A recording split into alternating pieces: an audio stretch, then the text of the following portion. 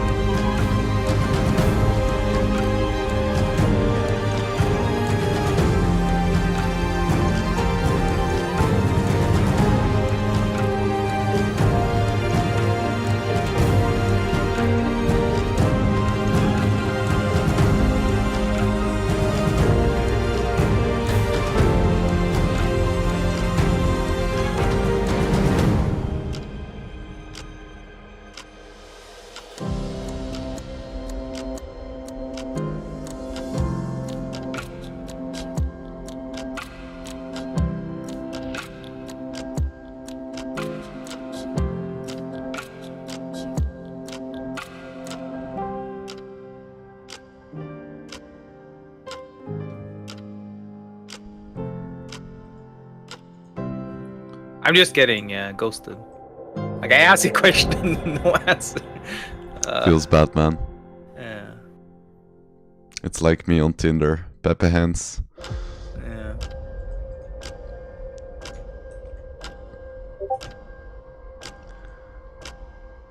I assume that means.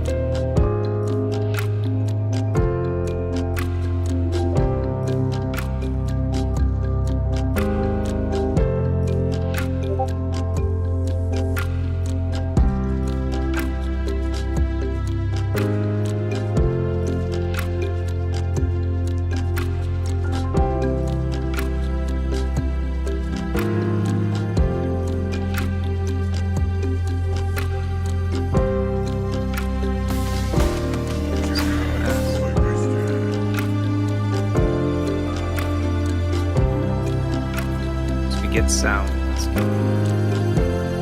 Nice.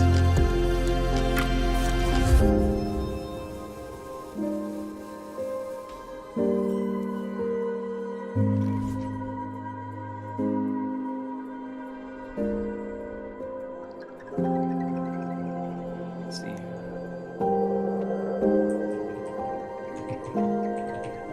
Custom broadcast to the server. That's the server. That's the key.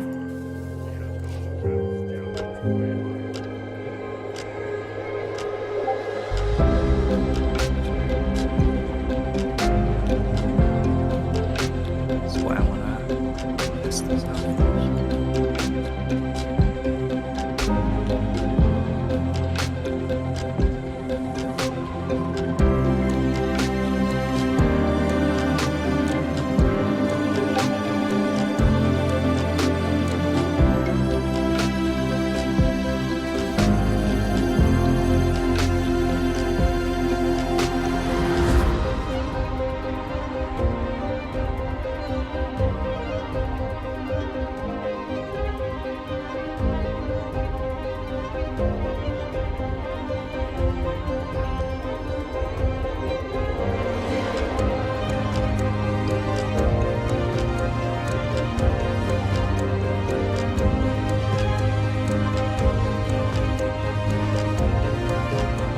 Yeah, I think you're missing the plate in front.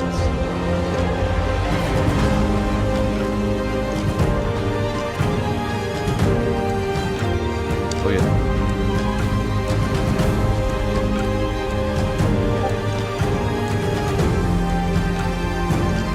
Broadcast and broadcast.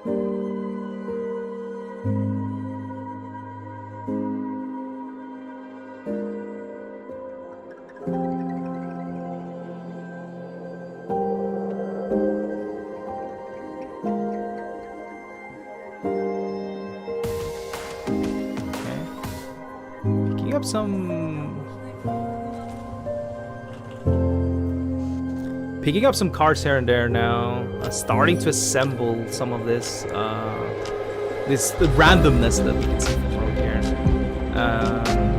Skiff now being able to discover a secret. We don't see the discovery option, but we will.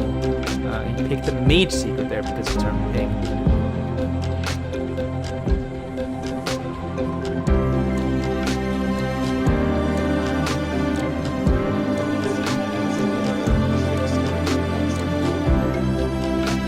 Yeah, he has some big spells in hand here. Deciding also to go with this to reduce the cost of some of the spells.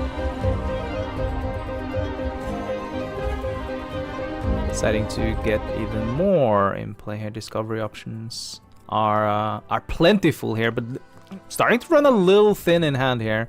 Going to remove Spreading Plague, putting it back into deck for Sad here, meaning Skiff knows that, oh, well, at least I can go wide right now without getting Spreading Plague. But it looks like Sad is in a pretty commanding position right now. He has a lot of big threats in hand. He's pretty solid on life total. I guess the one thing missing is all of the secrets.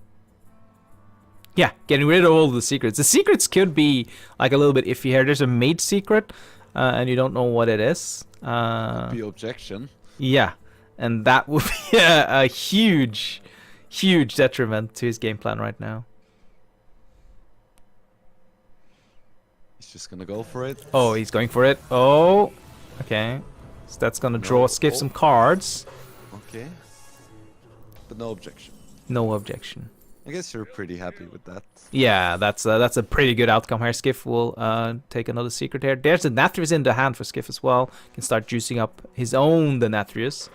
Meanwhile, Sad has had his in hand for quite a few turns already. Meaning this Nathrius should be quite devastating if turn 10 comes around. If I'm not mistaken, most rogue deck lists don't run any Death Rattle minions, right? Not many. Like they run the Discoverer Death Rattle minion from another class, so they can get some, but not like a lot.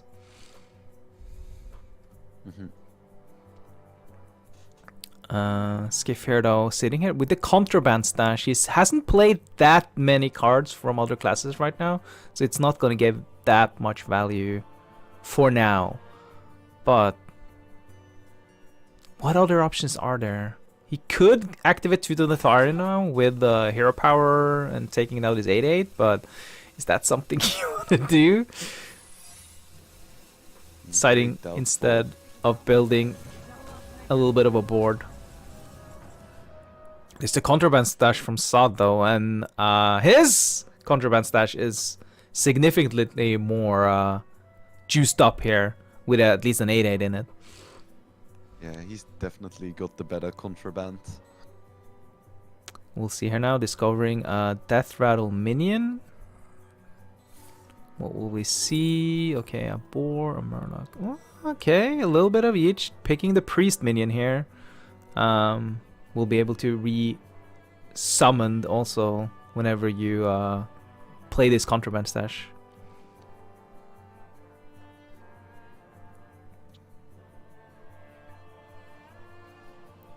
So there are some options. It is a fairly decent statted minion, at least towards what we have on board at the moment. The thing is also, as we see, like, Sad hasn't really dismantled these secrets from Skiff. It's been up for a long time. You see a Hunter there and a Mage, and then it's probably a Rogue on the top as well. That's annoying to deal with. First we see the Mage, that's a Frozen Clone. Gonna give your opponent 2 of those. Gonna hit here, and that's a Freezing Trap, just pushing that back into hand. That's a pretty big deal. That's a really big deal right now. It has been played though, so it will be replayed with like tests and such, but not having it an 8/8 taunt on the board, it's kind of devastating. Not sure if I agree with the decision to attack there. Yeah, considering like just holding, yeah. Yeah, he's in a pretty solid spot. He doesn't really need to play for tempo. Yeah, Skiff on the other hand has a clean trade here. has some decisions to do. He has 3 6-mana minions he can play. 2 of them is, of course, what we just saw. A Taunted Priest. The other one is Krakatoa. Krakatoa is much more pressure right now, but is also a really good tool to answer any board state. Mm-hmm. But what you want here now? Like, if you build a board right now for Saad, you're in the situation where it's just gonna die to this minion because of the AoE afterwards.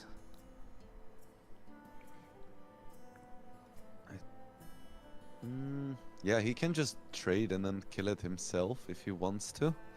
Yep. Well, that's a pretty clean way of doing it, using Tooth of the Farian as well. Like trading it this 4/8, but it doesn't kill the 4/8, which is kind of annoying. Looks like he's opting in for Krakatoa here. Has some pretty clean trades, all things considered. Will summon these rush minions. Yeah. Gonna clear out everything on the board, still leaving the Krakatoa and a big taunt. And representing a fair bit of damage here coming in next turn. Saad on the other hand, Azshara is ready to go. He's played enough spells. That will give you... If you pick Horn, you can get a 1-mana Colossal minion.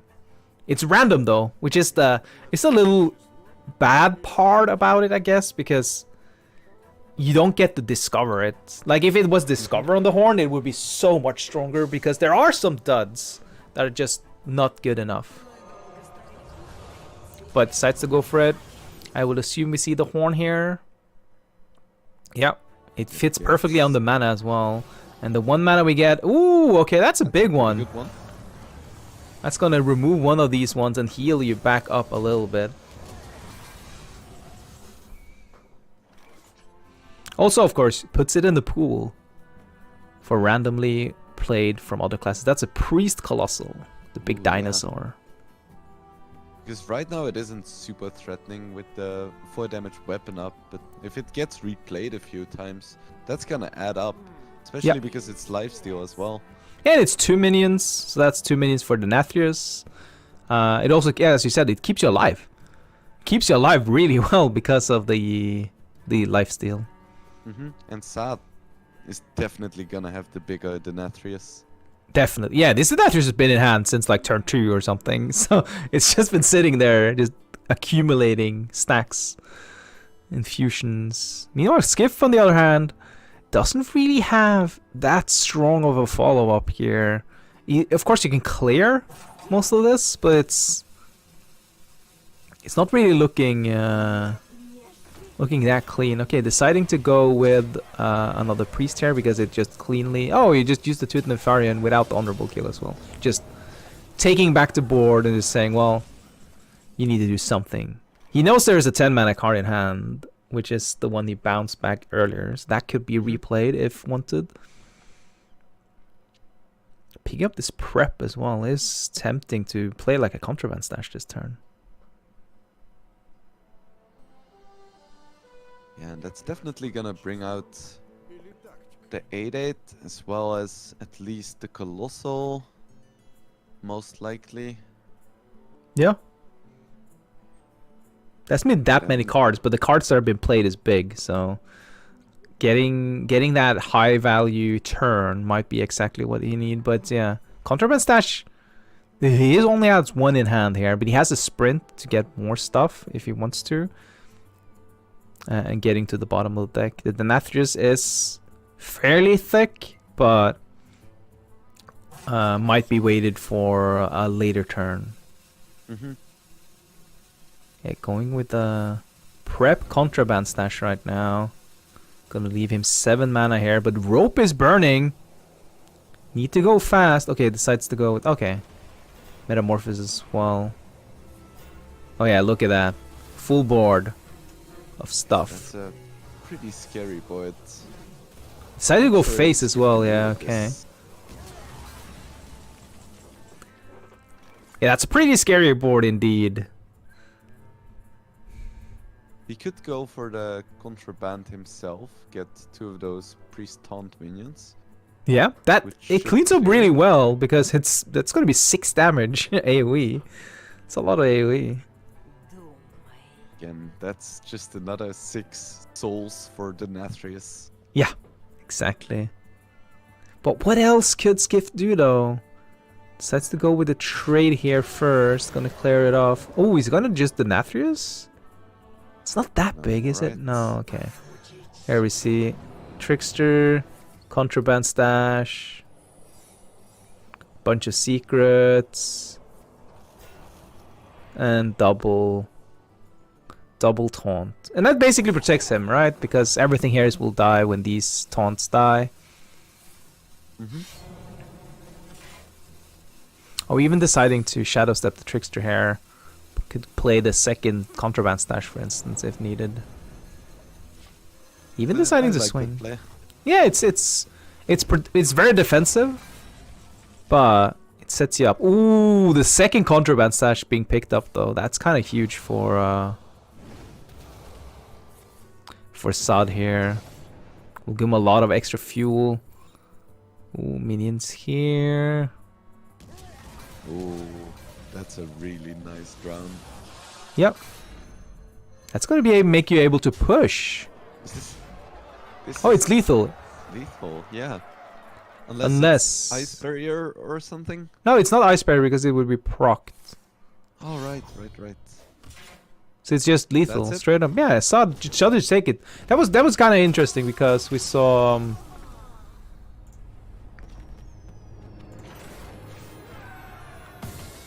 We just saw the like the drown there. It's just a perfect one because anything else, like any other removal, will clear his own board. So it had to be something that just takes it out like completely, and it worked perfectly fine. It's how the card is designed though. Like you discover something from another class, you can get like some.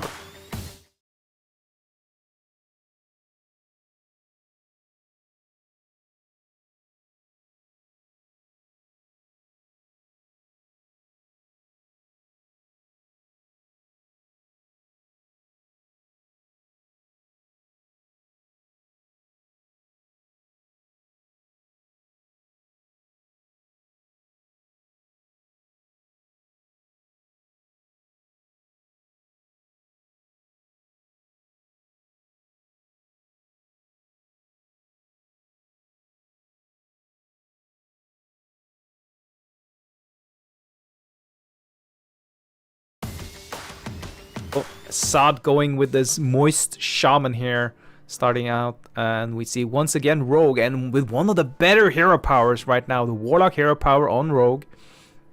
It's one of the strongest way to open up because when you draw more cards as Rogue, you can really start to spiral out of control, specifically with these nulls and stuff.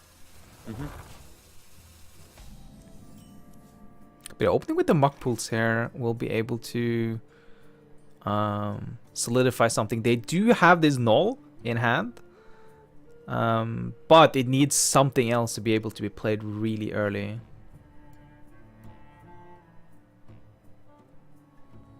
We have 2 game-deciding nulls. Yeah. Oh, one tempo and one that usually is just trading and getting evolved into something really big. It's gonna be 7. In this case, it kind of sucks going first, right? Because you have less cards and it's harder to cheat it out. Yeah, it's hard to cheat it out. And you also, a lot of the times you want stuff like school, right? The schooling, the fishes, because it puts a lot of cards into your hand. So it gets really, really, really cheap. But right now, though, looking at Skiff's hand here, like just tapping here now is okay. Well, it's not like, what other option do you have? You really need to get rid of this Bolner, but you don't have a way to get rid of this Bolner. And Bolner is so scary. Oh, we see here though, Bolner is not going to be that scary because Sa doesn't have a follow-up, but it is a really scary card. Oh, it's so painful to play hero power turn 3 when you have a Bolner on the field. So much wasted potential. Yeah, and we see Skiff here now picking up that Dagger also both nulls in hand. So with another card tap, that will be both nulls to zero. No, he picks the one card or one of the few cards that doesn't reduce the nulls. That's unfortunate. That's very unfortunate. He Now really has wanted. no way to clear. Yeah, he really wanted to play. Oh. Oh, yeah. Well, now he it's got not it, but enough. well, he can prep out Yeah, I guess something if he really wants to deal with it. He needs to be aware. Like 4 mana is, as we see, is the school teacher. Gonna go for it. Yeah, gonna go for it. Yeah, it's just it's inefficient, but it's needed, right? In this case, I don't think it was worth it because it's just a school teacher getting doubled up, right? Which is not that bad. It's not the worst, but yeah, it's a lot of resources spent. But you also develop a decent sized board here. Meanwhile, for Sod, so playing the school teacher now also puts a card into your hand, meaning next turn you are able to play his null. Finally. And I think a Snowball? 5 mana null seems fair. Yeah, that's fair, yeah. Yeah, Snowball Fight for stabilization. But Snowball Fight also is a little bit awkward in a lot of things. Bioluminescence is one of those really strong cards, but you don't run many spells, which is kind of awkward as well.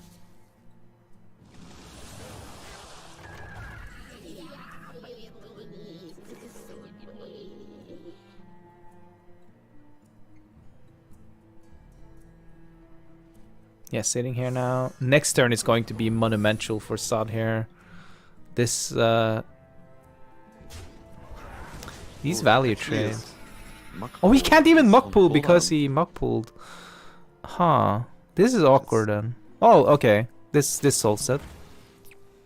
It's a bit awkward, but this is a really nice value trade. Yep. Let's see what secret does give. Discover here. Discovering, of course, from other classes. Usually you pick the mage one because it's the most value, right? Just straight up. Because it's a 3 mana one. Seems like that was the pick as well. Picking up Scabs here as well. That means that if any boards get out of hand, Skiff has a way to reset. Always nice to fall back on. Yep. Going to go with all the secrets here right now. Just building up this wall of secrets. Sad should know most of it. It should be fine. And now, Noel can finally come out if you want to. Gonna hit first. Oh, he's gonna use... Okay, gonna use it on the... Ooh, okay. You can't really bounce it like you can with other classes, though. Oh, Snowball Fight, okay. Just to proc the Trickster here. Gonna draw some cards. Getting these Wild Paw Caverns as well. A little late, but we'll be able to stay or build a board over several turns. Meanwhile, So Skiff he has- once again discovering. Sada has Theotar and Macaw as well. Yeah. So that's the potential to steal 2 key cards. Meanwhile, Skiffair Krakatoa comes down. We'll be able to deal with some of this board. Now we're at 7 mana. That's a Sylvanas coming in. You think it's very relevant to wait for Sylvanas to get infused in this matchup? No. But, ooh, counterspell. I see. So the good part about Sylvanas being infused is, of course, that you get to steal one. But it's... Like, there's not that many big minions unless they discover them, right? So... Uh-huh. Yeah, that's the thing. You don't really know what to expect. It's very hard to play around. Yeah. It's...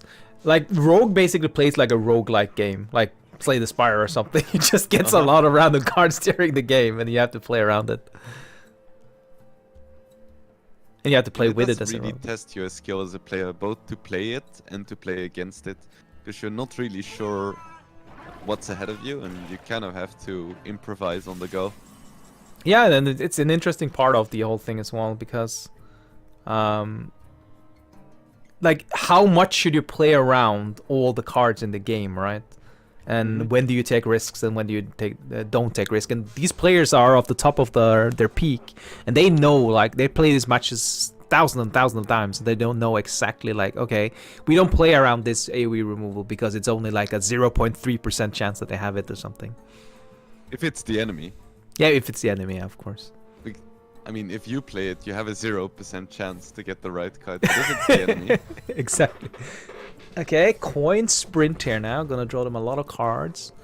We'll also be able to... playing 3 mana left here.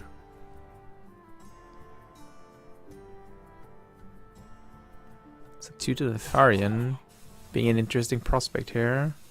But deciding to go with the more on-mana options here. What are they discovering? They're discovering a secret. Ooh, nice. Ooh, okay. Just goodbye Theothar, I guess. There's the schooling coming in. they wanted early, but yeah, schooling is fine right now. You can clear off a little bit at least. Deciding to go... There's nothing here we can really trade into, so they just need to get it off. Oh, okay. Kinda low roll, all things considered. 8-8 only.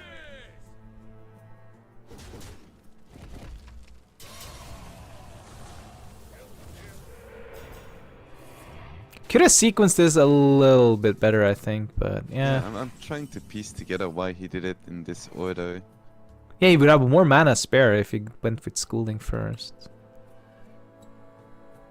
I mean, he would have had 2 mana spare, I suppose. Yeah, so he could have actually played a schooling and get rid of one of these claws, for instance. Yeah, it's definitely a bit awkward. Playing very fast as well. Let's look at Skiff here though. Discover yet another one. Deciding to... Ooh. Okay. Oh, I thought he targeted his own Krakatoa for some shenanigans, but no, of course not. You never know with rogues what they're gonna do. Yeah, it's like because how good the honorable kills and such are. Not just getting kills. Like, of course you kill the totem here, but how do you deal with this 8-8 though? Just hit it, it seems. Oh yeah, okay. Getting rid of some of the board. Puts less pressure on your opponent though. Okay, that's gonna draw a bunch of Murlocs, which is good, considering Yarrow have a high mana total and your Murlocs are fairly good, in all things considered. Objection! Okay. Oh, that's a fishes for you. perfect objection target though. It's 1 mana, 1/1 rush. Well, it's a little bit awkward because now you can't do... Like, if you did all 3 Piranhas, you can easily clear the Krakatoa. Now you need to invest a little bit more. Well, you can just Sylvanas it, I guess, but... Oh, yeah. Hovered over it for a moment. I'm not sure if it's the play here. Yeah, it is interesting to see. It's right? like... Yeah, this needs a lot of infuses as well. Yeah, the Krakatoa is only 6-3. Okay, that's a lot of Murlocs. That also puts Macaw is now currently drawing Murlocs if you want to. Do you just trade here? Okay, they decided, nah, we don't need to trade. You're just going to spend all our mana, give the rogue cards, and have this clownfish ready for next turn. Yeah, he's at a pretty stable HP total right now. Even if the Nathrius was in hand from turn 1, he should still be fine. Yep. Skiff though, on the other hand, it's like, yeah, I don't care. I'm just gonna scabs your board. It puts 8 damage onto the board, right? That's a lot of pressure. And you can even hero power here and get out something else. Like Sad can clear with the Flurgle. Yep. Ooh, that's a Denathrius being burned though. Ooh, that's gonna Giff hurt. improves, Sad does not. The question is if Denathrius is really necessary in this matchup as a win condition. Because I feel like Shaman should be able to potentially just outvalue Rogue. Oh But yeah, again, yeah, yeah, of course. It depends on the jackpots and contrabands. Yeah. The problem is like it's one less win condition, and Skiff can now stop playing around it, right? Because he knows it's not there, which is it's good information, right? Meanwhile,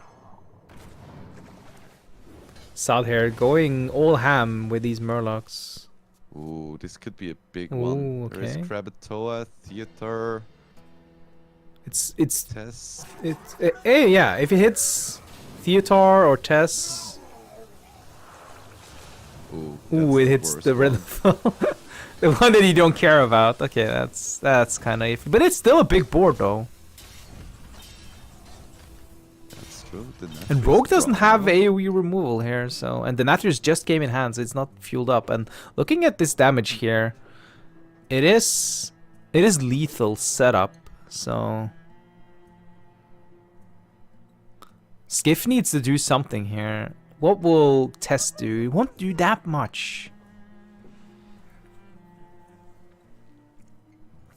Krakatoa, of course, will clear some of this.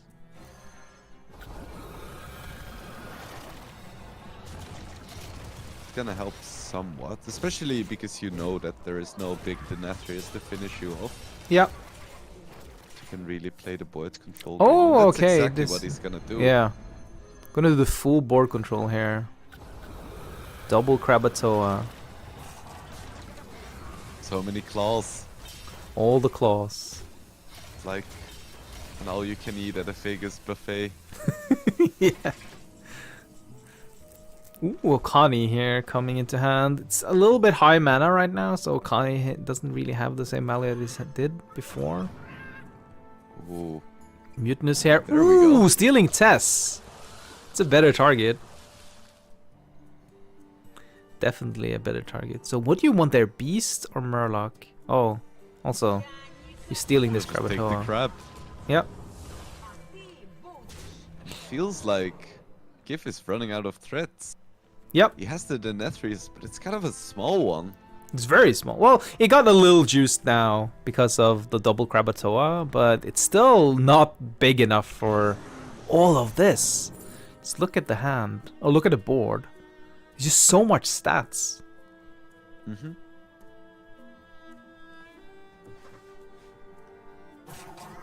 Is he gonna go for the Finley?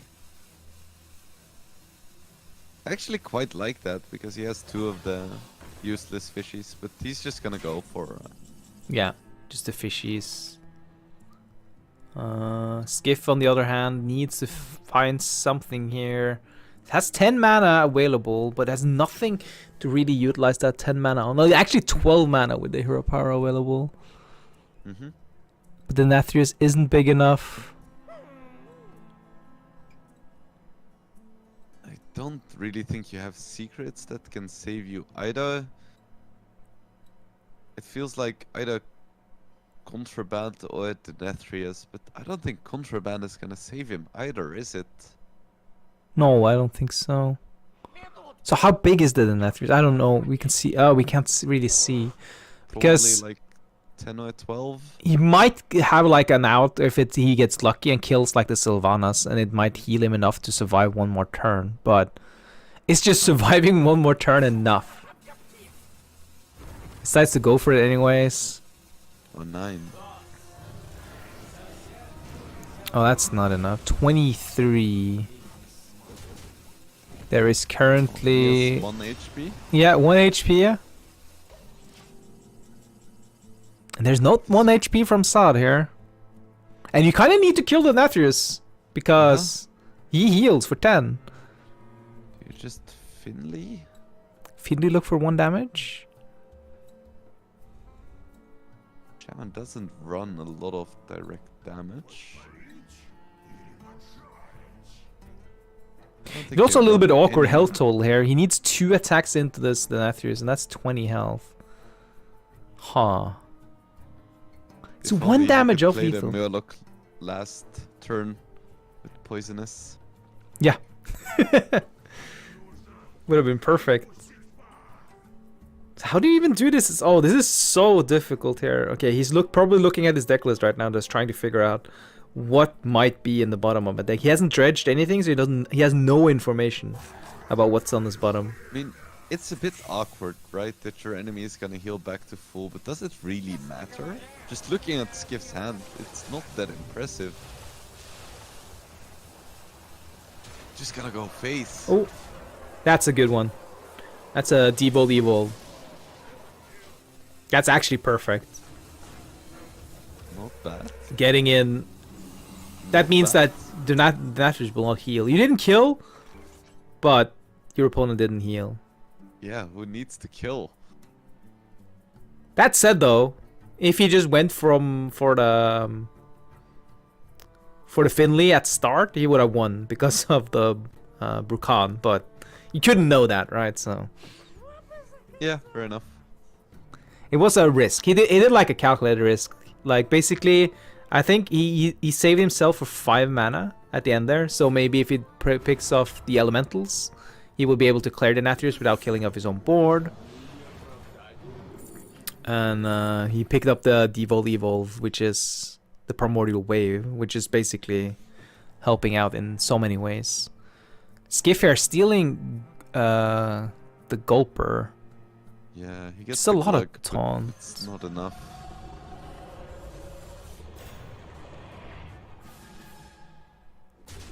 Yeah, there is enough hits here. Yeah, you need 4 hits to kill your opponent, and there's 4 hits on the board. We also see the Brukan in Sad's hand. There's multiple ways of winning this, and Skiff now down on his last leg here. Sad will take this. He 2 to plays 1 for Brukan now. Just for swag. Has lethal on the board. He doesn't Yeah. care. Finishes off its style. Also healing himself. Yeah, Sad takes this 2 to 1. His best of 3 matchup, and great showing so far.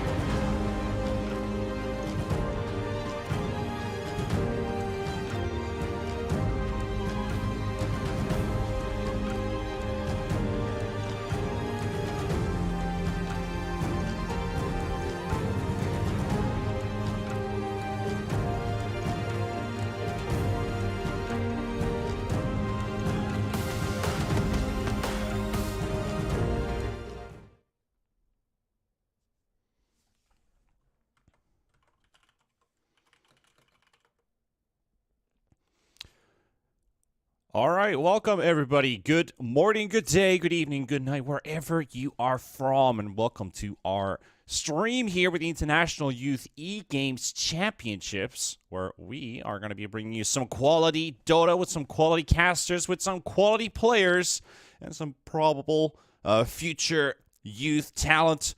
Maybe a couple more, I wouldn't say aged, but I would say some players with a bit of experience, a couple years behind their backs already.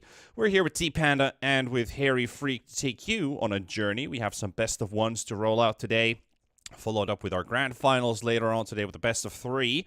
So Harry, we're starting ourselves into a very interesting day of Dota. How you doing, dude? Oh, I'm doing pretty well. Hopefully my voice is okay. Yesterday, some nice lands here in my country as well, so there was a lot of screaming. But now we are back into the comfort of our home, casting these guys who are on a LAN, and we are. I'm kind of hoping to see a lot because I don't know what to expect here. The second game we're casting, I know most of the players here. Iraqi players are a complete like mystery to me, and I'm really looking forward to seeing what they can contribute. Yep, Iraq versus Malaysia here in our first game. Looking at the draft already, we're kind of far into this one. Pretty meta bans, a couple interesting picks into the mix as well, as we see a first phase Ursa. That's not something you get to see every day, but I'm pretty happy about seeing it. A couple different heroes showing up here and there. Tusk Ursa into the Tide Nyx. Got yourselves a nice amount of stuns and control. A pretty interesting off-lane duo as well for Iraq when you think about if this Tide Nyx were to go to the same lane, considering the Disruptor's also in the pool. What do you think about this off-lane duo? If we just dive straight into Dota talk, what do you think about this off-lane duo for Iraq? I mean, I wouldn't want to see a Tide in the Nyx, especially against an Ursa. I mean, you do have some kind of lockdown to keep the Ursa away from the Tide, but I'd much rather have a disruptor there to dish out the damage to the Ursa. So we'll see what they decide to do. We're seeing that Malaysia is basically focusing on crushing this Tide in the lane, which does make sense. You have the Ursa, you have the Lich. The Tide, he can't do anything in that lane, and given that it's one of the harder offlane heroes to play against, I think as the game progresses in the current meta, I think it is actually a really good approach to completely crush him in lane. And these two heroes, they would do a stellar job, especially if the only thing that they're afraid of is the Nyx. Yeah, it's kind of a rough offlane duo when you look at how strong the lanes for Malaysia are going to be with the heroes that they've picked up here. Lich, Tusk, Ursa, these are all kind of, well, somewhat lane dominators. Not all of them, but when you put them together, you're like, damn, that's a powerful lineup that you have. And you're gonna go with the Ember Spirit as well. Decent mid matchup.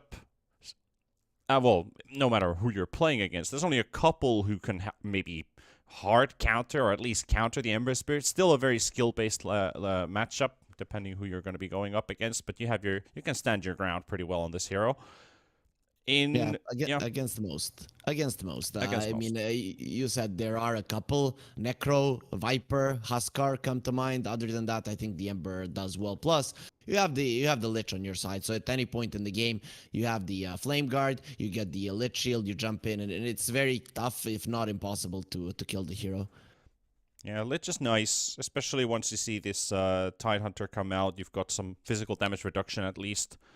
Gush won't necessarily, the minus armor applied won't necessarily kill you. The armor just buff you up a nice amount. That goes very well together with the Ursa. I was thinking this Tusk could have potentially been mid, but they did decide to go for the Ember Spirit. So off-lane Tusk, either 3 or 4. See what they decide to go for, because these last bans are about to kick in with the Kunkka pick for Iraq. And, I mean, I like the Kunkka. It at least, now you have a playmaking hero, because I felt like that's the one that was kind of missing from Iraq's lineup. Yeah, I mean, you have an early teamfight hero that can teamfight overall always around the map. You have a hero that does relatively well against the Ember in the lane, though I don't know if you remember the meta where Kunkka was all powerful in terms of mid lane. Ember was the one that was picked because he was gonna get something out of it. It used to be like a 40-60 matchup in favor of the Kunkka. Now I guess it's getting a little bit closer to 50-50 because you can't really deny the creeps with the Tidebringer any longer. But yeah, I like it. Other than lore-wise, Kunkka and the Tidehunter not really working well together, this lineup now does make sense because you do have enough defensive and offensive capabilities to go for kills. But the thing is, you still need to pop that first hero. And I'm looking at this Iraqi lineup, and I'm kind of scared that that's something that's going to be hard to do for them. If they manage to do it with the Kunkka boat, then great. There's going to be a glimpse. There is going to be a couple of vision heroes, and you're going to be getting a couple of bonuses. But I mean, it's not ideal given that they don't have a big damage dealing hero on their supports. Let's see if this last phase is going to change anything here. We've got ourselves 2 core bans from Malaysia, both the Lifestealer and the Sniper. Beastmaster also kind of makes sense. Beastmaster Tusk could be annoying to deal with later on. But at least for the start of the laning stage, depending what they want to grab for that safe lane. I'm kind of worried for Iraq in terms of whatever their carry pick is going to be, because you're most likely either going to lane with the Nyx Assassin. So you can't go for a super greedy, weak in the lane type of hero right on. But you still want to have some kind of security to outfarm the Ursa, or at least outbattle the Ursa, or outscale the Ursa, let's put it that way. So you got to find this good kind of middle ground. Yeah, I mean, it's not easy for sure.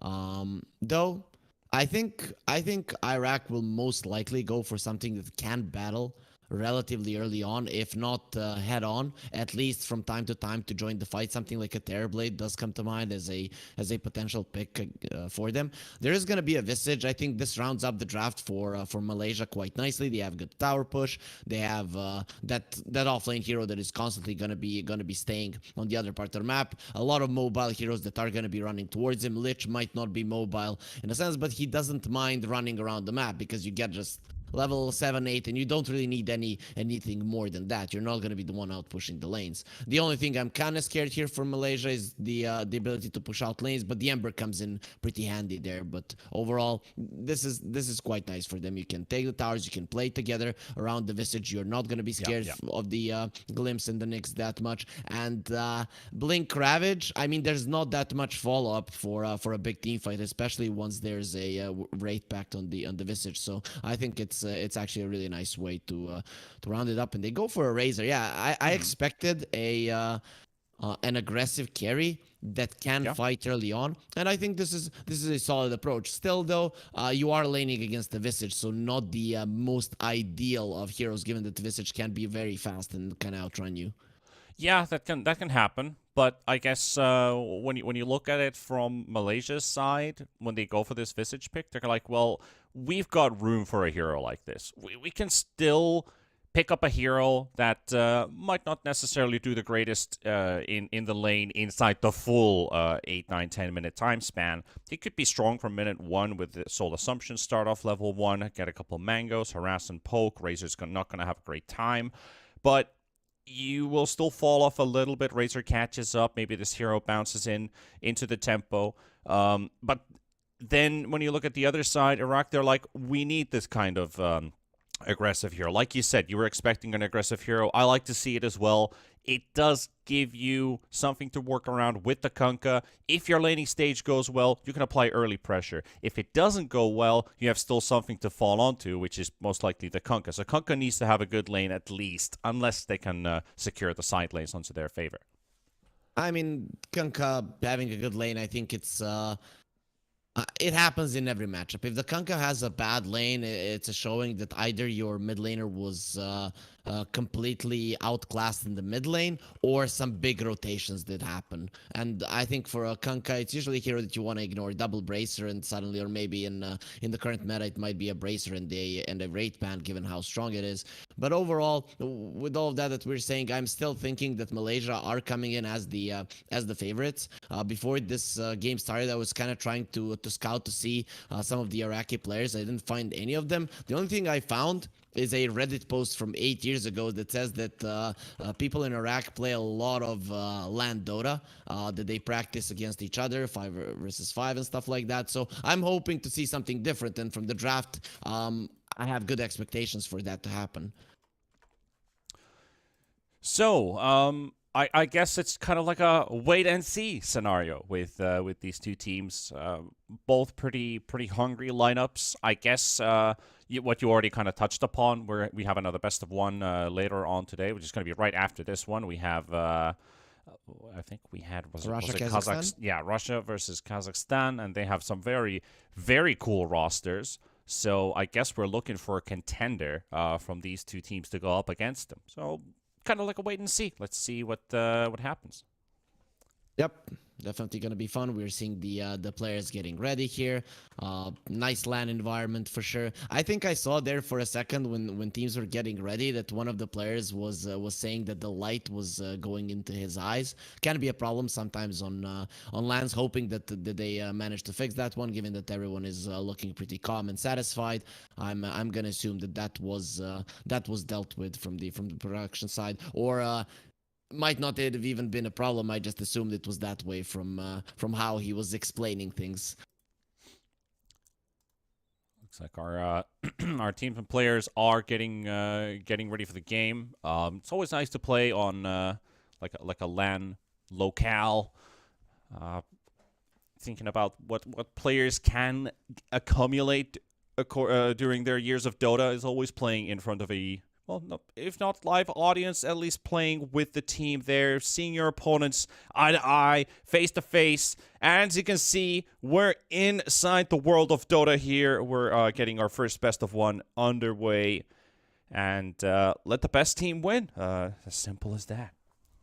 Yeah, and intimidation factor is also a big thing on LANs. When you kill the enemies, you stand up, you look them in the eyes, start screaming. It's also pretty helpful, much better than tipping. A much better environment overall. So we'll see. These guys, some of them have some LAN experience. NWP, for people that don't know, that's Yamate. Yeah. And speaking of the devil, Yamate, that's the one to be dropping first as well. A pretty spicy kickoff here of. That will be a first blood scored for Iraq, and Malaysia going to have to start with the back foot, despite a pretty we kind of hyped up this draft from them a little bit here, but first blood's first blood. It gives you a start kicker at least. Ooh, look at the cool laning setups here coming from Iraq. They're sending the Tidehunter against the Visage. Understandable. As I mentioned, the Razor is all nice and all, but the thing is that against the Visage, who does heavy burst damage, the Razor can't really latch onto him that much with the static link. So it does make sense that you don't want to be laning against him. So they're gonna be going for an aggressive lane with the Razor, and they're sending the double melee on the bottom lane. I'm not really sure how that is gonna work, but overall it is gonna be a tough lane for the Ursa for sure. Plus the Frost Shield doesn't really help you against the Thunderstrike. Yeah, it doesn't necessarily always help you out. We're gonna quick quick pause at the start. Still probably doing some setups here at the start of the day. I believe this is our first game of the broadcast as well. So maybe one of the players forgot. Oh, I need to bind something here or there until we get things going once again. Talking about LAN stuff. How was yesterday actually? Since you were, I was doing a LAN last weekend. You were doing a LAN yesterday. So we're busy boys. LANs are always fun. It's you get to see people that you haven't seen, especially local LANs. I mean, yours was local as well, but there were some bigger things involved here. In our, it's a very small circle of people, all very very close friends. So it's always fun to see them. Nice reason to get together and have a little bit of a competitive play. I have to say, I'm kind of missing the times when I was playing. So next time I might tell them, guys, I'm gonna be ditching this casting thing for the event, and I wanna be crushing some people in Dota. Yeah, I mean, that's the best way to spend a good evening, playing some Dota, wrecking some scrubs, the classic. But Okay. outside of that, looking at this how this laning stage is going to be rolling out, I would like to see Visage have a good lane. I would like to see maybe the Kunkka roll out early on. Not necessarily maybe rotation-wise, but at least secure himself the capability of some like semi-snowballing. You know, like when you're having to intervene with your opponents, got to look for a kill or two, maybe relieve your lanes, but still have a good pace on farm and have like a mix of both instead of just constantly rotating back and forth and falling behind a little bit by getting your teammates back on. Because Razor needs to this Razor needs to succeed. I think that's kind of like the plan A. If this Razor does not have a game, I see very slim chances of actually bouncing back if the Kunkka Tidehunter isn't enough, because they don't have Look at the Razor's hero damage. I mean, I'm not sure he's gonna be having a great game. That's not a overall. great number. That is not a great number. This is being highlighted as well. He does have the Arcana though. Yep. I don't know how it helps other heroes. I guess when you're playing the PA, you crit more, but I don't really get the idea behind the other Arcana. So, yeah, only gonna be a cosmetic. Yeah, but I like the point that you made about the Kunkka. I think Kunkka is a hero that you wanna rotate only when you're 100% certain that you're getting a fight. When the enemies are pushing your tower, let's say, and given that you're very strong in team fight early on, that is what you're gonna be gunning for. The enemies are pushing my tower, I'm there. So he's probably going to be hunting the Visage, or sometimes running towards the Razor, as you mentioned, create a good environment for the Razor. So if he finds like a Haste Rune, Invis Rune, or something along those lines, he's most likely going to be rotating towards the top lane. Yeah, that's one of those things about the Razor is he needs a buddy to fight with from like 3 minutes plus. So usually having these early aggression heroes, Lich is dropping very low here, but he's not going to die. Thanks to the Tango regeneration, is going to be more than enough for him to live throughout the Thunderstrike. But at least some good early poke coming out. They are being really annoying here. They are losing a ton of mana. Disruptor doesn't have that much mana regen. Started off with the Buckler, and yeah, definitely something different coming out from the Iraqi side. Something that we didn't expect. Buckler isn't really a item that people start with nowadays. That might just be a kill the next assassin. That's gonna drop Raiden to fall, and a snowball to save the Visage for the time being. But is there an anchor smash? Oh, it just comes off cooldown, but he's out of range. Soul Assumption again, and he's dropping low. And can they hold him back? You see another nuke come in, and the last right click from the Tusk is gonna finish off Smoker, and that's gonna take the Tidehunter down. And back to the top lane, Ursa in full action, wants to take this Razor down to 120 HP, but there is no Earthshock. But is it just gonna be the raw right clicks? Almost gonna be enough. This Razor might just have to do either the Walk of Shame all the way back home, or if he's got some regen of the Courier, maybe outlive. But that's already a lot of regen traded off. He's going all the way back. For sure. I mean, while all this was happening, action bot, action top, in the mid lane, both of the mid laners got super low. Kunkka usually not a hero that does go for a bottle, so it's gonna be a little bit tougher for him to get the HP back. Usually you're just relying on the regen from the bracers, but considering how much HP you have, it's not gonna be that easy to come back. But when we look at the CS here, Panda, I mean, there is a difference that I expected, because these Malaysian players, they're all very high ranked.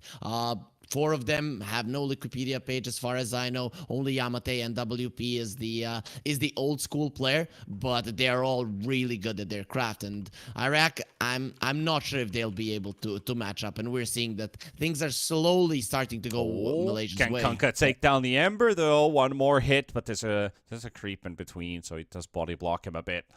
That could have been a very, very nice kill here for the Iraqi mid laner. To get that second kill for the team, and that would have been the second kill for the Kunkka as well. But Malaysia coming out strong from the laning stage, as you said, CS-wise looking pretty good. Fairly healthy beginning for them, and maybe the Lich potential here. Ursa going to turn around a couple of right clicks. The Razor's just going to end up running into a trap here. Good kinetic field, though, by some time, but it's not going to be enough for the Lich kill. That's one Punisher. Maybe a second one here for the Ursa. One more hit. Yep, there we go. Double kill here for Lonely Chucky. Those are those moments in Dota when you're like, yeah, we can get him, we can get him. You could see Ursa earlier when he was chasing the Razor, needed one more hit, had 6 Fury swipes on the Razor. No, he didn't want to go. He understood the dangers of potential chase and he stopped. Now Razor, he didn't understand the dangers of potential chases, or he didn't care about it and he just wanted a kill. This is also one thing that the LAN environment brings you. It's the hype. Like, let's go, let's go. Sometimes it works out, sometimes it's great, sometimes it ends up being really bad. And there goes another one. Soul Assumption nuke to take down Raiden. Nightmares going to be getting this one. Visage pretty happy with the way this laning stage has kicked off as well. Second in net worth, but pretty small margins up till now. But looking at the Razor, looking at the Tidehunter, both of these heroes not having a great time at all. They're falling behind rapidly. That is the one downside of the Tide versus a Tusk lane. Your Kraken Shell doesn't really help you. The tag team is way too annoying for you to deal with. Support Tusks are always going to be going for the tag team, at least 1 point, but possibly there's going to be more. Well, we're at 6-1 on the scoreboard here in the first 5 minutes, and now maybe this Ursa ends up taking a bit of poke here, but there's no glimpse available. The Thunderstrike will drop him low, but still not a kill. These players know how to extend their heroes to the limit as much as they can and maybe calculate themselves for a kill. Lich aggressively playing here. Here comes Ursa, full speed. Only Chucky will find the kill. Can they get the Razor as well? Oh, that was super close. Man, he's playing with his life here, but very optimistic. Looks like this Lich is going to be in trouble, though, as he's going to get linked up and sapped down. Maybe even a deny attempt. Oh, no, the timing. Oh, he doesn't get the aggro. Oh, that was close. That was so close. Yeah, this is literally, it was him, right? The Lich attacks him, and instead of him getting destroyed, he points at the Razor, and all the creeps go towards the Razor, even though the one that attacked him was the Lich. But we can put the jokes aside. It's just that the Razor clicked right click on the Lich the second that the creeps got woken, and it just destroyed him. And speaking about destruction, well, the Watermelon is probably going down again. Yeah, Smoker not enjoying his time, though. He does have Raiden coming in from the back for a saving stun, but there's another Soul Assumption with the Snowball. That's going to be enough. Tidehunter taken down again. They will get Punisher on the top lane. Raiden under the tower. The birds are bullying a little bit here. Soul Assumption is going to be up again in a bit, but there's no mana for it unless he has a Mango in his inventory. But they're just going to raw right-click down this next assassin. He's not a threat. And that is the 10th kill. He's level 3. He has no spike carapace, so no way for him to survive. Nyx Assassin is just a bad hero when you can consistently run him down. He doesn't like it. He likes to re-engage over and over again. In these kind of scenario, the hero just doesn't thrive. Yeah, not having a good time. I think they kind of set themselves up for this as well in the laning stage. These, you've got some really good meta heroes, but the heroes they're going up against, they just don't, and also the synergy inside them is just not working. It's just not there. However, there's still a chance to bounce back with this Kunkka. Kunkka is still having a good time. He's actually ahead of the Ember Spirit by quite a bit, so he's enjoying his time. Top lane again, they're going to be hunting for another kill, and for the Ursa it goes. Maybe they're cocky enough to dive under the tower, but they're going to respect. They're going to give the respect, at least. If the Kunkka rotates when you're diving, that could be awful, but you didn't actually even have mana for it, so...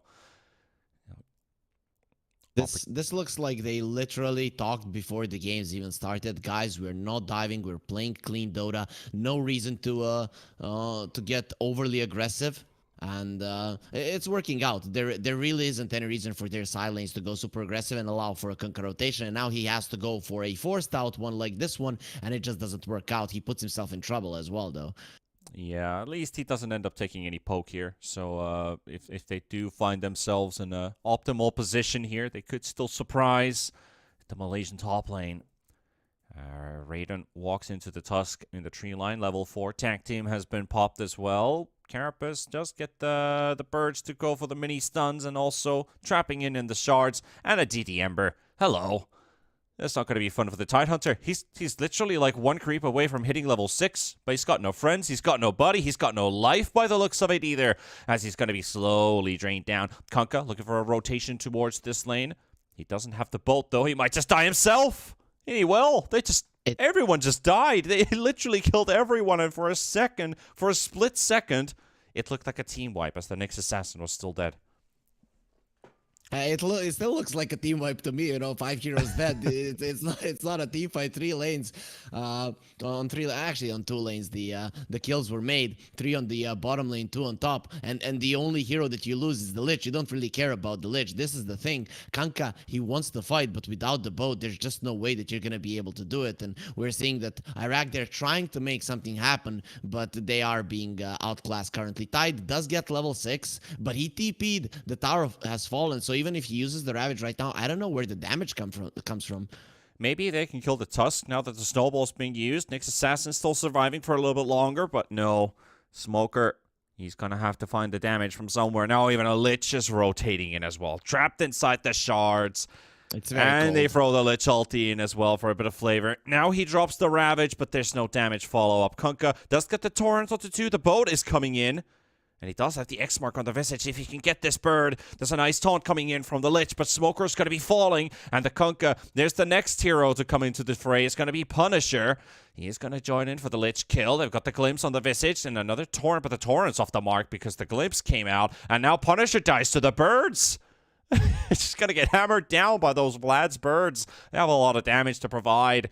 And on those squishy heroes with no armor, they finally finish off the Visage. A big amount of money for the Kunkka. And as you can see, the Ember is right behind him. Torrent might be thrown in for a bit of a save, but it does not help out. And Raiden might just be the final casualty here as well. The Tidehunter's already respawned by now.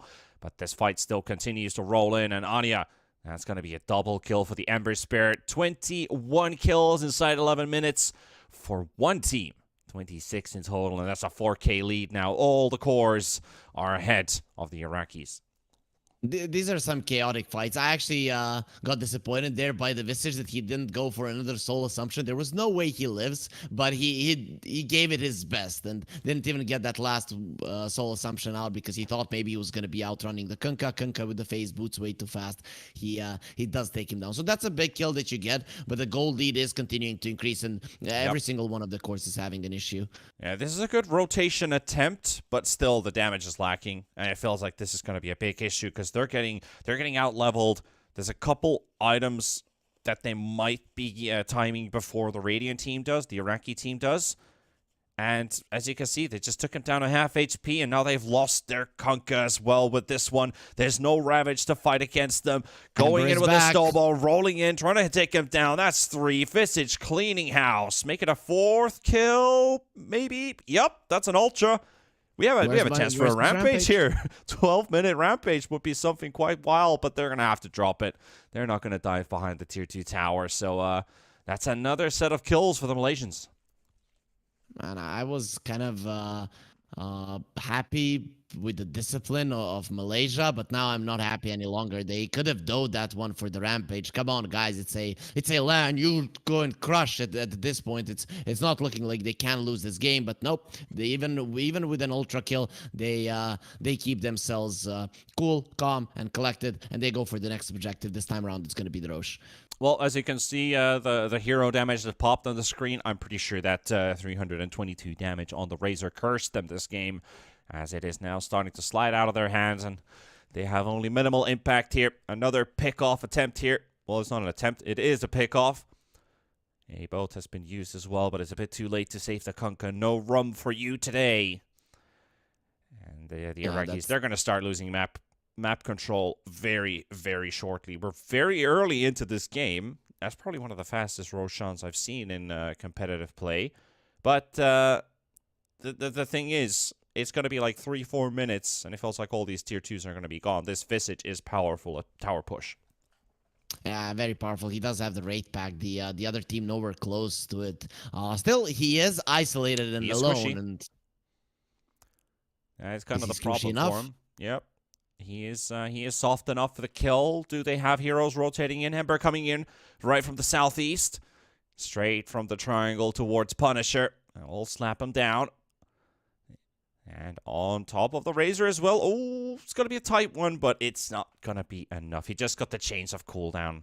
He will be getting to use them onto the next Assassin, onto the Tidehunter. Smoker surrounded by enemies. Kunkka slowly waddling in, getting slowed by that Frost Shield by the Lich. And he's going to get rooted up on the spot. Snowball coming out as well. They should have the Shard, and he should have no escape. So even if the Tidehunter escapes, for the time being, Ravage turn around, maybe they can kill the Ember here. He's got to take a decent amount of damage. Anya with the Remnant, going to be very, very slow. And he is going to get nuked by that Thunder Strike, but there's the Glimpse. The Glimpse should kill him. No, he dodges it. Nice. Very nice play there. And now he gets out. Absolutely outplays the situation. The Excessor with the stun. Oh, they want him so bad. But it's not going to happen. Man, I have to say, that is when you're ahead of your opponent, you can play calm and cool and collective, and that was exactly what it was. He dodges the glimpse damage as well. That was pretty cool. Yeah, everything Anya did in that fight was beautiful. I was about to say, okay, first time you are not disciplined and you're diving a tower and you just die, but no, he survives through everything actually, and it comes down to his spell usage at some point. If he used the Sleight of Fist too early, or maybe if he decided to go for the Remnant too early and not use the Flame Guard, he would have died. But he goes for the Flame Guard, dodges a lot of the damage of the Disruptor, dodges the Glimpse, and in the end goes to the Remnant that he placed earlier while he was running to the left side of the tower. So beautifully done. Everything was executed perfectly. If just a slight mistake came out, it would have been a dead Ember. Wouldn't have changed much in the grand scheme of things, but it still would have been a big kill for the Iraqi side. And as mentioned, 2 or 3 minutes ago, we were talking about these tier 2 towers falling. Bottom's already gone. And that is that's a path towards high ground, which they will abuse for the time being. Get some damage onto the tier 3. They could almost finish it off completely, considering the level advantage that they have. This Visage, is he level? No, he's level 11, so he doesn't have level 2 birds yet. If they do get those from this next creep wave, he could just respawn birds, and those are going to do a lot of damage with the Vlad's aura. It's technically 4 birds instead of 2 in terms of damage. Ursa going to glimpse backwards a bit. He does have Enrage on cooldown. He's going to get caught completely here and taken down as well. That's a solid kill. It goes for the Disruptor, but it does not matter. A kill is a kill. Lich ulti. It is disjointed. And now fighting outside of the base. No Ravage to use. The Kunkka in trouble, and it's just too many heroes with like 4 levels of advantage. As they will take down 2. They will look for the 3rd. And that's going to be the Razor falling and diving behind backlines. It's Anya onto Raiden, onto Punisher, forcing them all the way back to the fountain. And the push may continue. It kind of... Man, if I was this Lich, even though I'm winning, I'd be super mad. His bounces of the ulti have been so unlucky. Last fight, the Nyx and the Tide next to him, it bounces to the Kunkka to the other side. Now, there's like 3-4 units next to him, and then it just bounces to the Disruptor on the left, and he doesn't get any damage. And that Chain Frost, those 2 times would have completely crushed the enemies. Not like they're not dying anyways, but you always want it to be you that is killing them, and it's just not being allowed to him by RNG. Well, they're going to continue pummeling here. Here's the Ravage. Now they need to get the lockdown in, but the stun duration, it is so limited at this point. They're going to lose Raiden. They're going to lose Smoker as well. They're going to be up in 30 seconds, but the Kunkka, he needs it now. He needs help right away. He ain't going to get it. And that is going to be the 38th kill in 18 minutes here for this Malaysian roster. They're definitely looking to go forward in this tournament with these shows. And there's the GG call. They tap out, so... that means that the Iraqis, they are, by the looks of it, they're out, if I understood correct. And our Malaysian team continues to go forward. Yep, they show that they're a class above. When you have this kind of...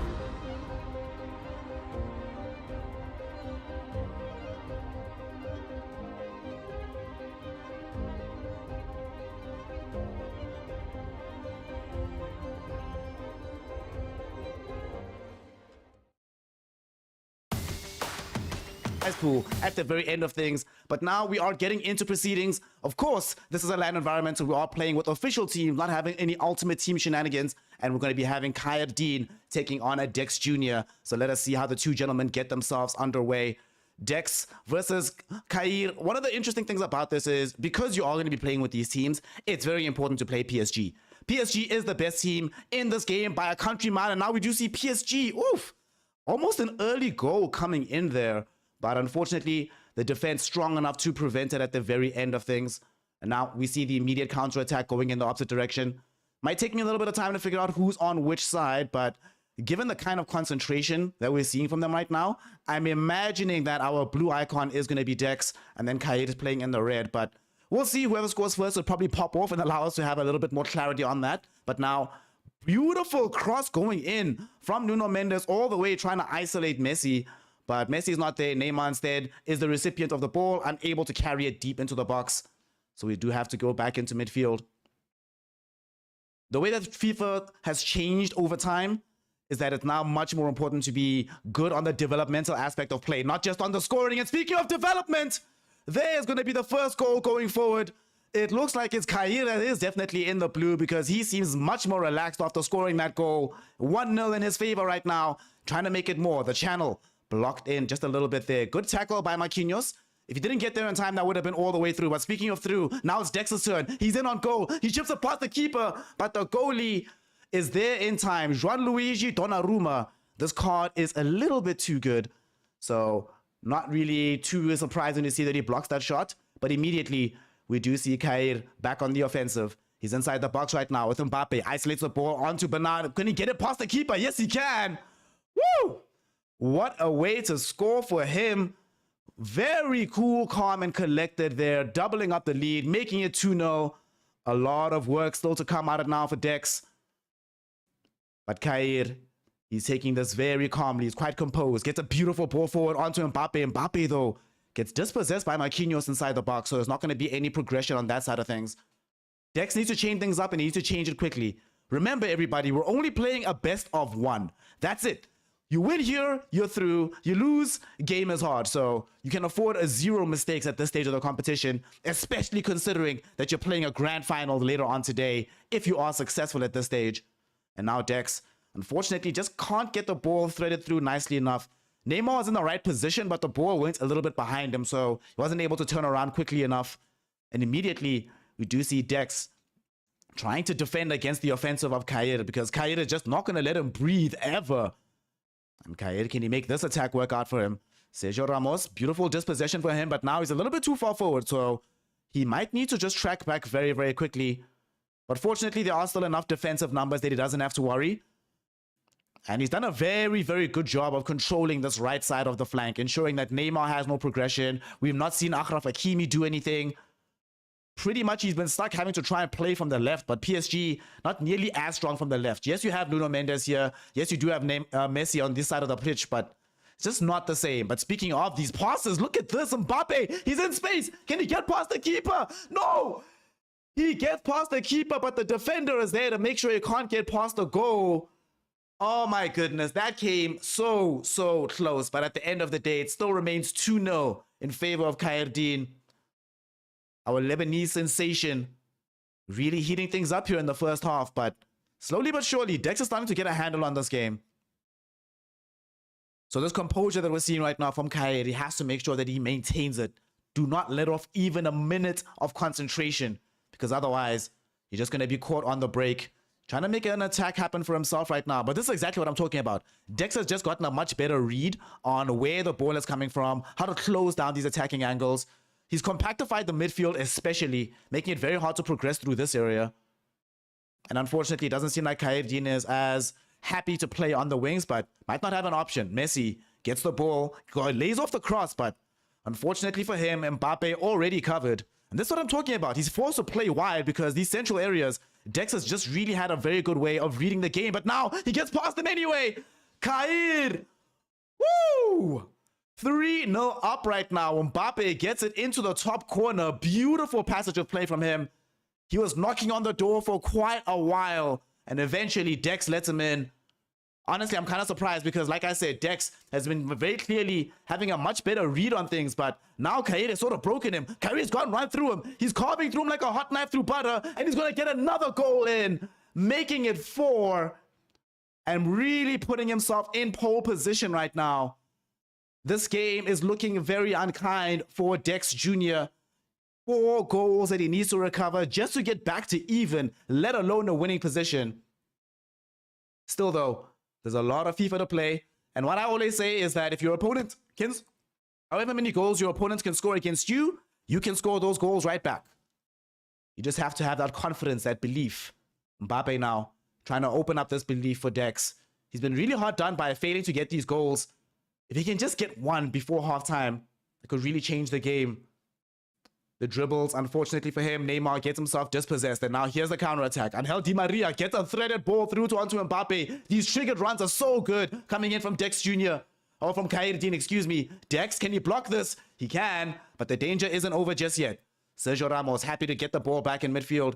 Recycles it high up the pitch. Angel Di Maria, can he lash off the shot? He's trying to get the turn. He needs a partner, but he can't find one in time. Gets dispossessed inside the box. And they go into the second half with Kairdin up 4 goals up against the 0 of Dex Jr. at the moment. And Dex has a lot of thinking to do. You can just look at their body language. Kairdin's chilling. He knows that, oh, I'm already in a very good position. I don't need to change anything. I don't need to go into my options. I don't need to mess around with the formations. I can just do me exactly as it was beforehand. But it's the other side that has to try and make some massive changes in a hurry here.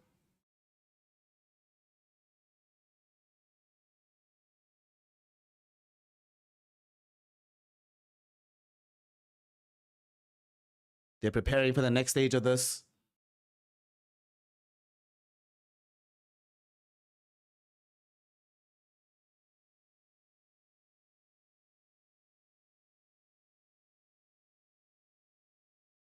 One of the great things about FIFA as well is that during these moments when you have a break, when you have some time to breathe and to think,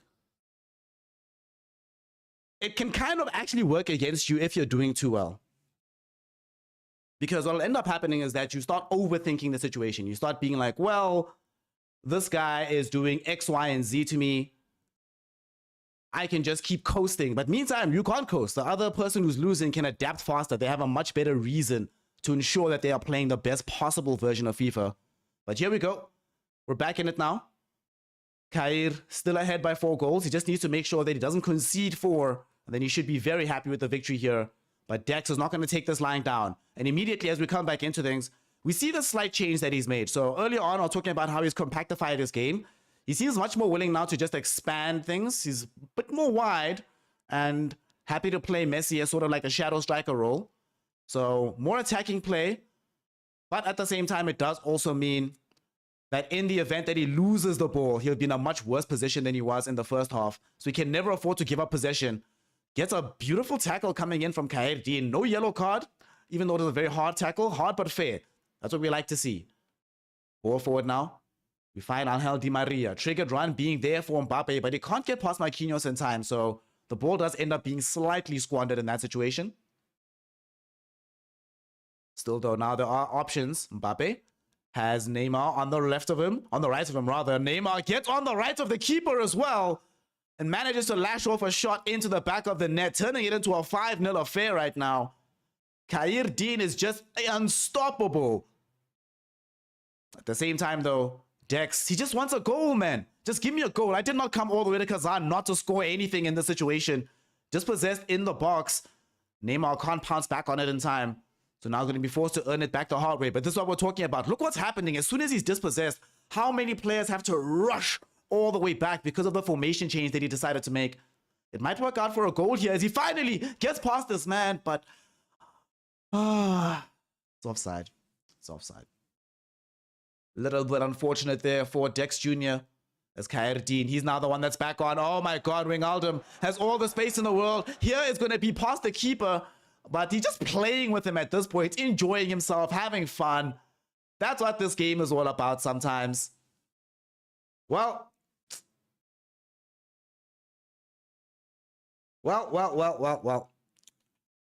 When you're at this stage of the competition, where you're just starting to dribble around inside the box, past the keeper, trying to do walk-in goals, that's when you know you're feeling really good about yourself and the game is probably over. That being said, though, we'll see if he ends up getting bitten in the behind because of this. Unfortunately for Dex Jr., although he found a perfect pass onto Mbappe, and although the shot was decent, the accuracy just slightly off. But now here we go. Here's the chance. Mbappe finds the ball to Sergio Ramos. Sergio coming back in the middle. Again, Kyle Dean doesn't need these goals. He's just trying to score for fun at this moment in time.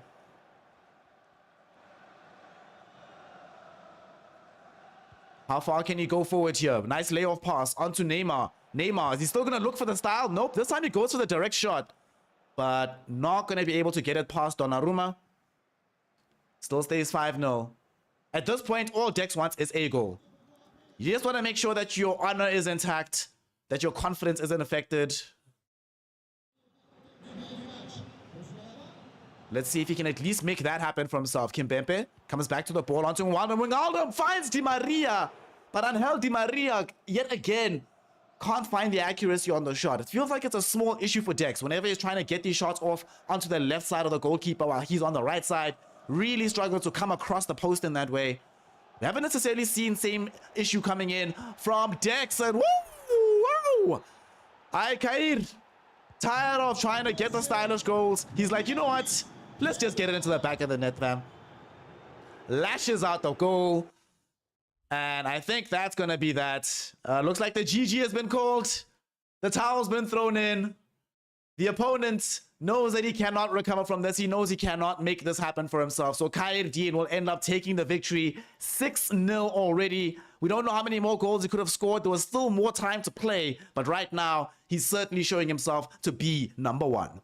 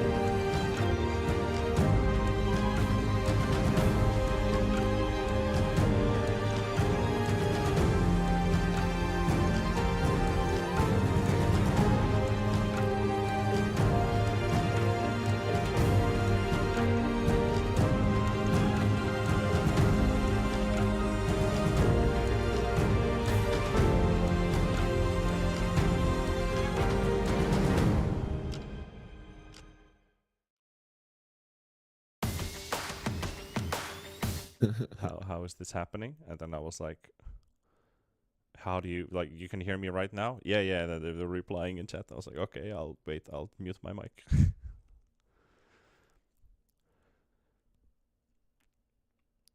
All right, ladies and gentlemen, this is the moment you have been waiting for as we're kicking off our OIC Youth Capital Championship semifinals, or second matchup, and this is going to be a really interesting and tight one because what we saw before in our best of one was a very one-sided show from Malaysia versus Iraq, but now, as we have Russian Federation going up against Kazakhstan, the big difference maker is the level of play at in question, because when you look at the rosters on both sides, we've got Division 1 players, we've got Division 2 players all the way from DPC last year. So this is going to be a tight one. Looking at the Kazakhstani lineup, we've got Melvin, Watson, Mary Y, and also known as Mary. We have Nikki, Cole, and Madetto. And on the Russian side, we have Munkushi, Rabel, Vazia, Antares, Pantomim. All of these players have made an appearance in DPC and some high-level third-party events as well. We're here with T-Panda and Harry Freak. And Harry, I was already amazed by the players. Are you just as excited as I am? Because for a best of one, I think this is going to be really good. I'm genuinely saying this is going to be good. Yeah, this is one of those best of ones where anything can happen. Really, I would maybe say okay, maybe the Russian team has a slight advantage from my point of view, but given that it's a best of one, this can go either way, and it's gonna be fun Dota for sure. And when you see a techies first picked in the first phase, you know that the game is most definitely gonna be fun. This is not the old techies that just ruins the game. This guy jumps in, he does so much damage. It's actually such a fun hero to watch when someone knows what he's doing with him. Yeah, they're kind of spoiling the surprise here, because I was like, the players we have here on the Russian side, Vazia and Antares in particular, these guys have some very interesting hero pools, and that techies was something I wanted to talk about, that Antares might be bringing up the techies once again, and he does. He first phases it as well, so that's really cool to see, that we finally get to see one of Antares' main heroes in play. The question is, what does Vazia want to play? Because you remember his good old Jakiro, because I love that stuff.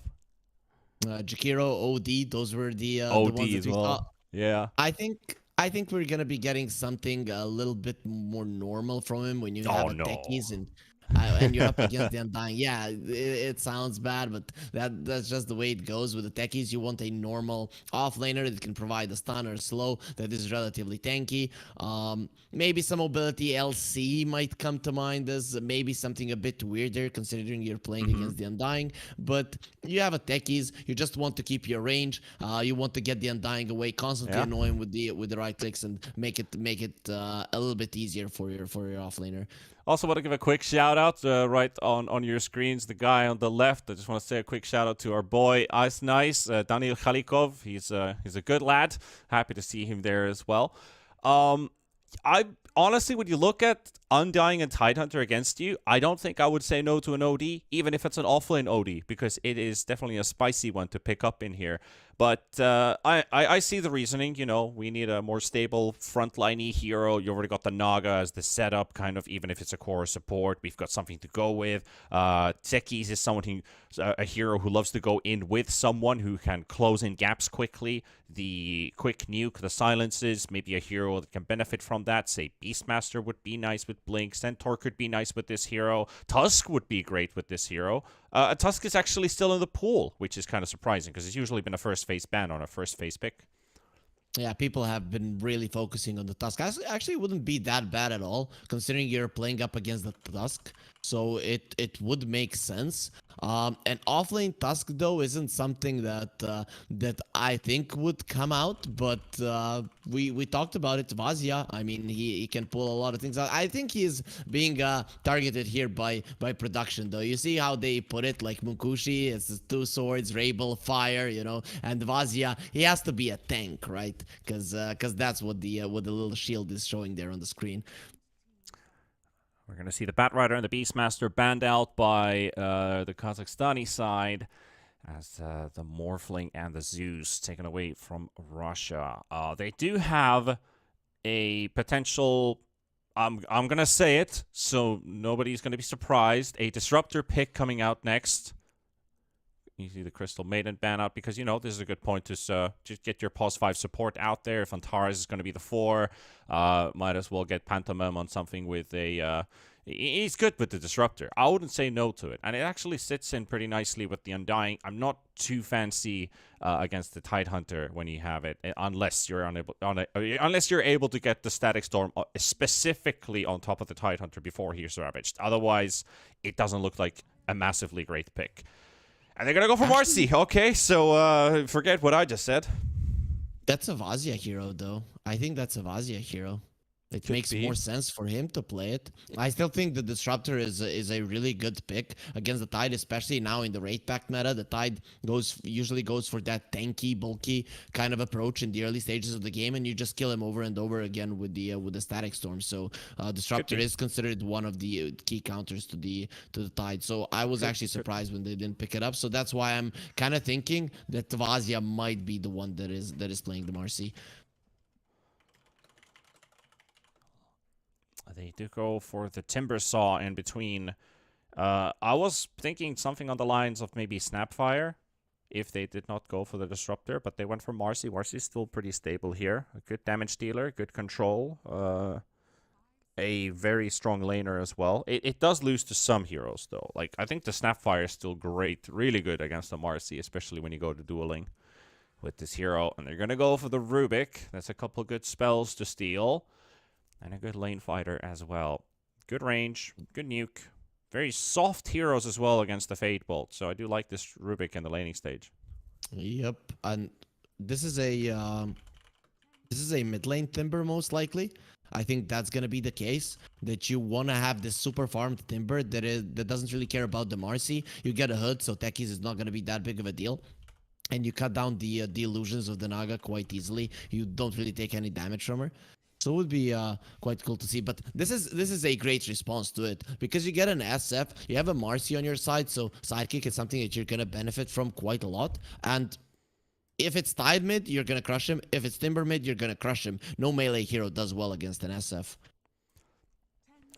SF is pretty nice into the mix. You have a fast right clicker, can destroy the tomb as well. Doesn't really mind too much about the tombstone either. Goes nicely with the Marcy. I always highlight the Agi carry with a Marcy support or even a Marcy offlane. Sidekick is very good with this combo. The lifesteal is actually quite nuts considering how high SF's damage output can be. You get 50 to 65% lifesteal. That would be nice. Okay, sniper ban. That does make sense. None of the heroes on the side of Russia deal with the sniper that well. SF hates playing against the hero. The only downside to the sniper against the SF is that you absolutely have to get a BKB because of the Requiem. But other than that, I mean, it's like a complete counter. You keep your distance. Marcy can't even jump on you when you're at max range. So it's overall a really good ban from Russia.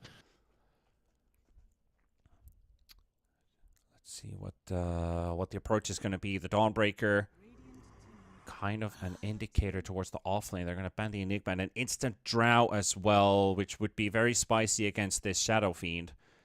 So that's a good bans, both of them good bans from the side of Russia. Now we're just kind of thinking, is that a Vazia Marcy or is that more of a Pantomime hero? Because I mean, obviously, I can't rely on everything, but Pantomime was playing Pango not too long ago, maybe practicing some vector targeting, so I would see him being on the Marcy. Imagine if it was a safe lane SF5 Marcy, off lane Naga Siren and 4 Techies. That actually would be pretty fun to see. Net into a jump from the Techies is actually quite nice.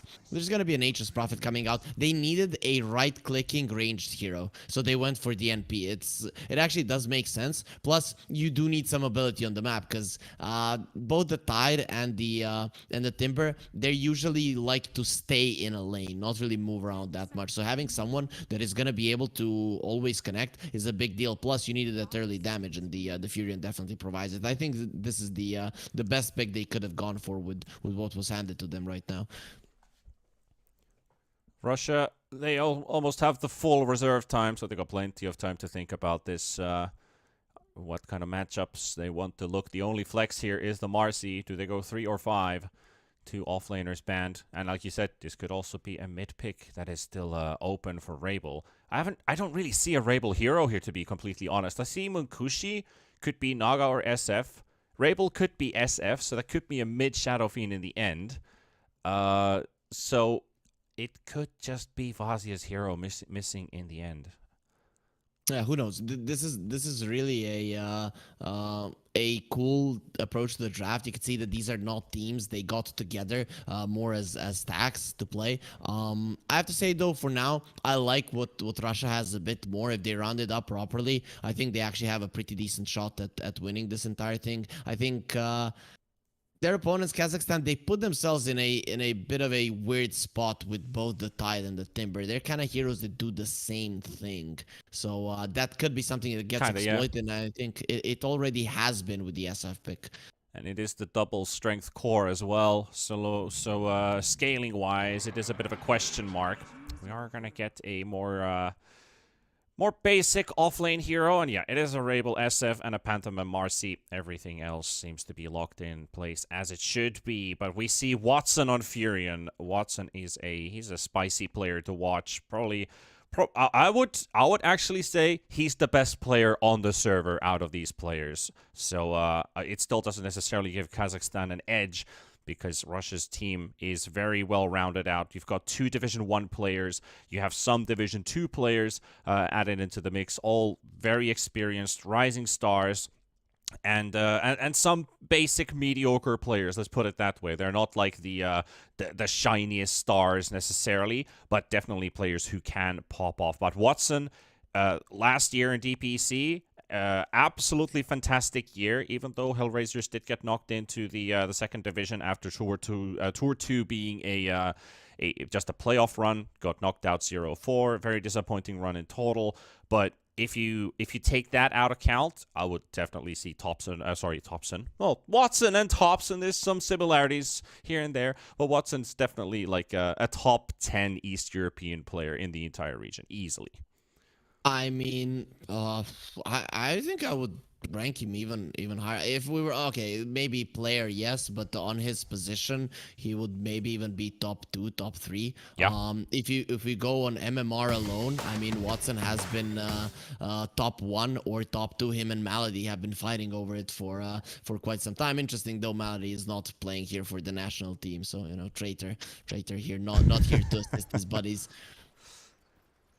Well, we do have ourselves a game of Dota. This is a best of 1. So it's just one match of Dota to decide which of these 2 teams is going to be making it into the grand finals, face off against Malaysia. They had a strong performance earlier on, destroyed their opponents of the Iraqi team. And honestly, I feel like these 2 teams could be the finalists. So whoever Malaysia is going to be going up against it's hard to say which of those teams would you rather pick to play against you, but it's definitely going to be a great one. That's going to be played out later on today, but we're going to focus on this one. Our bounty is going to be spawning in 20 seconds so far. Just a bit of aggression from the side of Kazakhstan towards the bottom half of the map for the bounty rune. And just being very cautious and patient in the top lane as well. Doesn't look like they're necessarily going to fully invade this one. Techies is still pretty annoying to deal with.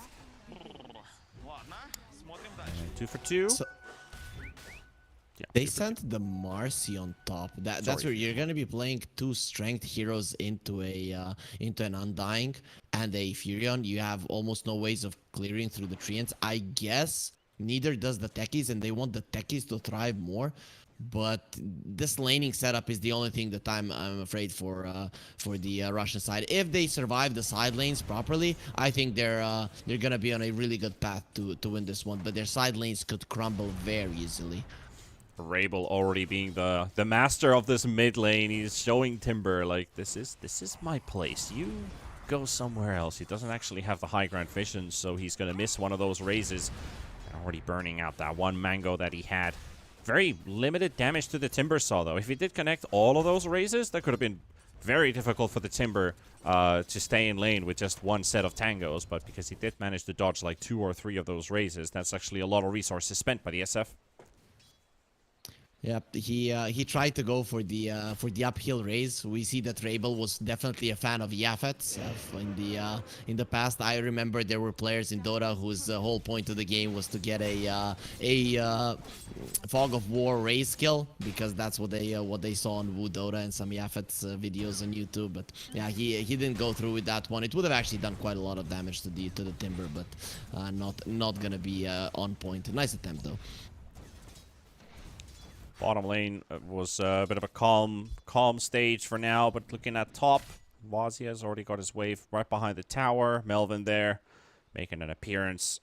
You don't want to straight up battle against this Furion. Furion still dishes a nice amount of damage.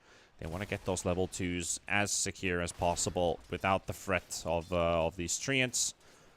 And obviously Furion himself packs a very nice right click, very nice attack speed though. Mary in bottom, Antara is looking for first blood, Fairy Fire being popped, and he's got 30 HP. High ground does not give him the evasion that he requires, and it's gonna be Russia with a first blood with Antara is on the techies.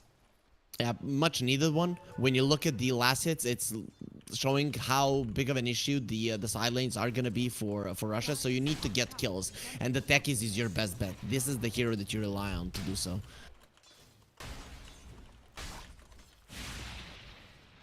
Yeah, bottom lane also. Munkushi is struggling, and that's gonna continue. The only way you change things is if Mary Y dies in this lane over and over again. But we'll see if Antares can set it up. Yeah, let's see if he can. Shaq and Mary both here in this this bottom lane. I believe that is that should be Modato, if I understood correct, on the nickname of Shaq. Yep. Everybody else is as intended and as they should be. Looking at CS, the Naga and the Centaur both having a bit of a rough start to the game. Though the Techies is also tying up in a lot of CS, so. He is taking some of those. Some of those are from the pulls. What is the problem is a Centaur. This is a hero that you usually get to have a lot of CS. All right. They want to take down all the creeps. Yeah, this is kind of an asserting dominance type of play here from Melvin. Dropping down the tombstone, early poke onto this tower. Like Watson's like, let's apply pressure as fast as possible, and Vazia doesn't actually even get to hit the tombstone. He's just clearing out the zombies and trying to get creep wave aggro instead. Curious he's not focusing the tombstone. A lot of players would go for it. Vazia might just lose his life here. He does have a quelling blade and some tangos, able to get out of the sprout. That's 1/3 or 1/4 of the tower already gone under 4 minutes. Well, even more than that, I'd say. So very nice damage on that tower. It is gonna continue. This is the second I saw 2 melee strength heroes against the Undying. This is what's gonna happen. Plus, none of them have ways to clear out the treants. Plus, their attack speed isn't that great. They didn't even try to go for the tombstone. I think that was the only mistake they made. Other things they couldn't really do much about. Though now, gonna go for an attempt onto Watson. He's gonna TP out as soon as he sees the stuns go out. But Pantomim, he's gonna secure this one. They follow through with Vazia, and they have the damage for it. Furion, unfortunately, was a bit too low. The moment the stun ended, we already had half HP, so that was going to be a very desperate teleport. Taris poking onto the Rubik. Can they get this kill? Should be able to. That's going to be Mary going down. Modesto can't really intervene. It's just the Tidehunter. Yep. Oh, Nikki. Nikki cool. Raze was coming off cooldown, but should be fine unless Pantomim. Does he have a jump? Oh, he's trying to block the creeps. It's like, you ain't gonna get these. Don't want to give him any stacks. He's still got his abilities available, so Timber, he's gonna have to go all the way back home. Can't stay for the farm. Look at Pantom. I love that he's staying here because he does have the damage. He could kill him, but now that the creeps got there, like he was trying to block the creep wave so he wouldn't get reactive armor stacks and still have a chance to kill him.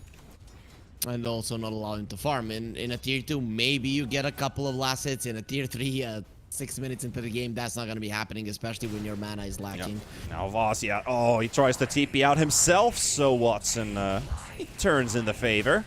That's the first kill for Kazakhstan. The difference when a Furion dies without a TP and the difference when a Centaur dies without a TP is night and day. Nice wand usage there from Modetto. He's down to 70 HP. He's got himself 11 HP regen though with the Ring of Health. Antares does not have the damage to kill him and also loses vision. Techi's damage output just on raw right clicks ain't gonna be enough. Would need another spell to finish it off. But that's a tower down 6 minutes in. This is some classic Watson Furion. I was about to say the Huck because he has some similarities, but I think Watson just plays much more aggressive. Yep, and he used the strength of his support against the enemies to get that tower down. This is a big problem. You have a Naga Siren and an SF. The greed is real. Plus the Centaur is greedy as well. Yep. Oh, that's a nice combo. There's a lot of damage onto the Rubik. Is it enough for a kill with the Riptide? Yes, it is. Modetto just gonna have to chill in the lane. At least he is still staying alive and gets the farm. But Pantomime rotates in. Are they gonna be going for the Tidehunter? They're attempting and they're actually taking him down and he will fall. We don't even want to watch. We don't want to watch, but we did see the Pantomime Marcy show up on the edge of the screen. I was like, yep, they're definitely going to go for it. And Tidehunter wasn't expecting it. Marcy has been gone for the map for quite some time, so that's a good surprise attack. No wards in the bottom lane either, so that's a free ambush. Yep. Now it's gonna be starting to get dangerous for Russia when Watson gets his ulti, and there it is. So Wrath of Nature changes things quite a lot, because looking at the heroes of Russia, some of them have been surviving on very low HP in some of these moves, and once the ulti comes in, if it's a strong one, it's gonna be murdering everyone. So right now Russia might need to stop with their aggression a little bit on the bottom lane. Yeah, good vision-wise too. When you have Tombstone, you have these zombies following, giving you constant vision on the enemy heroes, and you land your Furion ulti, should be guaranteed to connect. Gonna be right now, just stacking up with 3 heroes towards the bottom lane, trying to get some pressure, and they want to focus down that tower slowly but surely. They don't really have the pushing power for it. If they do have the heroes in the area and slowly start to take it down, they can start to choke out the map from the Naga, plus constant pressure onto Mukushi, at least letting him know that he's not fully safe. Very hard situation for Russia right now. Sure, they're winning 5-1. They're doing well in that regard, but the map control is a problem. They're gonna try to react onto the enemy's move. So I really like this smoke because it's the only move they can make on the map. As soon as we see the enemies making a move, we respond in force. And let's see if they can catch him. There's a DD on the techies. If only it was on the SF, but he's probably going to jump in and throw these right clicks. Raises are going to be enough to take down Melvin. Mary should be falling as well. A lot of nuke damage, and the Riptide is going to be causing some issues. They did take down the tower. Watson and Modetto, they've got Ravage. He's walking in from the trees. They see a level 6 Tidehunter walking. And Nikki Cool, there's the Ravage as well. Requiem cancelled. And there's the Timber Chin. Oh, it doesn't quite connect. There's no tree to jump into. Josh comes in, though. They're going to finish off Rabel. Kazakhstan with their second kill. They have taken both towers away and opening up the map bit by bit. That was actually a really good move from Russia. The thing is that Watson did a really good job hiding in the trees and finishing off the tower. So there was no chance for an assistance from Vazia. You wouldn't have that fat hero that would stay in front so that the rest of you can position around him. And unfortunately for the SF there, the Tidehunter ulti clipped him while he was TPing out. Did you see that meme hammer? There's a meteor hammer on the Tidehunter. Yep. They understand their game plan. They want to close out the map so that the greed of Russia can never come into play. So I'm liking how they're approaching this. You're seeing Russia doing okay in terms of net worth right now, but that can change very soon once you lose all of the camps on the map. Closing up on our first 10 minutes, we see a 5k net worth Furion leading the charts. That's Watson, followed up by Munkushi on the Naga with 4,500. They're going to take down the Pantomime Marcy in the river. Scouting out for the action rune. Melvin gonna find green at the top lane as well. Vazia, no stampede. Wants this tower. Watson with no sprout, as he just used it. Should be able to defend this tower a bit longer. Is he gonna deny it? Yeah. Really big tower kill from Vazia. He didn't get it in the end. It got denied. But the thing is, when you lose your tier 1, it's very hard to push the tier 1 on the top lane. You could see that Russia never wanted to bring more heroes there because they would put themselves in a position which they cannot run away from. So him just staying in that lane and constantly pushing in and finally getting it down actually opens up the map for Russia, which is very important for the continuation of the game. It is tough to take that tower now, but it's already gone. So both towers have fallen. Tidehunter with his Meteor Hammer wants to keep on pushing. Let's see what Mukushi wants to do. All right, Tidehunter turns away. Bit of traffic towards mid. We've got both supports and the the Timber Saw. Cutting out waves, making sure the Techies doesn't get nearby. That tier 1 tower can fall really fast against the Techies if you close your eyes for a second. Gotta keep your eyes open, Harry. Yeah, definitely. Also, Kazakhstan are gonna have to keep their eyes open for the courier that's bringing the Blink Dagger for the Centaur. Now him and Rabel can actually make plays. Him, Rabel, and the Techies can go for a kill anywhere on the map. No one is safe apart from the Tidehunter, maybe, but that's not really a hero that you want to target anyways. Let's go. 4-man smoke. Rabel, despite being half mana, do they have anything to give to him? He does have mana for a Requiem, but it's either one Raisin Requiem or full-on Raise combo and no ult for a while. Raise combo is a better approach. They are heading towards the bottom half of the map. I think they've got a vision onto Melvin. Melvin gonna get Blink stunned. That's the Blink reveal. It's a stolen spell by the Rubik. He's got the stun on Marcy. Melvin, he does stand his ground for a long time, but not long enough. He's got the Tombstone also placed into a safe spot. Stampede towards the mid lane. They're going for the Timber Saw. Instant turnaround from Nicky Cool. He's got the DD rune. He's attached by a mine. Slowed down to 180 movement speed. But even with that, the Stampede ain't enough to close in the gaps. And they turn their attention towards the tier 1 tower. Glyph has been used. Tidehunter coming in for the side. He's got Ravage ready. Furion. That's the hero you dodge.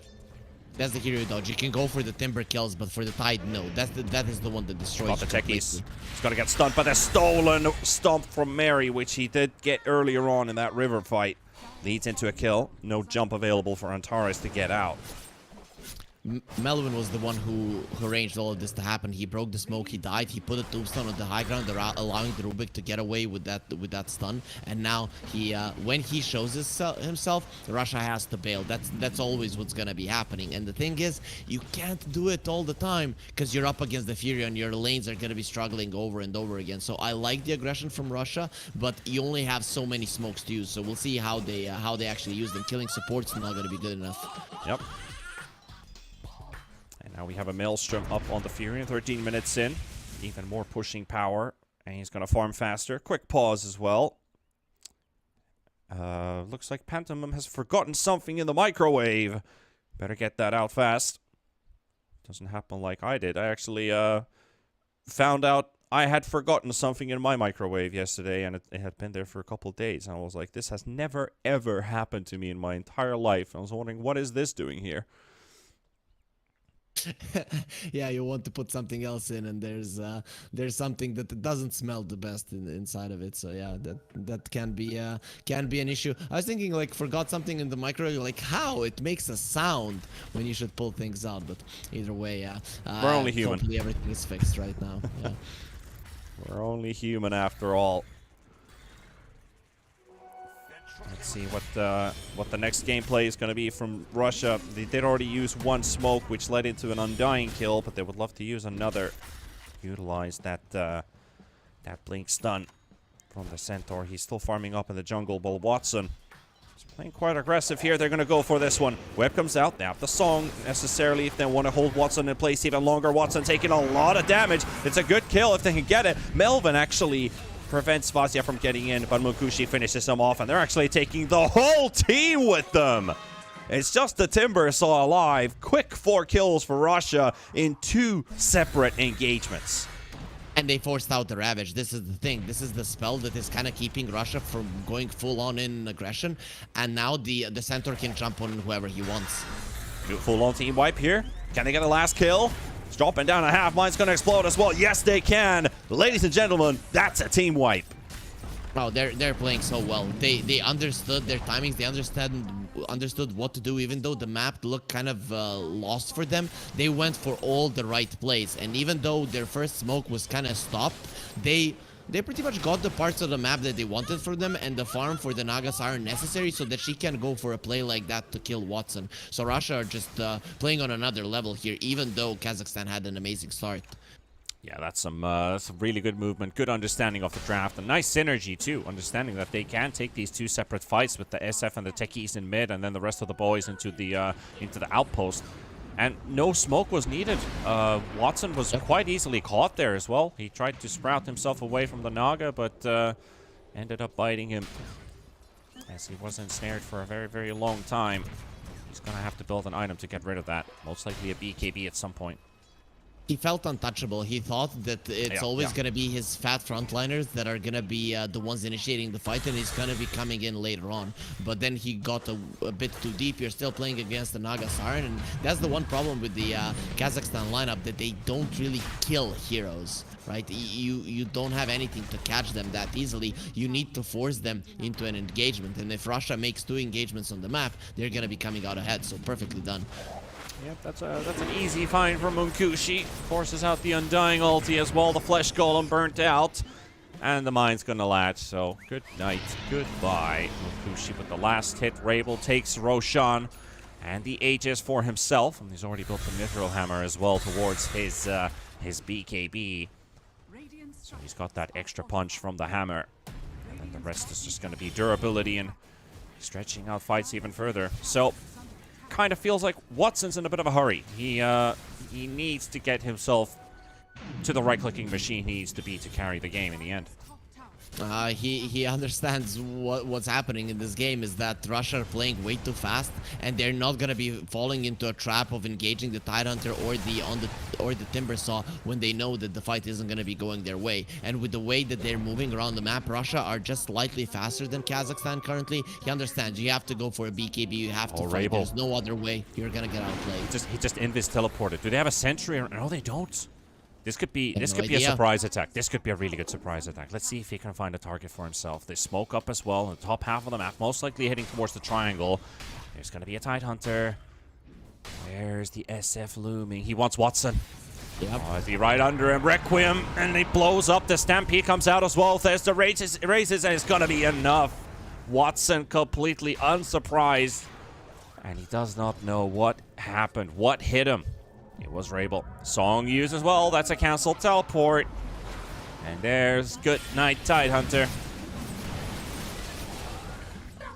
The second Watson dies, you know that there is no damage on the enemies, and that's just a beautiful play from Rabel. Also, his movement was used in such a way that he was gonna know if he was being spotted. Running through the creeps and then going left there is no way the enemies have a sentry that deep into their own territory. No invis heroes in Russia, and they weren't in that part of the maps recently.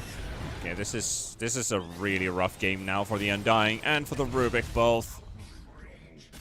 Getting caught by Warstomp and the full-on level 4 nukes that they have on the side of Russia. They can just evaporate these two squishy supports. The Undying, he only scales later on into more HP, but right now he's still a very weak hero. Rubik even softer than that. Not a very desirable position to be in if you are on the side of Team Kazakhstan. You have 5 kills, they're 5k behind, but it's not undoable. It's not undoable, but you have only one approach right now to this game. Blink on Tide, BKB on Watson, and you have to fight. There's no other approach. Look at Antares and that hero damage, up to 13k. Yeah, he has been destroying them quite a lot. And you have this Timbersaw that you can just stack your mines on over and over again and just keep killing him. And that's his first phase techies as well. Gets his favorite hero through. Some fun stuff to watch how active he is on this.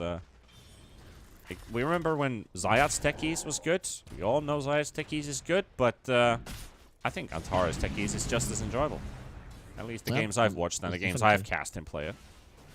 Most definitely. A lot of Eastern European players have been getting good at techies right now, so I can't really put someone over the other. Obviously, Zayat's, given that he's a TI finalist this year, everyone is going to be looking towards him, but these guys are just as good on the hero. We have a Bloodthorn soon coming up. We've got a Requiem also being popped at the same time. Wraith back down a half HP. Can't quite finish it off. The Illusions will kill it. Rabel is slowed down. They've got Pantomime on the side. Ravage is still available. So is the Meteor Hammer. Munkushi in the tree line. They're going to trap down the Rubik. Nice Ravage onto 2. But they will still lose one Antares. And the streak's got to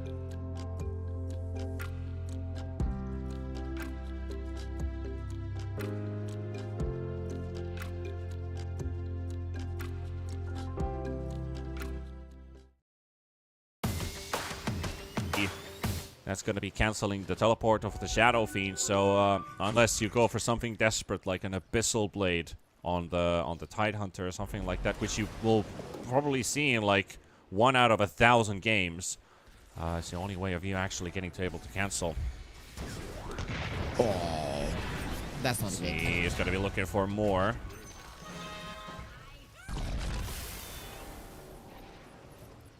That's really rough when he finds 2 of your heroes like that.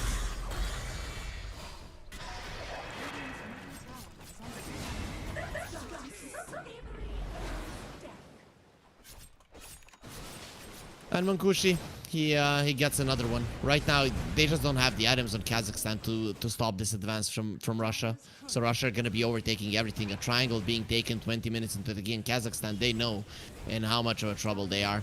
You could see in every single fight, Russia are just spreading around, and they're not allowing the Ravage to catch multiple heroes, because that's the only way that Kazakhstan is going to be able to win a fight. So what they're desperately missing right now is the blink on the Tide. If that fails, then they probably call GG, because there's nothing else left. Yeah, it's kind of gonna fall down to what is gonna fall to the next team fight. It's a must-win scenario for Kazakhstan. Like, I can still see this Furion can be massive, but it's just you're way too far behind now. Not on just the hero, but as a team as a whole. This is the active. This is the window of opportunity for Russia to just close it out, like you said. Yeah, most definitely. They're also gonna have the break on the SF. He'll get the Silver Edge, so that's another thing. You pick a Tide and the Timbersaw. These heroes are countered by same things, and then you get one item. You just deal with both of them. You get one hero. You deal with both of them. Given the SF was picked up in this game. Tidehunter stalking out on the front line.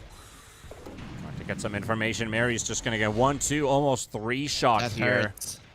He gets the blink out just in time. Directly falling through, and quick Kraken Shell to remove the ensnare, but still too much damage. Not enough survivability on a Tidehunter alone when you have all these Naga illusions constantly spamming Riptide on you.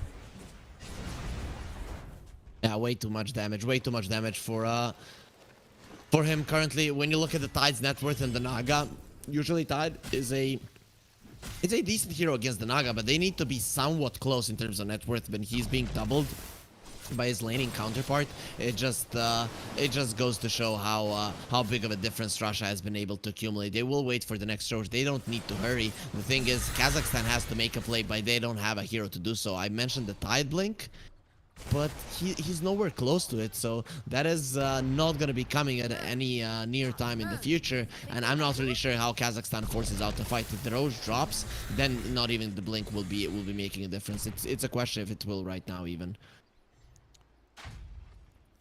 14,000 lead. Naga up on top.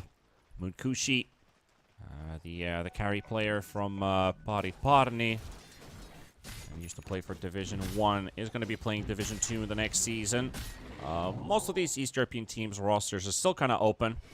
There's still time until the DPC season starts as well, but this is a good, let's see, that's a good of a pre-taste to what is to come.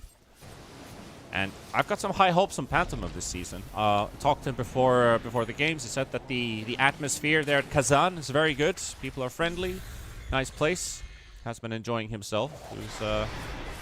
I think he's one of those players that I have my sights on for East European support players. It's always nice when you hear that the players are treated well, even when it's like not a major tier LAN. Yeah, bigger or smaller. Yeah, when they're being taken care of, because it's a good atmosphere to build up. Even though these players are good, they've played the Division 1 and stuff like that, they don't have a lot of LAN experience. And sometimes that might mean in bigger LANs they can't choke. With experiences like this is most likely not going to happen, or at least the chances for it are going to be lower. See a shard now picked up for the Shadow Fiend from the second Roche. That's going to be an extra punch from the auto cast. You sacrifice a soul for some more damage and a small fear effect. And that can really hurt on heroes like Rubik, who barely have any armor at all. Yeah, we saw it already with the sidekick. He got 2 shot to maybe like 10% HP, yeah. maybe even less. So now with the shard, SF just kills him. There's no doubt about it. And that is the last of the tier 2 towers. The high ground push is about to commence with the safety of the Aegis. It is on the Shadow Fiend, so Rabel is the big hitter. And as you can see, with that sidekick, this SF hits for almost 400 damage. Actually does hit for 400 damage. Okay, a bit under that. Anyway, you get the gesture. That's a lot of damage. That's a very hard-hitting Shadow Fiend, plus the minus armor. And look at that jump from the techies. Ravage comes out as well. It's going to be hitting onto 5 heroes. This is their time. Can they get these kills? Stampede to get away. They got the Gleipnir coming up the side. Pantom is going to be falling first. SF with the Requiem. And Tyrus is going to be dropping as well. Watson and Nicky Cool going to be clearing that one out. They found themselves 2 kills, but they need to find more. There's no Ravage. There's no Tombstone. And that next defense is going to be a lot harder. These heroes are going to be up in 40 seconds. They need more. But that Silver Edge, can they get close enough? Nicky Cool, he is right in front of him. Watson, oh, Watson. Can he see him? No. He's got to teleport away.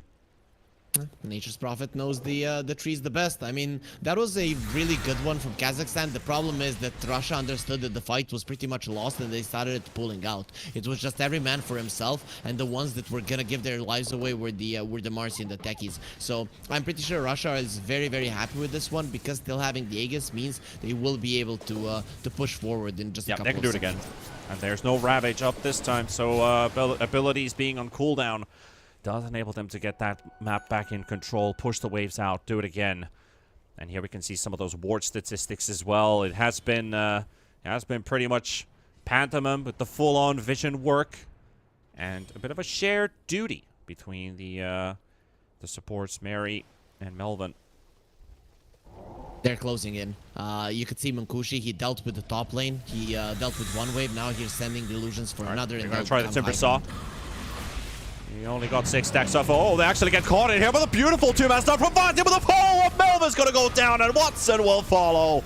And that's just going to be the situation as it is. There's no Ravage to fight back. There's no point in buying back, as they don't have the teamfight ultis that they require. Mary in the trees. Rabel's going to be right behind them. Looking for the Requiem. 1-2 right click. Almost going to be enough to take him down. And we saw the soul hit fly through.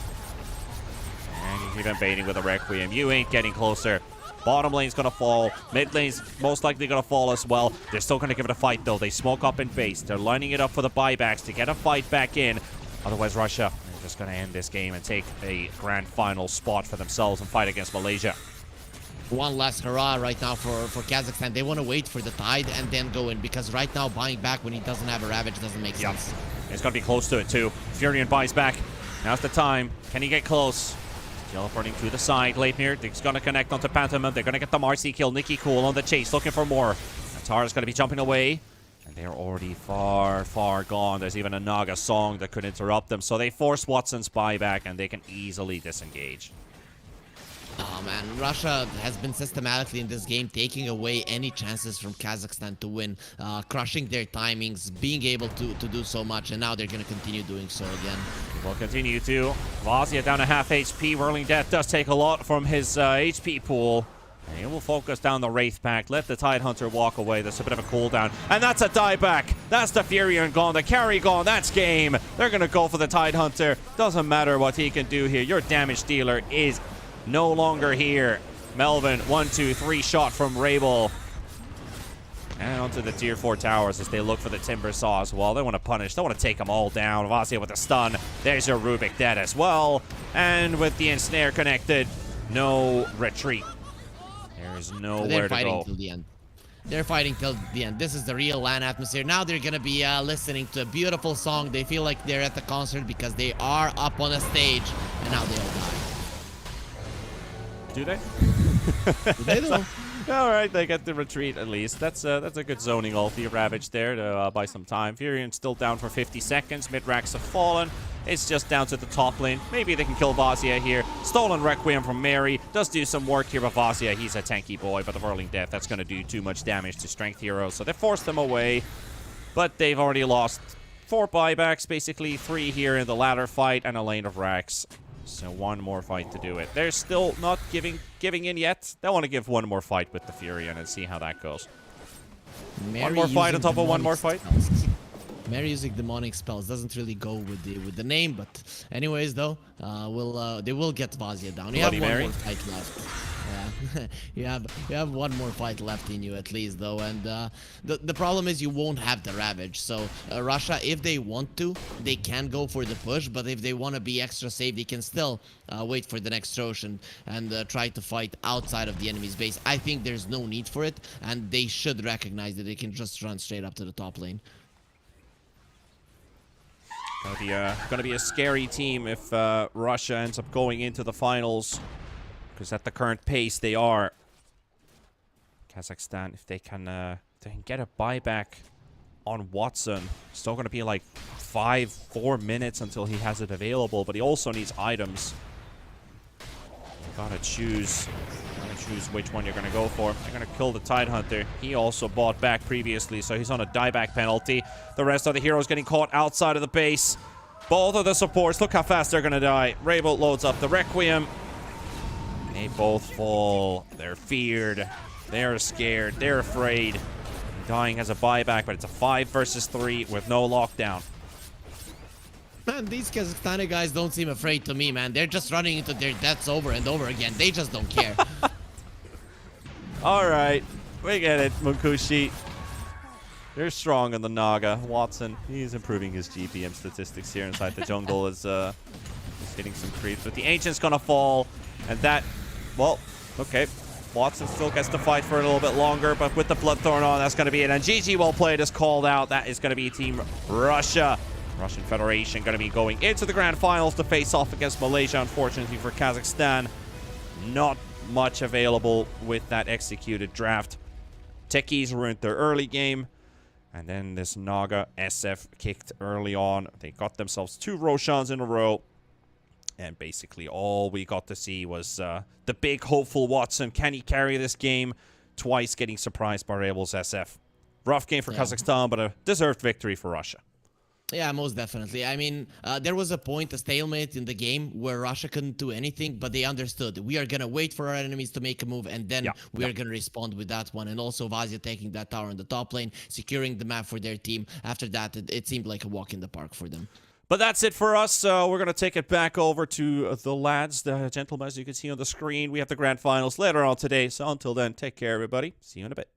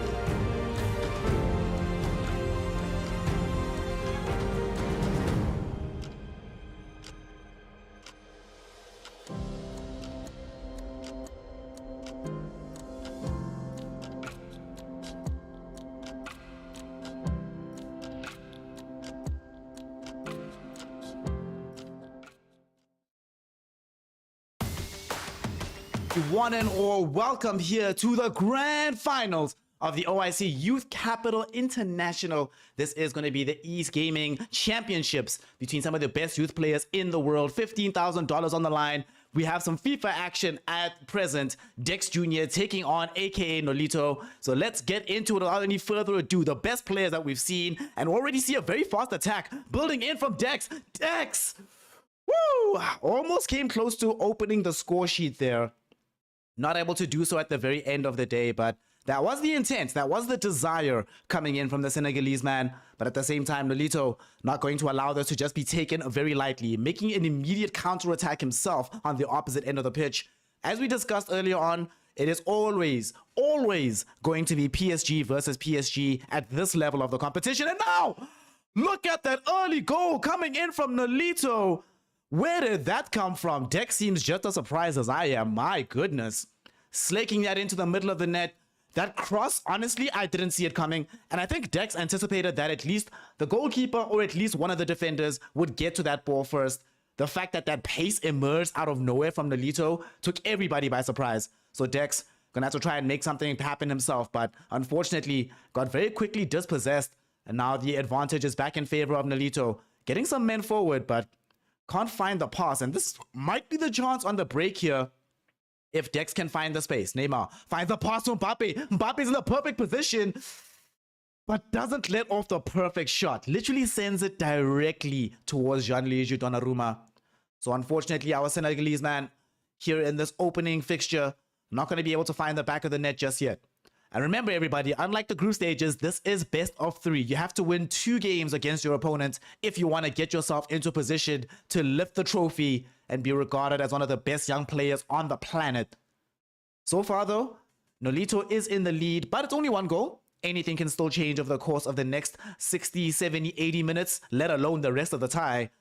Mbappe can't find himself in a goal-scoring position yet again, so the ball will go out. And we just get to continue the assault on other Конечно, parts кому of the pitch. скинуть? Ай-яй-яй-яй, не проходит эта передача. Хотя интересный был выпад, да, со стороны нападающего, который не владел мячом. Очевидно, что Нолито его... Right now, we're having a little bit of an issue here. If you look all across, we're going to try and see whether or not this goal is actually going to find itself into the back of the net. Okay, good ball forward. Here we go. This should be a goal! Into the back of the net. There's a goal. That's exactly what we wanted out of it.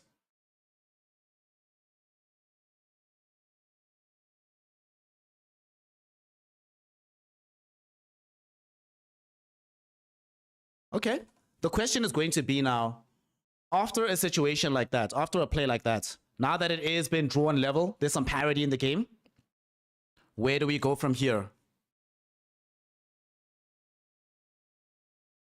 What do we do? Here we go. Dex. Looks like he's actually deciding to be a little bit more aggressive with how this ball is actually going to progress. Finds Wijnaldum. Look at how much space he has for Messi. Messi goes into the middle of the park there, but Marquinhos is going to be good to it. Gets onto the ball a little bit faster and ensures that we're not going to be having this awkward situation where the ball finds itself in the back of the net and suddenly it's 2 goals down. So now they're going to be trying again. Ball forward. Mbappe. Mbappe to Neymar. Neymar, though, gets himself blocked off by Kimpembe. Unfortunately, Kimpembe is defending in this game really good in general, so there's not going to be any possibility of getting past him that easily. Nolito trying to make sure that he doesn't find himself caught out, because he needs to make sure that he threads through this attack very carefully. He knows what can happen if he leaves there being too much space on the break.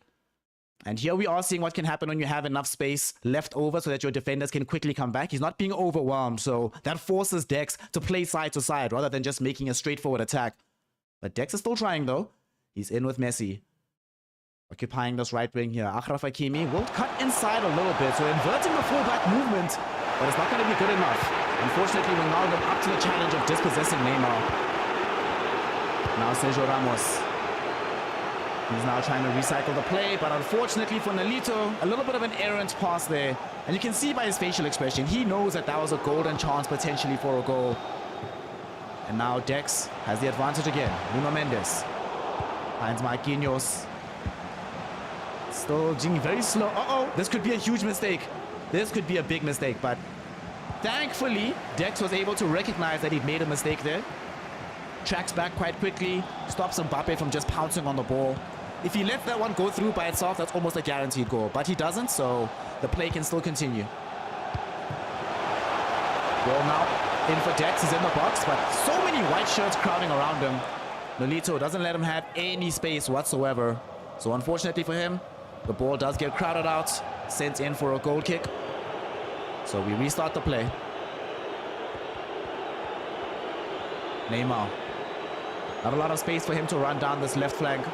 Now to try and find another way forward. He tries to muscle through, but unfortunately, Messi, small as he is, has a surprising amount of strength, but crucially, really good tackling. So can get the ball back quickly. Stop the aggression from that side. We did see in the previous series that Dex Jr. played up against Kyle Dean, that he does have a little bit of a proclivity towards utilizing the right side of the flank. So that would also consequently be where he's most likely to defend the most. We see him now trying to make this right-sided run, but it looks like the awareness is also there from Nolito that he's playing so much on the right. So rather try and shift it to the left. Takes a little bit too long, so the ball goes out. Tough time. Things are still 1-1. Anything can still happen. Dex Jr. versus aka Nolito. Kazakhstan versus Senegal. We do not know who's going to be emerging as the #1, the champion here at the Youth E-Gaming Championship. But we're going to be finding out together as the second half is now underway. This time around, Nolito is the one that kicks things off. Let's see how far I can get from this position. Achraf Hakimi trying to get a ball in. That was a bit of an adventurous cross. There were some dangerous faces forward though. Sergio Ramos was already inside of the box, so that could have gone well. And speaking of Sergio Ramos, he heads the ball down to Mbappe, but Mbappe's control lets him down. Can't get it into the back of the net. But the danger is being expressed. He's trying to test him. Di Maria now looking for the quick counter-attack here from Dex Jr. Able to find Achraf Hakimi, but forced to recycle the play yet again and can't keep possession of the ball. Nolito making this game a lot more difficult than Dex thought it would be. Gonna have to pull out all the stops if he wants to walk away with the trophy and the lion's share of that $15,000 prize pool. Nuno Mendes dribbling a little bit there on the wing. The ball is very far forward with him, so he needs to be careful he doesn't get dispossessed because there was a lot of space in behind him. But speaking of space, Messi finds it inside of the box. Can he find a way in though? Yes, he can! Passes it right through the middle in the channel. It gets struck into the back of the net. Kylian Mbappe makes it a 2-1 affair right now. All right, this is now becoming a very interesting tie. The question is, where does it go from here? Is it going to stay at 2-1? Or we're going to be seeing more goals emerging? Or does Dex find a way back? Messi getting a little bit of these dribbles on for himself. Ah, okay. Ball goes out. Ball goes out at the very awkward moment. Gonna be a throw-in. A couple of changes seem to be coming in from both sides. Everybody's acknowledging that, well, we've expended quite a bit of energy.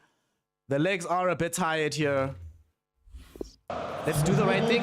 Get these changes out.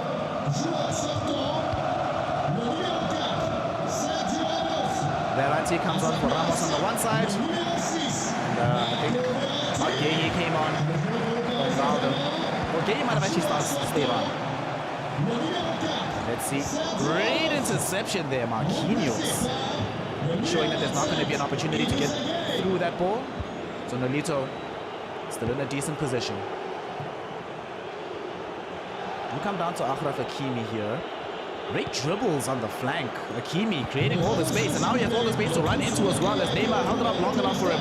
Messi back on the ball now. Messi trying to get to Angel Di Maria in the middle of the box, but unfortunately not going to arrive there in time. And now here's the immediate counter-attack. Long ball coming into Mbappe. Mbappe has all the space in the world.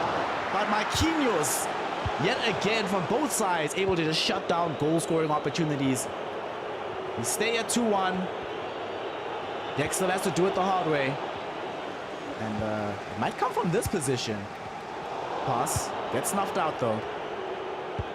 As Achraf Hakimi able to find Messi. Messi running the ball up right now. Great slide tackle, but Not that great of a pass layoff afterwards with Angel Di Maria. Kind of waste the time.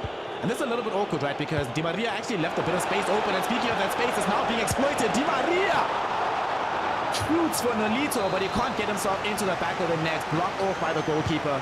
Will earn a corner kick, though. Trying to play to his strengths.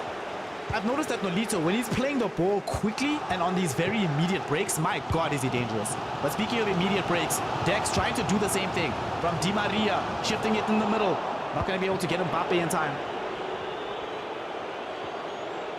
This has been a spectacular game of FIFA to watch. Both of them very clearly understand exactly what they're supposed to be doing in these situations. And as I speak of that, look at Achraf Hakimi and the space he was able to isolate here on this right side. He knows that this is where the attack will come from Dex. Therefore, when he's counter-attacking, this is where all the space will be opened up. Pretty remarkable to watch from Nolito. Now he has a chance to try and make this one 3. It was a decent throw-in, but the follow-up pass, not really that good. So Dex able to get it back. The question is, can he turn it into anything remarkable from this position? Doesn't have much time. 15 minutes of regular play. Still a potential other leg to try and claw this one back, but you never want to start things off in a losing position. All he needs is one goal. Just one. And then we are back to level pairing. What a tackle. Nolito knows that if he let that ball go through, that's honestly a goal that's going to get scored. And speaking of goals, woo! Dex almost got one. Almost got one. Almost got one. At the angle of the header, unfortunately, just not going to be good enough. Beautiful pass in. Look at that triggered run coming in from Nolito. Neymar has all the space. Can he find somebody in the middle of the box, though? He's going for Mbappe. But Mbappe can't get up in time. Man, when Nolito gets going, it's honestly the speed of his movements. He doesn't even think, this guy. This is all just from pure instinct, the way that he's playing at the moment. Unfortunately, Dex is having a bit of a difficult time dealing with this. Although I say that, he's in the box though. Mbappe can't get the ball into the back of the net. Man, Dex is so frustrated. He knows that he needed that goal. Doesn't want to go into the second leg, one game behind. Still has another chance though. The game isn't over just yet. But as I say that, the dispossession, it might give the final word all the way over towards Nolito.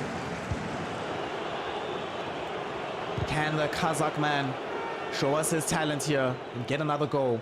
Unfortunately, the ball does get run out for a throw-in. Gonna make one more substitution here just before the game ends. Recognizing that whatever's happening is not working. Somebody has to change. From what I've seen, it does feel like Gini Wijnaldum isn't really providing that much space. I think he needs more bombast. He needs more like dynamic running, not just the ball-holding potential of Wijnaldum. But he's just going to change the formation. All right, try to spread the play a little bit.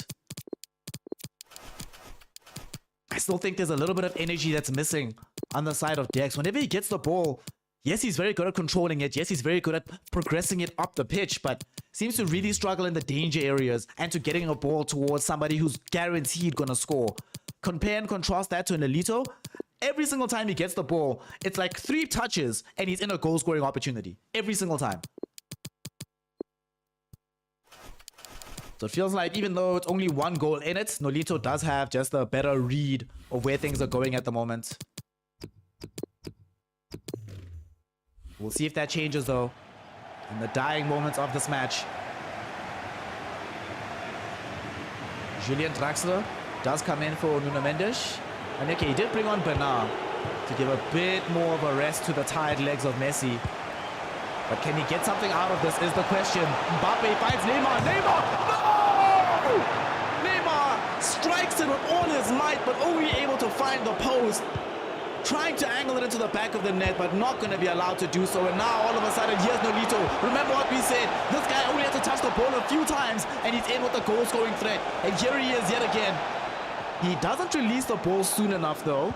So that does mean that he's just going to run it out of play. But this is game management. He knows the game is over. It's GG.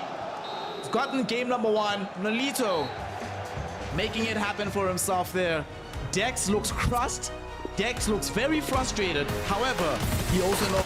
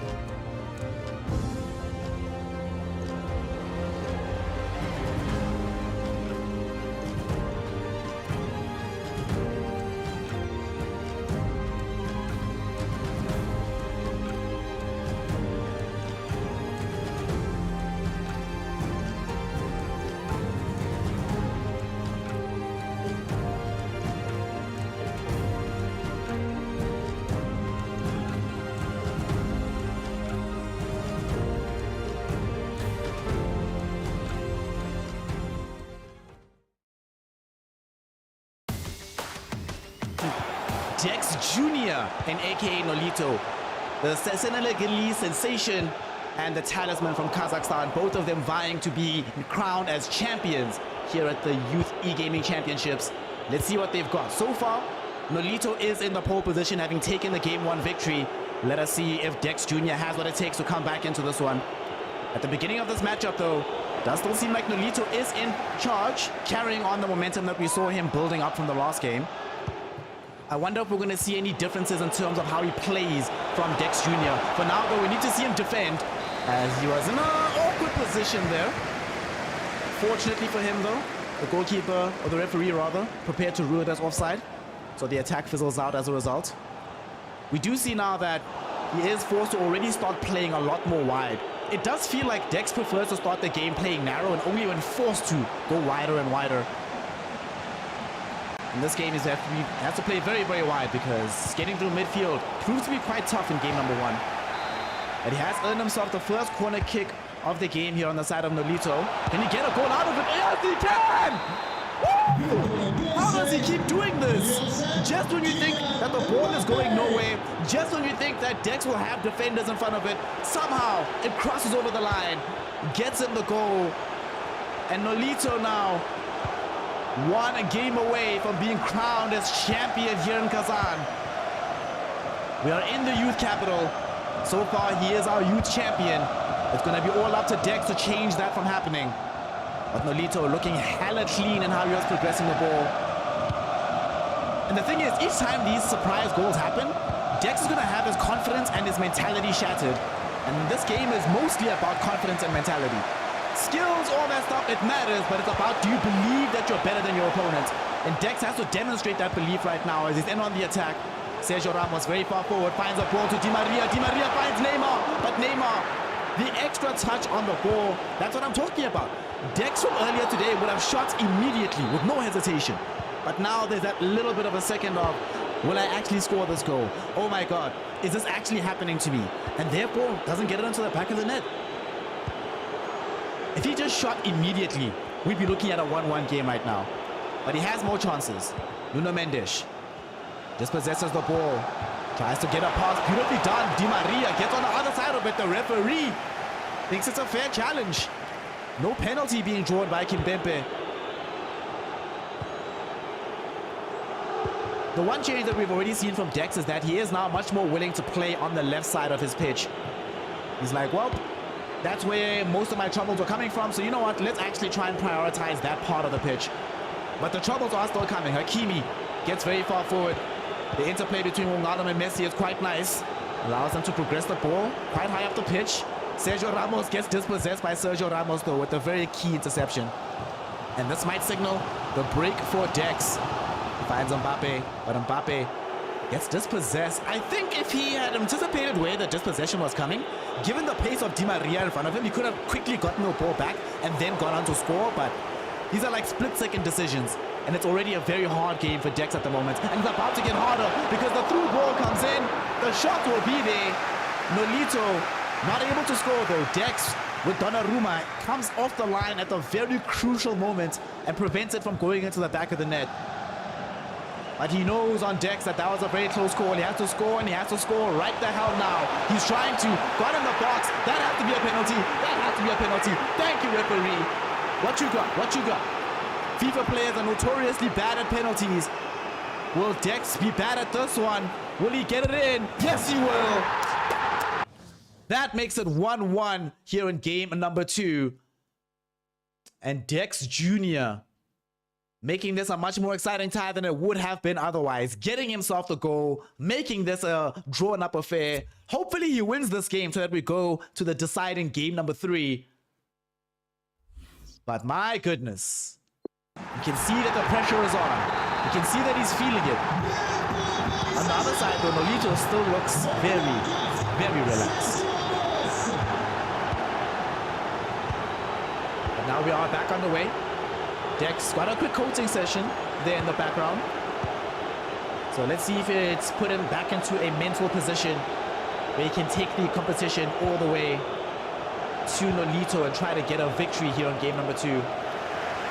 Hakimi. Let's get forced off the ball. So So the other Hakimi now gets it back on the other side. Want to see the development here from Dex. He's starting to play a little bit more centrally again. So compactifying a little bit. Now he's going to start extending the play. Finds a beautiful pass to Mbappe, but maybe could have gone for that back heel because Ramos was actually running into the space of channel that Mbappe had left behind. So there was a little bit of an opportunity there, but wanted to try and take on the defender directly. Didn't really work out for him. And now here's the counter attack. Ronaldo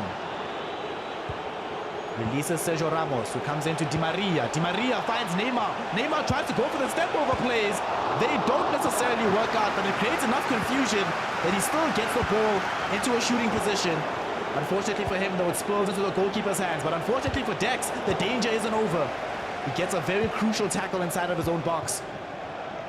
Prevents Neymar from really getting into proper space. The scary thing is, though, whenever Dex tries to get the ball out with a long ball, it immediately gets repossessed by Nolito. So he's forced to play these shorter passes. And he's also really been struggling with his through balls as well. That gives him a lot more control in the midfield towards Nolito.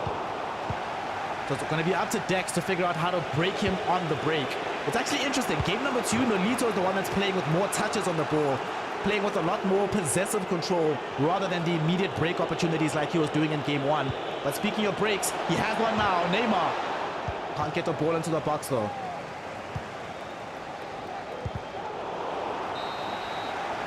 And that will end the half. 1-1 after the first 45 minutes of the second game of the grand finals. Nolito and Dex Jr., they are here to participate not just in the OIC Youth Capital Youth E-Gaming Championships, but they're here to lift the trophy. $15,000 on the line. Let's see who gets the lion's share as we kick off with the second half. Potentially the final one. That is if AKA Nolito can secure himself a victory in the next 45 minutes of play. Nuno Mendes gets a ball to Mbappe.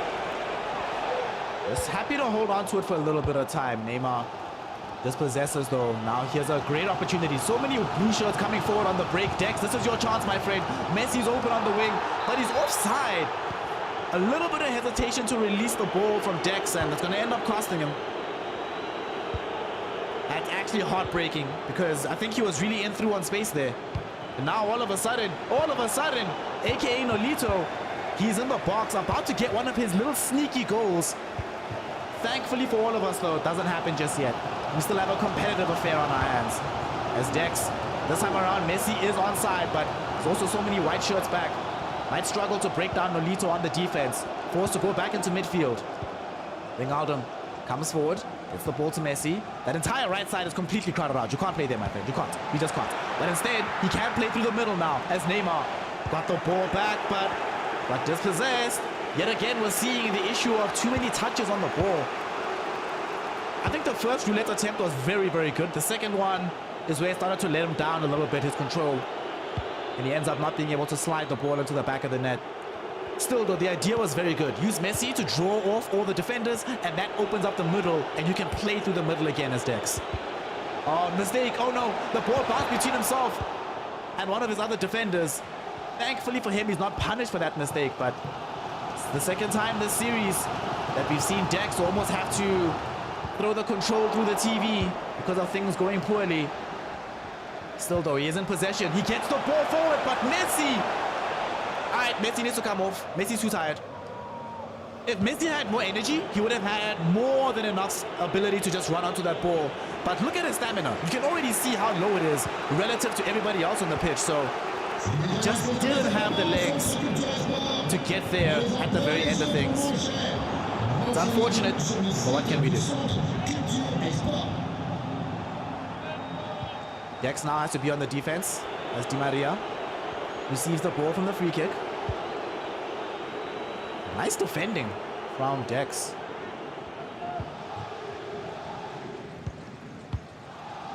But the question has never been about defense in this game. It's all about that offensive capability.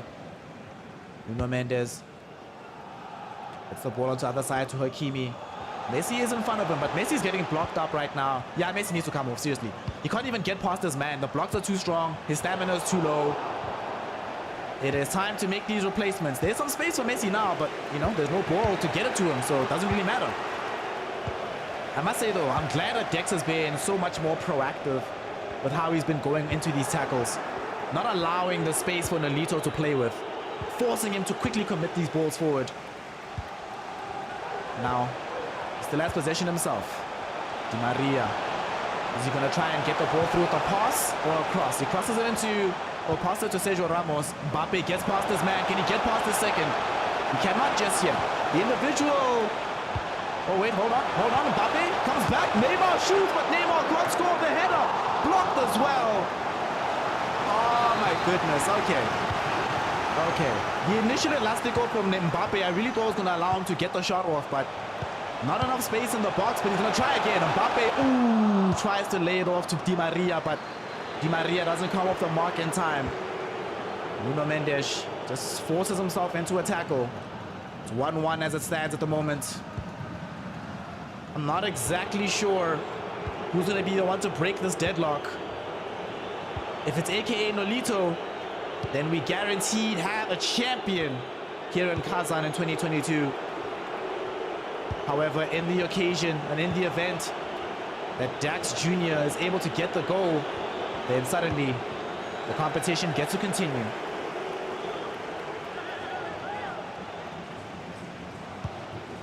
So far, though, we still do get a third game because it's a draw in game 2. I don't know if we're going to have a golden goal situation to fully resolve game number 2, but we shall see how it goes. Neymar tries to get Sergio Ramos involved, but Wijnaldum was on him immediately. And now here's this Messi. Woo! He's trying to go for the finesse shot into the top corner there, but not necessarily able to get it off. Now it's going to be Dex. Regrettably for him though, Mbappe not necessarily in the adequate position to receive the ball and run on with it, which is where Mbappe is generally the best. Like Mbappe able to get the ball and run with it. So good in this game. 5 minutes remaining. Will Dex be able to get something out of this? Messi does have all the space in the world, but unfortunately, remember what we've been talking about. This man is tired. Messi is old. He can't necessarily run the whole length of the pitch by himself anymore. If he'd sub Messi, honestly, I think he might have been able to score, but Mbappe might make it happen for him anyway. Sadly, though, does get dispossessed at the very edge of the box. A couple more minutes to go. Possession in favor of AKA Nolito.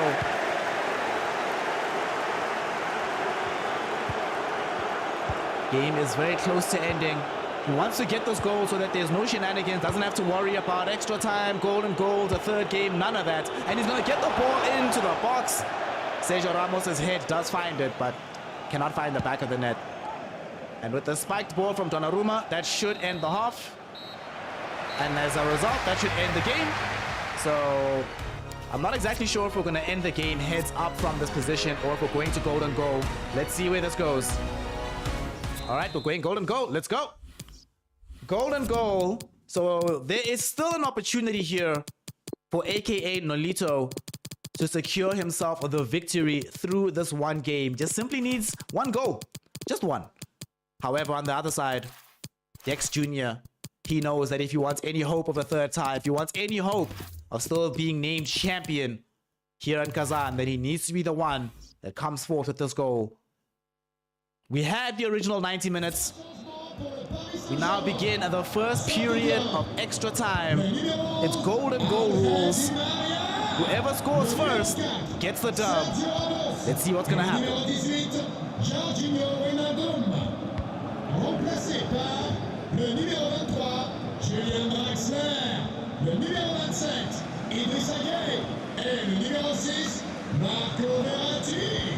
So now, after all these substitutions have been made, everybody realizes that energy and pace is going to be extremely important for the latter portion of this contest. Messi trying to trigger run on Mbappe, but Mbappe is actually the one on the side here of AKA Nolito, who's not looking so hot on the stamina department. It might not matter, as though still a very nice ball that got into the box, but Turns out having one of your pacier players lacking that pace can really be an issue. But now here, Di Maria, also completely out of energy, still holds on to the ball though. Mbappe for Dex almost got to the ball before Donnarumma and secured himself the third leg. Sadly, it ends up not happening, so the action of game number 2 does still continue. Nolito in with Nuno Mendes.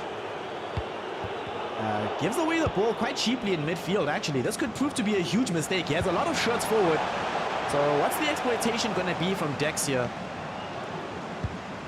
Sadly, nobody is really in with a good pass. Yet again, we see that as time has gone on, he tried to play more compact again from the side of Dex Jr., but unfortunately, Nolito read that play very, very well, and now we can see how he's shaped up in the middle. The middle is impossible to bypass, so even when he's caught on the break, he still has so many shirts back that there's no space for Dex to just make these quick runs in. It does come at the sacrifice of his own attack having to come a little bit more horizontally, utilizing his wingbacks of Hakimi as well as Nuno Mendes, but it is what it is.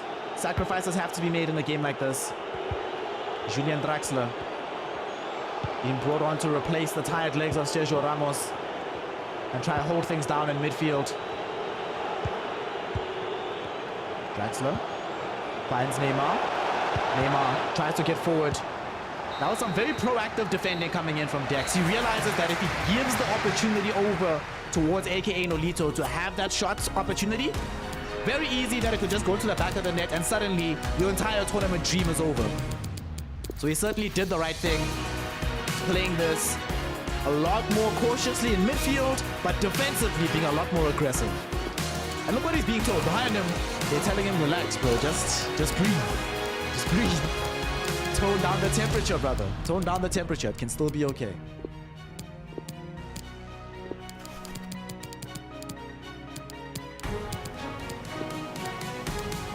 We have one more half of extra time before we go into the much dreaded penalty shootout. None of these players want to be in that position. No, but not a single one of them want to be in that place. So they're hoping against all hope that this is not going to be a problem. And now we get into it. The second period of added time, of extra time rather.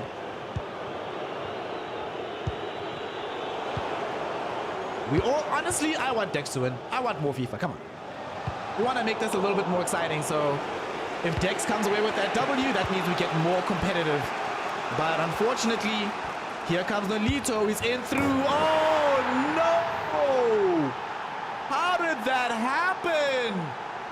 Another sneaky goal from Nolito. Another random slide in coming in from the Kazakh man. And there he is, your champion here at the International Youth E-Gaming Championships. It's AKA Nolito from Kazakhstan. He has done it. He's taken the 2-0. He's sent home the Senegalese sensation in amazing fashion. He deserves the W. He deserves everything. And he certainly deserves the lion's share of the $15,000. Congratulations to him. Incredible showing. Man, I wish we had more games. I wish we had more FIFA. But I'm certainly glad that we got to see a victory as clean as it was from AKA Nolito. He made it look easy, and that's so hard to do at this level of a competition. Congratulations to him. He gets the trophy, he gets the money, but more importantly, he gets the recognition as being regarded as one of the best young FIFA players, not just in his region, not just in his continent, but on the entire planet. Shout out once more to AKA Nolito. We say congratulations to him. Cannot wait to see what the rest of his journey looks like in the FIFA world. But congrats, he has done it, and we can't wait to see him in the future.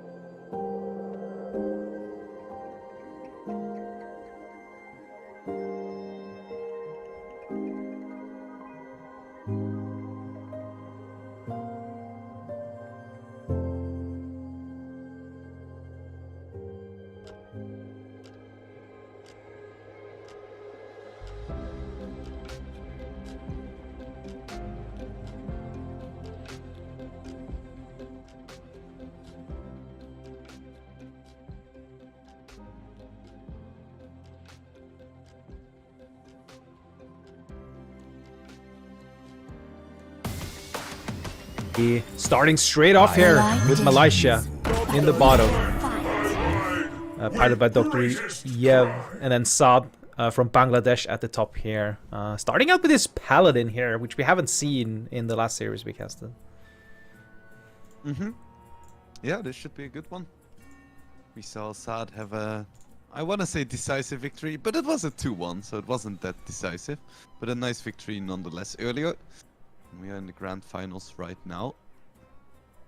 Yeah, these two teams or these two players have been fighting it out for just basically solidifying themselves as the cream of the crop of the region, and now doing the grand finals here.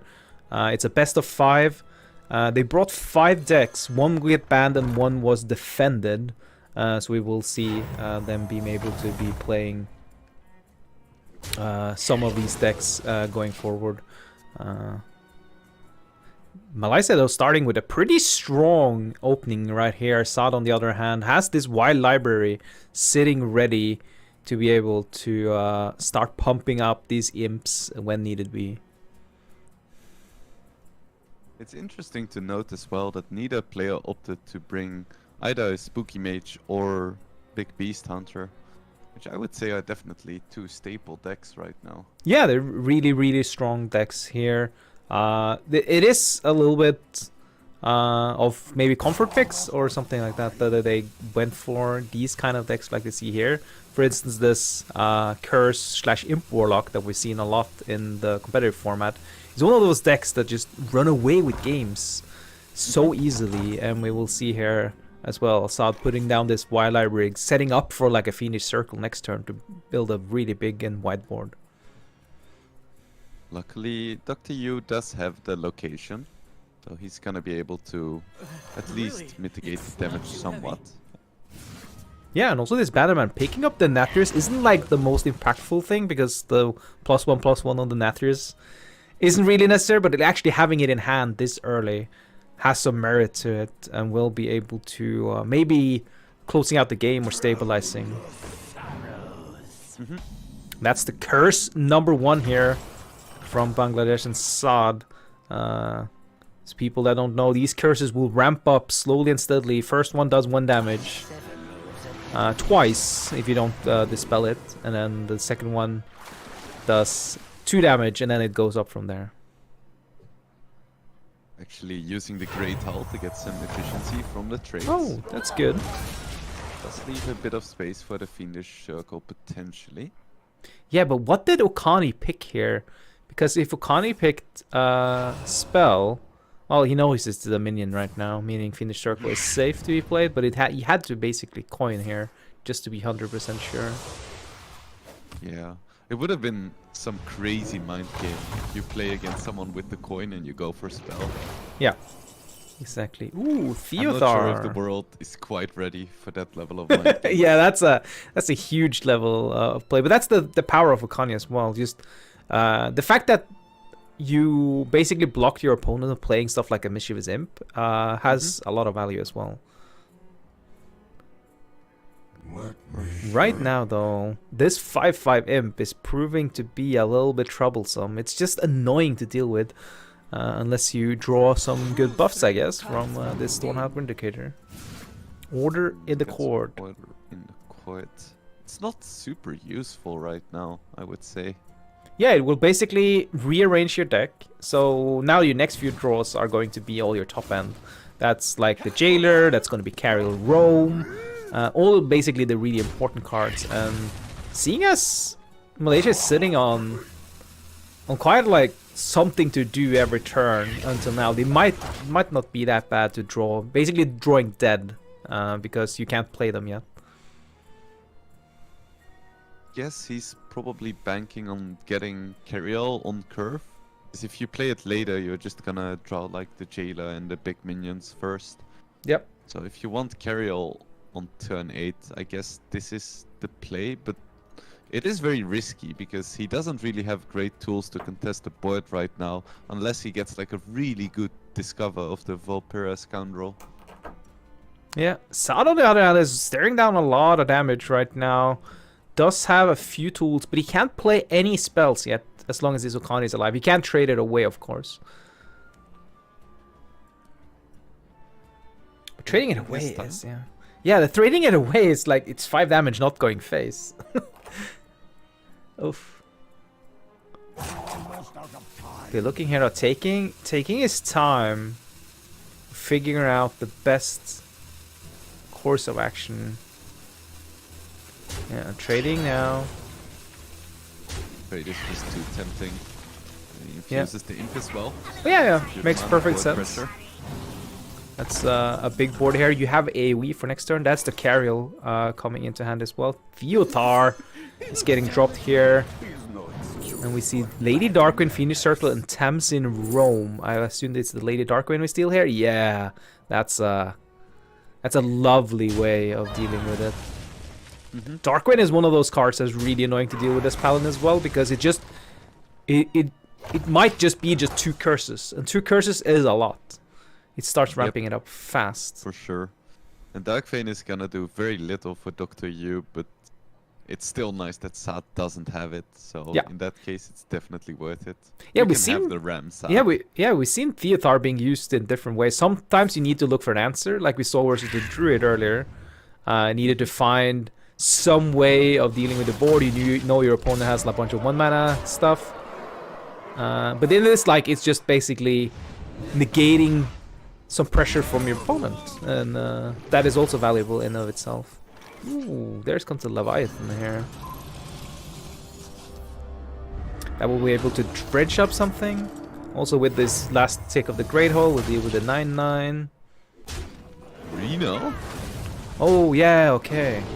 Okay. Reno can be used after the Jailer 100% of the time because you don't have any duplicates left in your deck, so... Yeah, interesting. And I Imp forgot that King that was a thing. Rafam picked up here.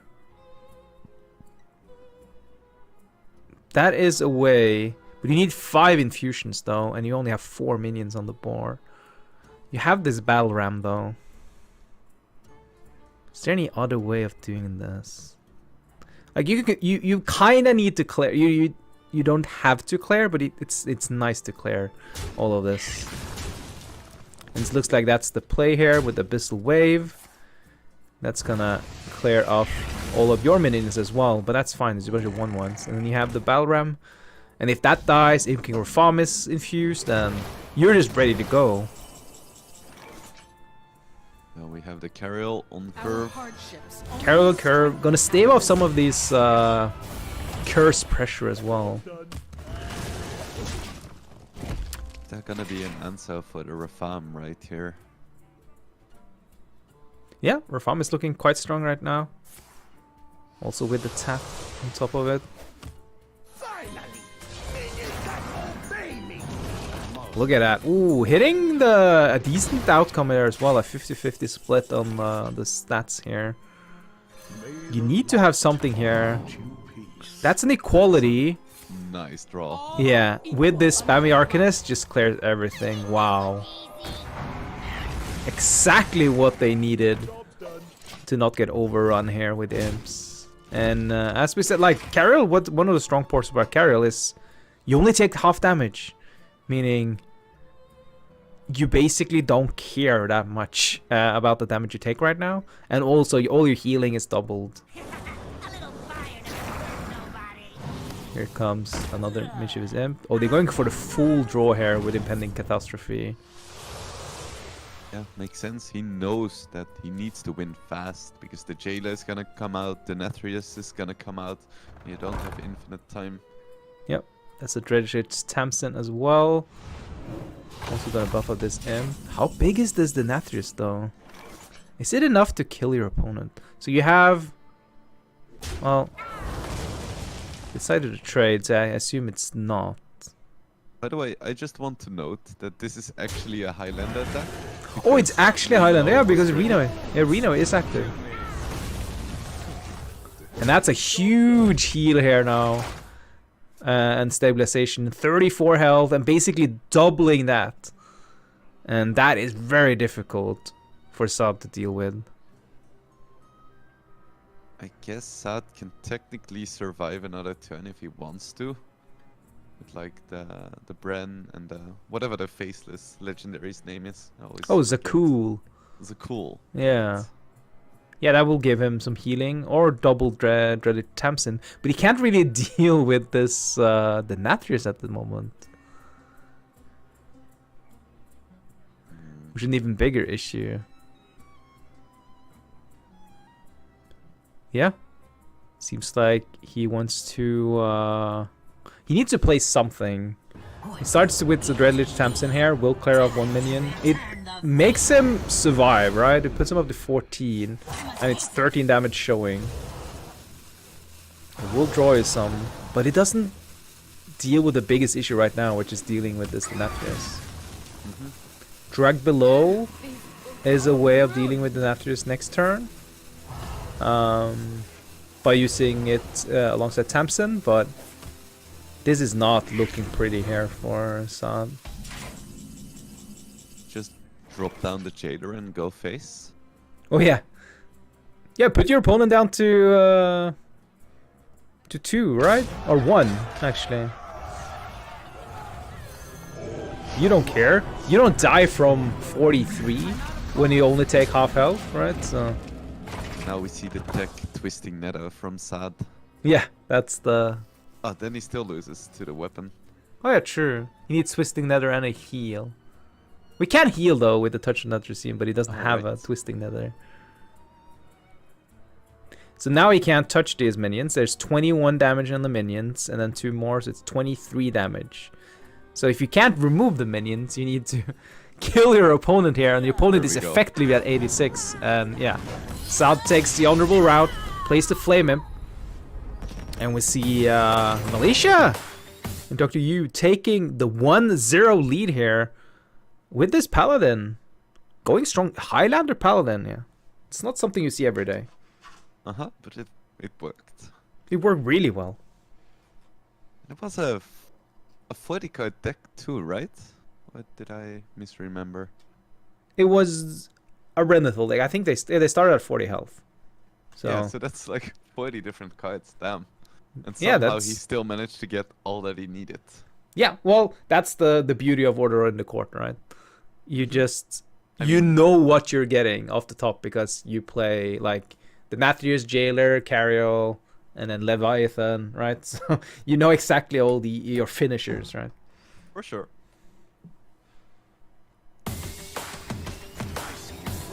And here we see them. Sad going for the Import once again. Yeah, continuing with the Warlock. Meanwhile, on the Rogue here, starting as a mage, hero power. Of course, your opponent knows that you're a Rogue based on you don't have a mage in your lineup. So, you know, tomfoolery is going to happen right here. Going to start out, with the coin here. Going to get this sketchy stranger out. Also, something to be noted, you're still a mage when you play this, so you don't get mage secrets you get from the other classes. And this is a neutral minion, so it doesn't reveal your costume. That's a good point. It is gonna be quite nice to still have the hero power next turn though. If some way Sad puts down a lot of imps.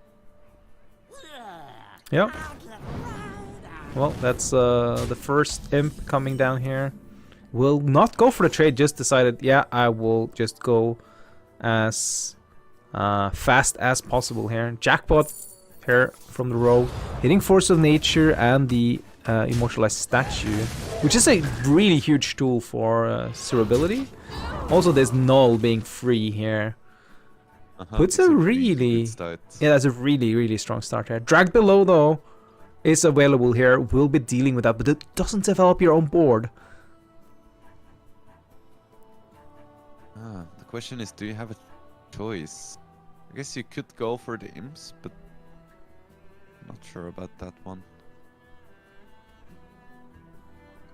Yeah, going for the imps is fine in and of itself because most likely the rogue can't deal with everything, but you don't really have a follow-up to just going with the imps. You don't have like a wild library or anything like that really benefits from the imp. Whatever you had that actually benefited from the imps is already dead. That was the librarian. Decides still to go with it. Meanwhile here for Malaysia...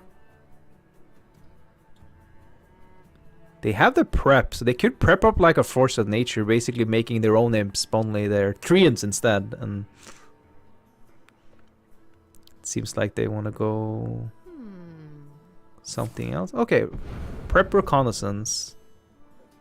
It's a fair play. You might hit like a really good death rattle minion. Yeah. Mount fire armor. That's one of those minions that just is annoying to deal with because you don't want to kill it because you give armor to your opponent, but you kind of have to sometimes. So, and the trap was snake traps, meaning any attacks into minions here will summon a bunch of snakes, which will have the beneficial of being rogue, just generating a board out of thin air. A lot of snakes now. Yeah, this could be easily dealt with though. This Grimoire sacrifice is looking very juicy right now. You can trade away one more of your 1/1s into this molten armor and then just Grimoire sacrifice.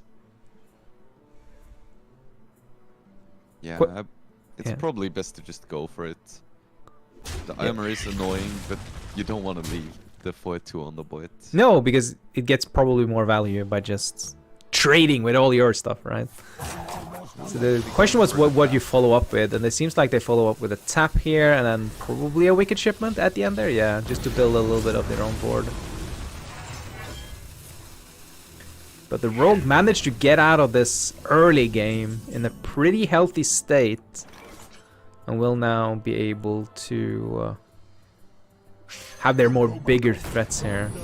Private Eye costs the first secret.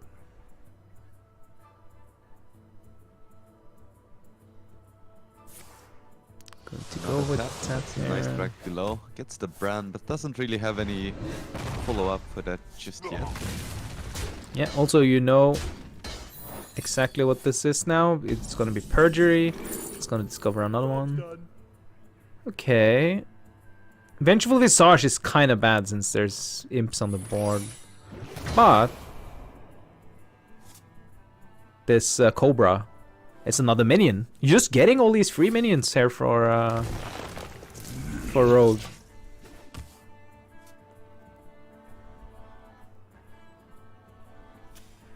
Going to attack once again. It's gonna tap again. There are some options here. Check for explosive, right? Yeah, check for explosive now by hitting. Now and you also check for snake. No, for freezing. What you're wondering is if this might be ice trap, or anything that has like another snake trap, right? Which wouldn't be as good either. So they decided to test it with a touch of Natrazine. Sees that it's not a spell related one, meaning it has to be attack into a minion related one. That's a risky circle.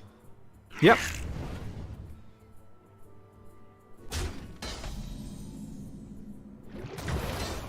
Doesn't get punished though. I guess we just see his prints. Yeah, double cross doesn't really do much here. Sprint is one of the cards that fills your hand. Reconnaissance, Sire Denathrius, Jackpot, Private Eye. Okay, some good card coming into hand here and giving them more opportunities to do stuff. Another drag below picked up. Doesn't really have a way to utilize this brand, as I said, besides with Mischievous Imp. So they could make like a full board of 3/3 imps if they want to here, but besides, they want to do the Wicked Shipment trade in here. Gets a Flustered Librarian, which is one of those cards that like could really scale away when you get more imps. This late in the game, it's not the best draw. No, it's really good on turn 1. Yeah, it's really good on turn 1, but you're looking for, yeah, more curse cards maybe. Rafam is really good in of itself. Oh, what are you doing? Some face damage in, but Dr. Yui still has scabs in hand, so... Yeah, so much damage. He's gotta be feeling pretty good right now. Oh, Wild Library getting picked up here from the tap. That's a really good one. Gonna push 4 more damage.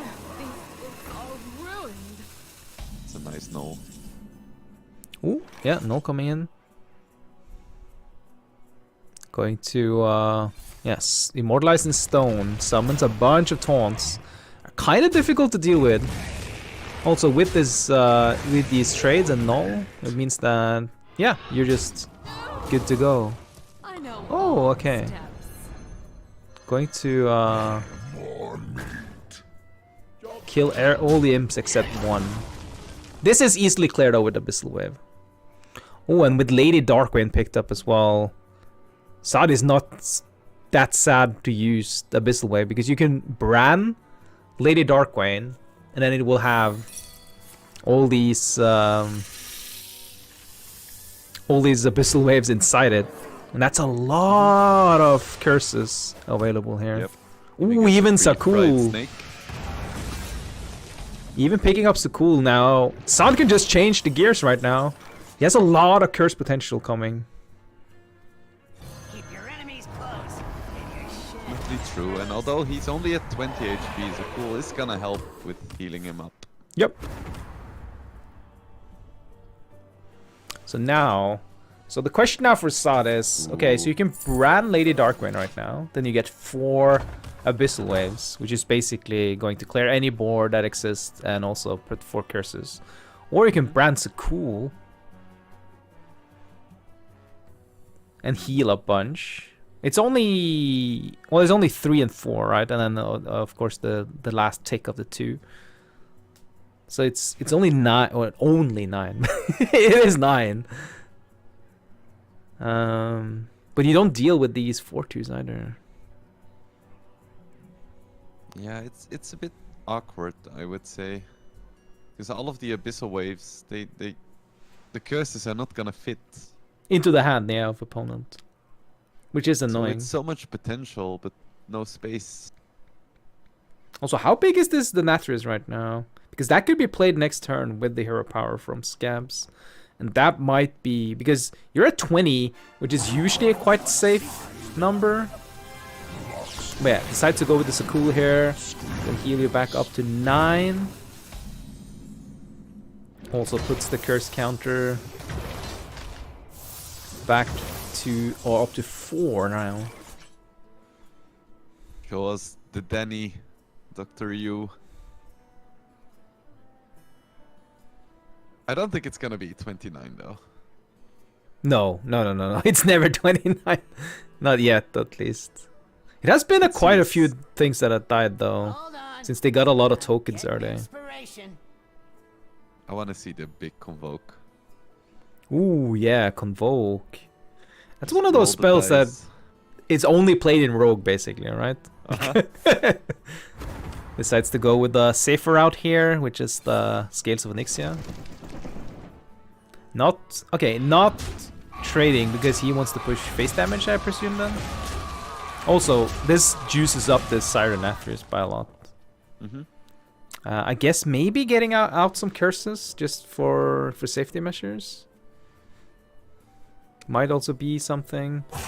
If you don't get rid of it, it's 7 more damage coming in. Then again, it also ensures that you don't have even more Curses, yeah, chances coming for into newer hand. curses. And here we know. Okay, that's Neem King Warfam.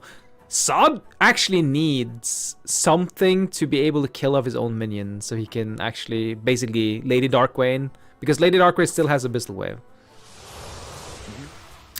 And Yeah, this works.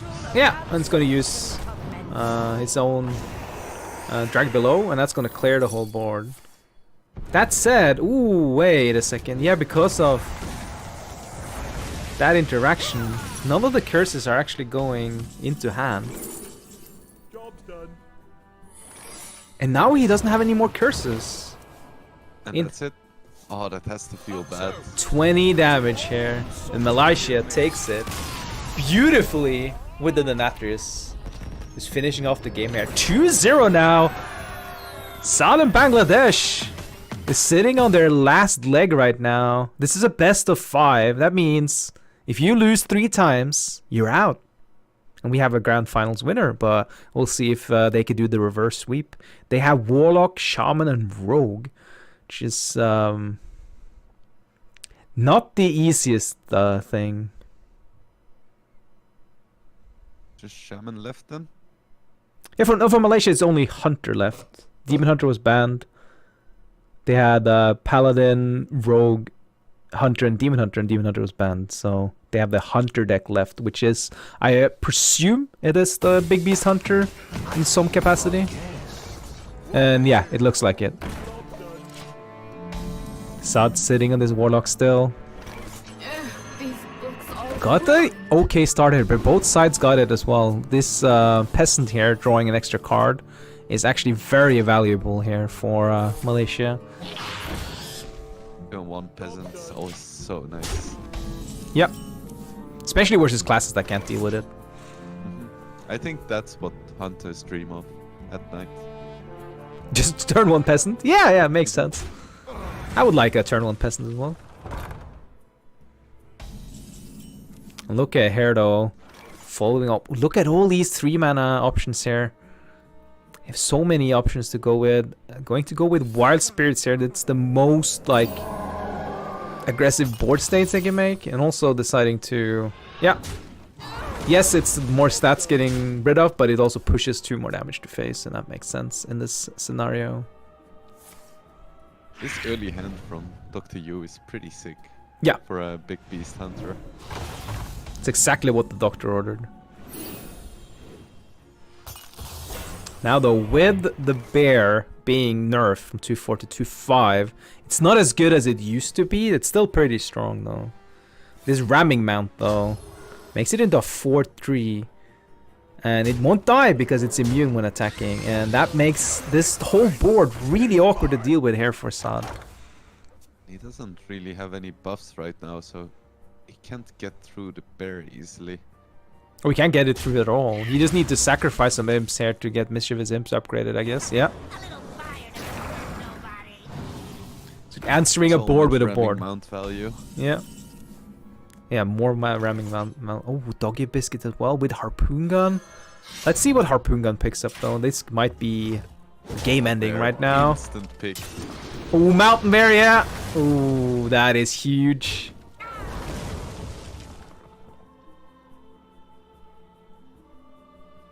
That's going to be able to be played next turn already. Ooh, even going with the Biscuit here to get this value trade in. Just making it super awkward here for the Warlock to actually get something onto the board. Yes, he could go for drag below on the bat, but every single play feels really bad right now. Yeah. Coining Tamsin is like okay, I guess, because it clears. But it's like your only like real play, it feels like. Now we need to get lucky as well. You're going to shuffle in 3 imps and just get 3 imps back, yeah. That's how you deal with the mountain bear, and even then you don't fully clear. Let's see, no imps. Oof. And that's the mountain bear, and they still have this the second half of the ramming mount also jamming in, deciding to also hit with the harpoon. Ooh, there's a King Crush. King Crush can also be played next turn. Oh, this is starting to get really disgusting really fast. He doesn't even have to, because playing Tarantula plus Frenzied Fangs is also a really strong play. Yeah, and then you can just have the King Crush as a backup. That's the thing about Big Beast Hunter. All of the minions are so incredibly sticky. Like, you can maybe clear the bear or the tarantula, but then you have the small bears or the small spiders. You're just never done, and then King Crush hits you for 8 damage, like turn 7. You just cry. Yep. So right now though, for Saad, going with another Mischievous Imp here. Either drawing or another Wild Library, or maybe touch on Nature's Imp. Like, also loading up this Darkbane with something good might also be crucial here, but right now you don't really have that option.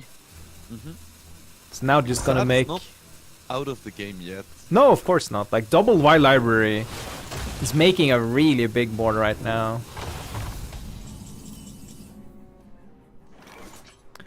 But... I wonder if you just go full face. Oh, it's so tempting. Like, how do you get punished? That's the question.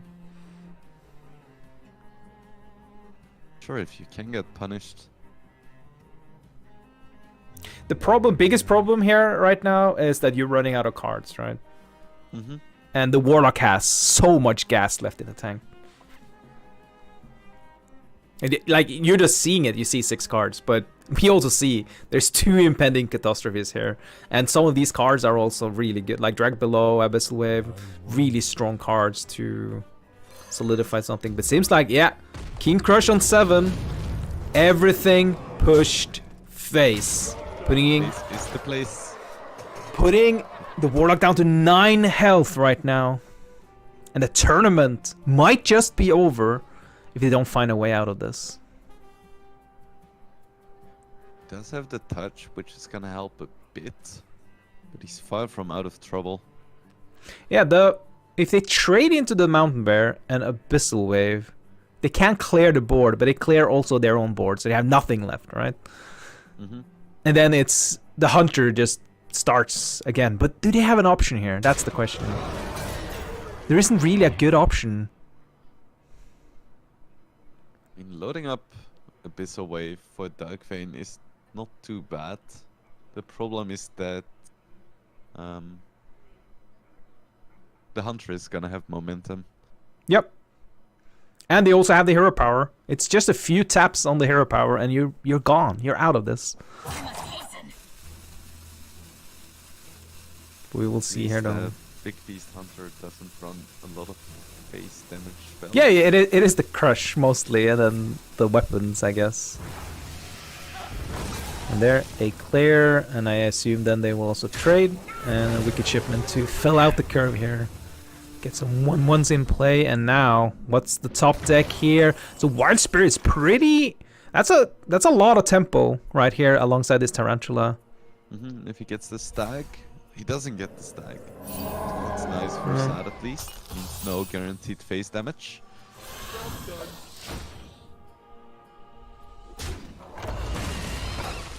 Ooh, Fell Rift being drawn. That's an important one. But yeah, Hunter is now sitting with very, very little. Oh, deciding to go for the Touch of Natrasim here. Going to Abyssal Wave. Into Abyssal Wave and clearing everything. Putting a bunch of curses in your opponent's hand.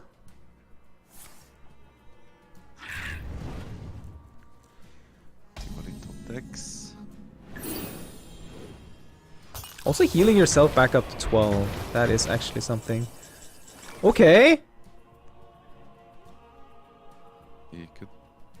It's a pretty decent. It's Discover. like an extra Mountain Bear, right? Yeah, Mountain Bear or Tarantula. Decide to go with the Mountain Bear. That makes sense. That's the most stats. Job's done. And 2 more friends. In fact, just basically saying, yeah, you need another Abyssal Wave here. Remember last turn when Dr. Yu had 1 card in hand and Yep. 1 minion on the board? And look at this turn here. Ooh, wow. And that's not the second Abyssal Wave.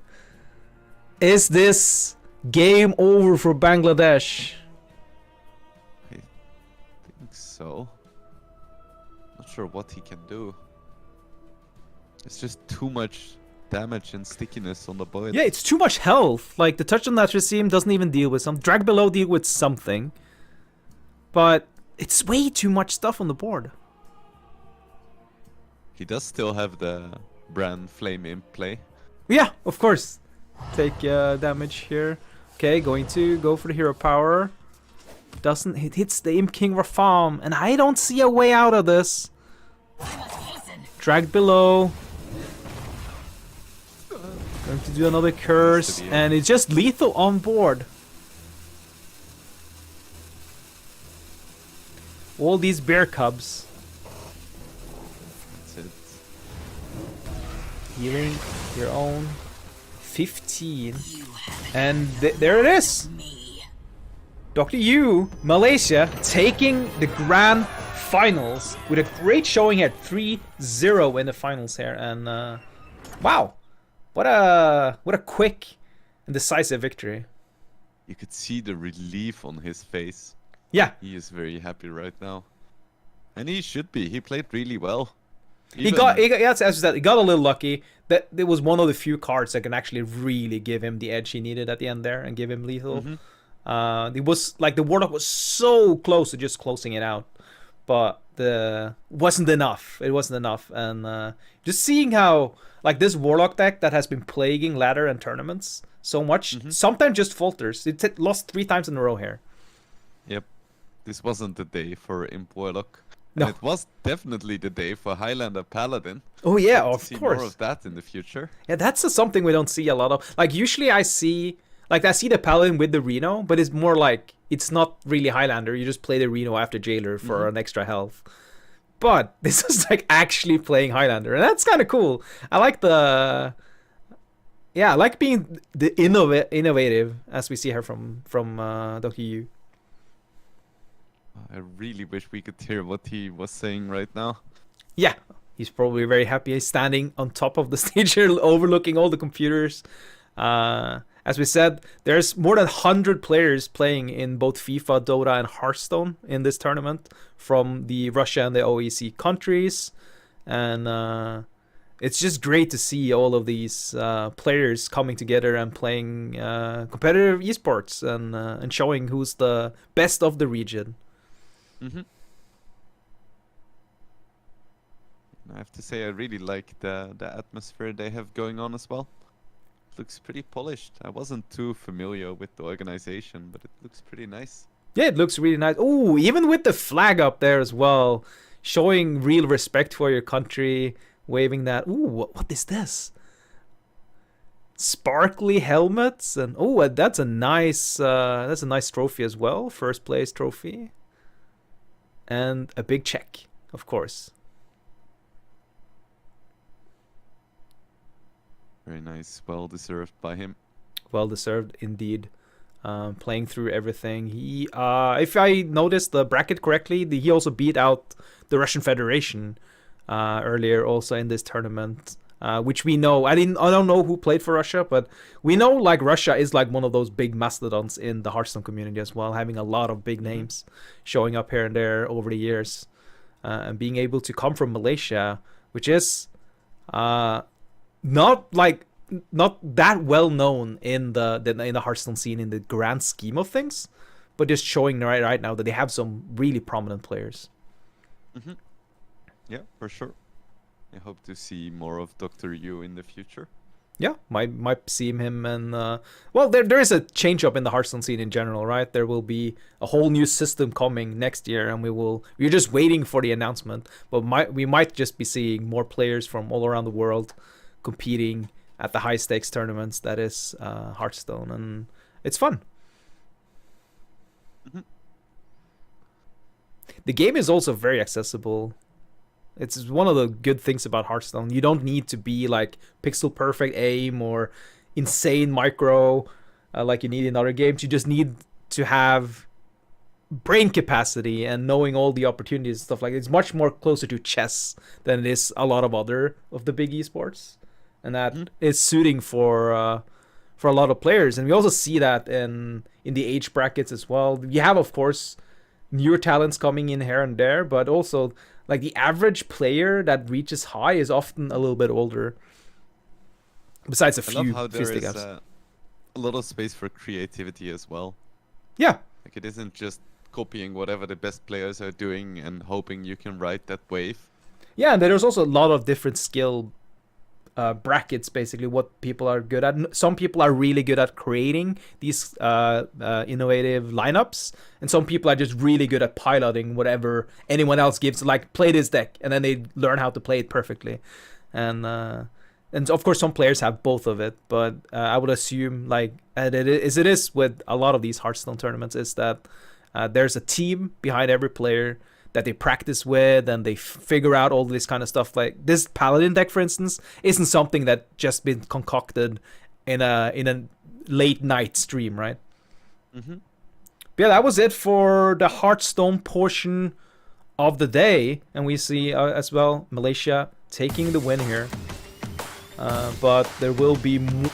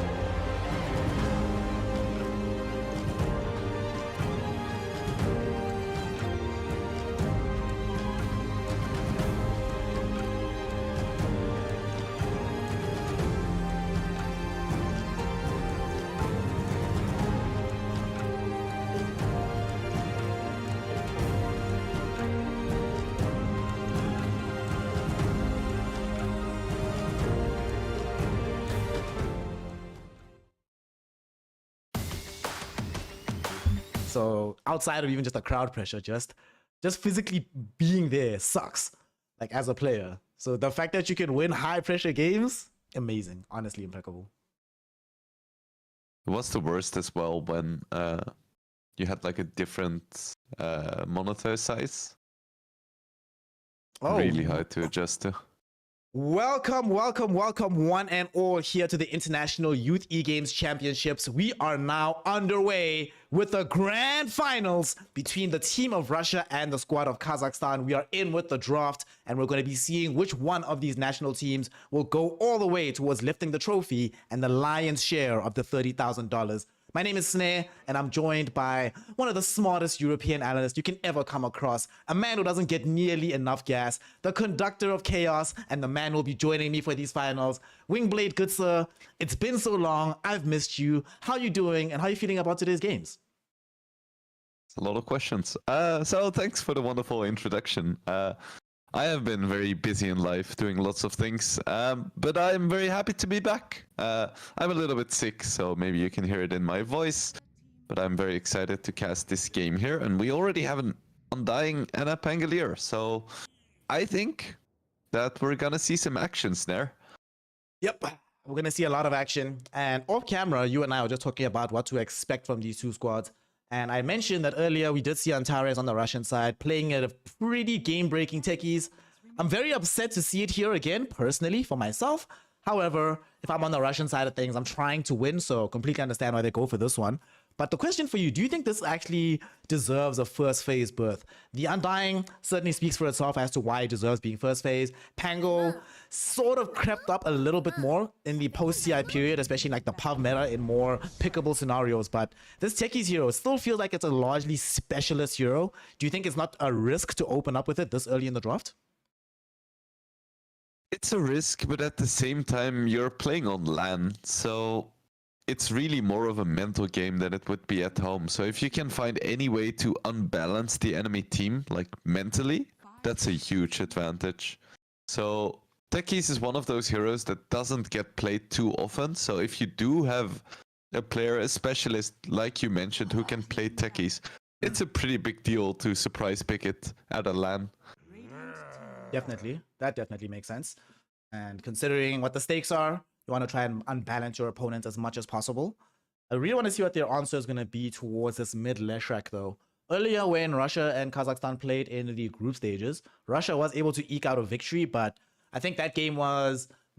The Kazakhstani draft was a little bit off kilter. It felt like they were experimenting in a way just to try and figure out what might be viable by the time we get to the stage of the contest. So we'll see what the answers are going to be deeper into it. Lina Bad, I'm glad that hero is not involved. I'm really glad there's no Brood and Naga, thank goodness. We already have techies. We can't have too much cheese in one particular game. Just limit us for us, guys. That's okay. It's fine. Yep. But Let's all go vegan. No more cheese. way too much cheese. What do you want to see though on the side of Kazakhstan here? Because generally speaking, when we've been seeing this Leshrac hero, he seems most successful either when he has some crazy duo in the offlane or if he has some insane battery from the mid/safe lane, whether it be a Baron, Io, any of these kind of heroes, Crystal Maiden as well. We saw also have pretty deep success at TI. So what do you want to see to buff up this Leshrac deeper into the draft? The CM you mentioned is actually really nice. It synergizes quite well with Undying too. I feel like Leshrac is a hero that's gonna do fine in lane regardless, but if you can give him that little extra boost, it's definitely gonna help. CM would also be kind of nice just to make sure that the Pangolier laning phase, at some point you have some option of killing him, not just having him swashbuckle away. So we'll see. Also depends on how exactly they want to play this Undying, because we've also seen a lot of variation and variability with that particular hero. But now, end of the second phase of bans. Woof! TI's been a long time ago. I'm also coming out of retirement. They decided to take out this Visage, so Kazakhstan will not have any access to amazing amounts of push potential to back up this Leshrac. So he's pretty much going to be their primary siege engine without having a Brood, a Beastmaster, or a Visage nearby him. And they steal away the Crystal Maiden on the side of Russia. This is kind of a nice idea, right? Steal this away. Like you said, it synergizes well with the Undying. You already know it does well with the Crystal Maiden. And now you get this hero on your side to allow these two heroes that don't necessarily have the highest cooldowns as your opening two to spam out even more of their spells. I'm not happy from a support player on the side of Kazakhstan, but are you happy from the perspective of the draft here? I think it's not too bad, because the 3 heroes that Russia picked up so far are fairly squishy. And if you just get a strong BKB or Magic Immune carry, you're probably gonna have a pretty good time. So I can see the lane being difficult, and the fact that you have like a Techies and a Pangalia that can spam really high. That's gonna be rough, but this Dusk Mirana follow-up is pretty nice. Because both Techies and Crystal Maiden are quite vulnerable to just being bursted down completely. And you also get access to these hilarious interactions where you can dodge the Techies blast off with a snowball. It's always really funny whenever I see it happen. I'm wondering though, in this game, who plays offlane? Is this offlane Undying or offlane Tusk in this situation? Probably Tusk, I would say. I don't think it matters too much. Both of these heroes are just gonna be annoying tanky threats on the map. That definitely makes sense. And we also have this Mirana, Moonlight Shadow, very good spell. And gonna force these supports to spend quite a lot of money on vision. So good luck for the economy on the CM and the Techies in this game. I'm also I've always been curious, why do you think that we don't actually see that much Tusk Mirana? Like, you would imagine that there's some degree of natural interaction, right? Easy setup for arrows, just major gank ability, and very versatile, high mobility heroes moving all across the map.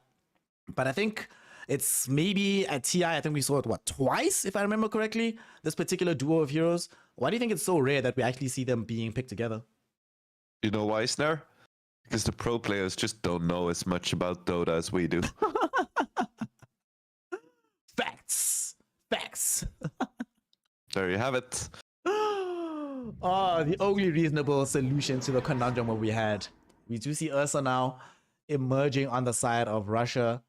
So BKB will be bought by him. There's not a lot of physical damage output on the side of Kazakhstan at the moment. At some point in the game, they're also going to run out of burst damage, so they're really going to struggle to kill this Ursa.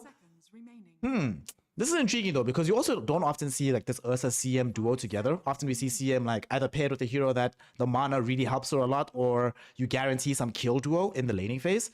With Ursa, that can happen, but doesn't seem like the most natural combination of heroes. How do we feel about this Ursa here, Wingblade? I think it's okay. We spoke about either Tusk or Undying being the offlane hero of choice. And both of them are tanky melee heroes, and that's exactly what Ursa likes to play against. Absolutely. Laning phase is not going to be fun, and then no matter who goes into that offlane, right? It actually now you probably have to play Tusk, because you can't take the risk of just having Tombstone eviscerated in the laning phase. Later on, I suppose it becomes a little bit less relevant, given that you're supposed to be positioned further away from the Ursa. But yeah, in the laning phase, well, that's probably not going to happen. And I guess when you play the Tusk in the offlane, you can do like some ice shot, snowball shenanigans when you start to really feel under pressure. So we shall see. Kazakhstan removing even more push in the Lycan. Drow Ranger not going to be available as well, as Russia does not want to give them this range carry to play into the Ursa. So hear me out, hear me out. You're going to hate what I'm going to say, but hear me out, hear me out. There's a lot of games where you see this Venomancer, No. I am leaving the cast. Although Venomancer would be, for the laning phase, a pretty good pick. I was going to suggest Razor, and we have the Leshrac just be the primary actual core in this game, and then the Razor's only role is to just try and leash up this bear, prevent him from actually dishing out damage in the midst of this team fight. Yes, you're gonna leave yourself a little bit gimped in overall physical damage output, but the way it feels right now is that without the Ursa, Russia doesn't have that much damage output themselves, so Kazakhstan could try and exploit that by just removing Ursa from the game effectively. So what do you think? Even if it's not Razor, but just the idea of doing what you can to just anti-carry him primarily, the Ursa.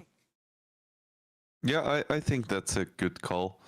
I'm not sure if Razor is the hero because there is a lot of like burst magic damage on the Dire as well, and even if you do get the link off, there is a pretty good chance that Ursa still just hits you and kills you with the Fury Swipes. But I think the idea is solid. You know that Ursa is going to be the win condition, so you can draft around it. You already have a lot of control in your supports. You have the Snowball, you have the Shards. So if you just pick like a mobile carry and buy some force staves, I feel like Kazakhstan could be in a decent position. So in terms of a mobile carry, they end up going for the Shadow Fiend at the very end of the draft here. So safe lane SF, okay. You can get the range options that you're talking about in item-wise through the Hurricane Pike at some point. We also have seen a lot of these Shadow Fiends still even now opting for the Blink Dagger build, so that's another option of mobility. Potentially, we still have the Tusk Snowball at some point. And also we have the Sphere mechanic, which is surprisingly annoying for an Ursa to deal with, because then you have to trigger your defensive spell / item much sooner than you might want to otherwise.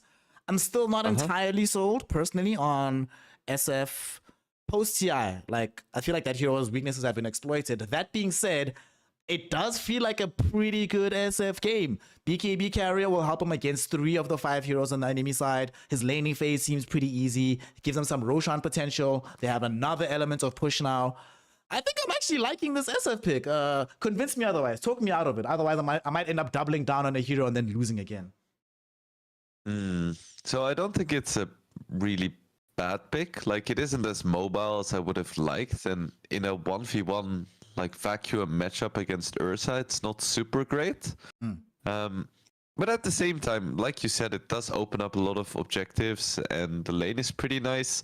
I am a bit worried about Team Russia snowballing though, because SF is kind of a feast or famine hero. If he dies twice, his game is pretty much over. He destroys his items, he buys Shadow Amulet, you know, we've all been there, right? And when you play against like Ursa and Techies and Pangolier, that's the kind of game where your teammate's gonna destroy items. Yep. It's not gonna be an easy one. Alright. Wingblade. Normally I always put you on the spot and make you pick who's gonna win. But this is our reunion, our first time casting together in the post-TI season, and we have a grand finals on our hands here for the Russia's youth championships. No! Forget he said that. Strike that from the record. Ignore Wingblade on that one. Don't even listen to him. You see, now I have to say Kazakhstan's gonna win on this one, you know? Watson, show them what's up, fam. Show them exactly what's happening. And also, if I'm honest, I do not want to see Goblin Techies win. Every game, every single day that a Techies player loses Dota is a happy day for me. So let's go Kazakhstan here for game number 1 in the grand finals. Let's talk about how these lanes are going to break down though, because the one hero we didn't really discuss all that much was that last pick for Rabel, the Zeus in the mid lane. Obviously, it's going to give them some additional burst damage. It's going to give them... just this hero is always going to be... You have to always think about this, right? Where the Zeus is going to be at some point. What does the early laning phase look like between himself and the Leshrac, and who has to come in from the side to ensure that one can win out over the other? I mean, both heroes are gonna farm because they're like intelligence heroes with spammy skills. Oh, actually... Oh, wait, wow! Okay! We are being a silly goose because it's Tusk mid. And they go double ranged against Ursa. I do quite like that, because I was gonna say, well, Lesh and Zeus are just both gonna farm. But against the Zeus, a Tusk is also gonna farm. And now this top lane is really scary. Okay. Looks like on the side of Kazakhstan, they were watching TI. Nicky Cool gonna do his best impression of 9 in this game. You're like, wait, 9 can play Tusk mid? I'm gonna do this. It's fine.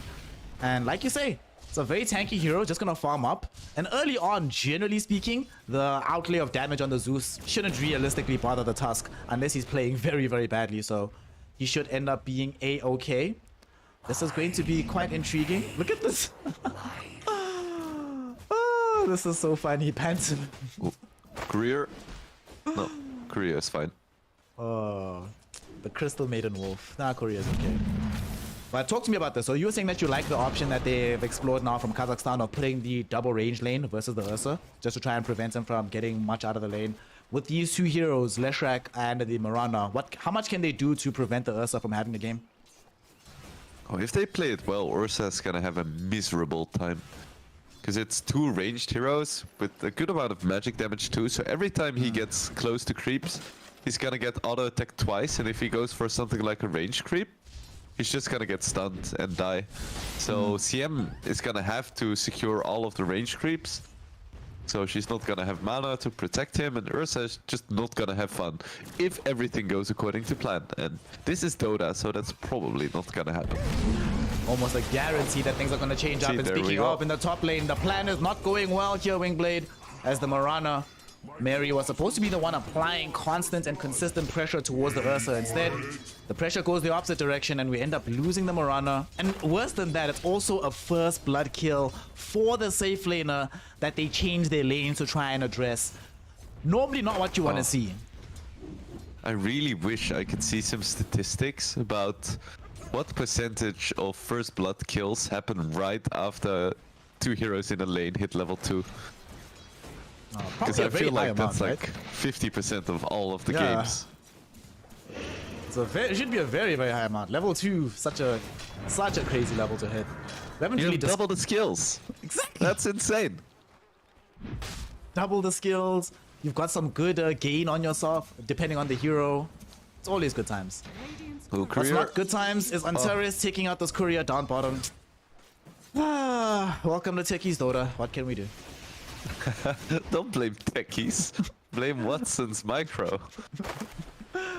Watson sort of only realized a little bit too late that, oh snap, courier is under siege here. And they had a little bit of vision, so they saw it coming. Something else to talk about though is you're talking about how much pressure they can put out into the top lane onto the Ursa with their spells. One thing is that these heroes also have some fairly decent gains, as we see them just jumping onto Pantomime, bringing down the Crystal Maiden on the top side of the map. But they all have very decent stat gains on both Leshrac and the Mirana. Doesn't it feel like, especially once level 4 hits, that lane is sort of impossible to play just with sheer harass coming in onto the Ursa? Yeah, think that even with the first blood kill for Ursa, Kazakhstan is still heavily favored in that lane. Like, hard sure, they place to messed be. up level 1, but it's not gonna change anything about the equilibrium of the lane. Mid lane. Speaking of equilibrium, so far it's like you mentioned, just a farm fest. Nothing of real interest happening here, and because there's so much brawling happening on the side lanes, not many opportunities for rotations. Also, I guess, you know, Tusk being mid, he's the hero that you would normally bring for the rotation, so who's gonna make the big move, right? And you can't necessarily leave the Leshrac all by his lonesome. But let's quickly talk about bottom time. We haven't really talked about this outside of Watson mis-microing the courier. How do you make about how things have been progressing? Is this what you would expect given the configuration of this bottom side of the map? Yeah, kinda. Tekis is not a great lane support. Pango is not a great lane core in a dual lane. And SF just shits on every hero in the safe lane pretty much. Especially when he has an undying support. He can be so aggressive. So yeah, this bottom lane is gonna be a slaughter.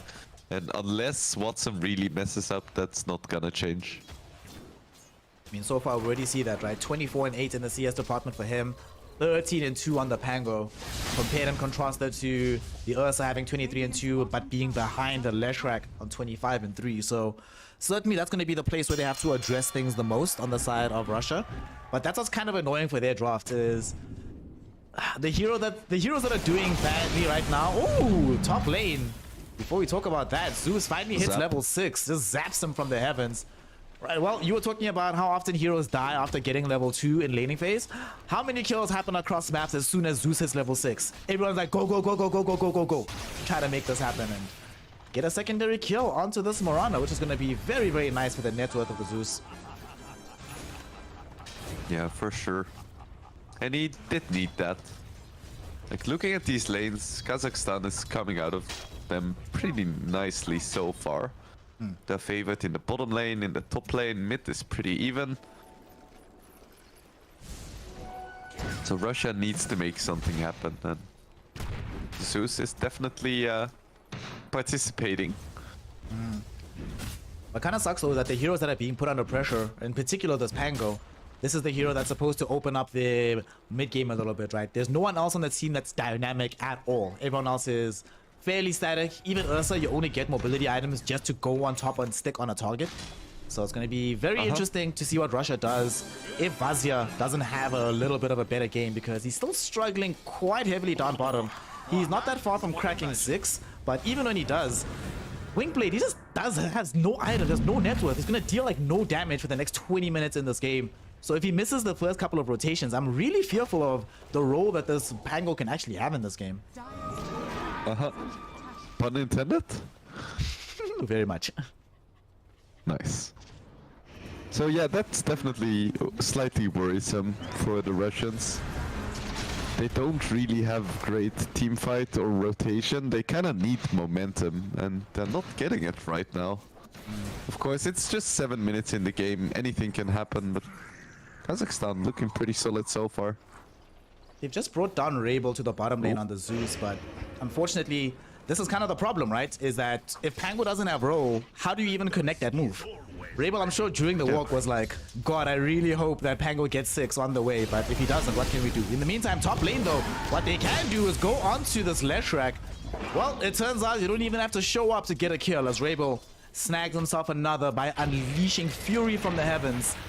So that's 2 kills picked up thanks to the Thunder God's Wrath, but so far, it's only really the Zeus that's been able to make things happen in that way, using the Thunder God's Wrath. Yes, they are ahead on kills, but it doesn't feel like they're affecting the game state that much.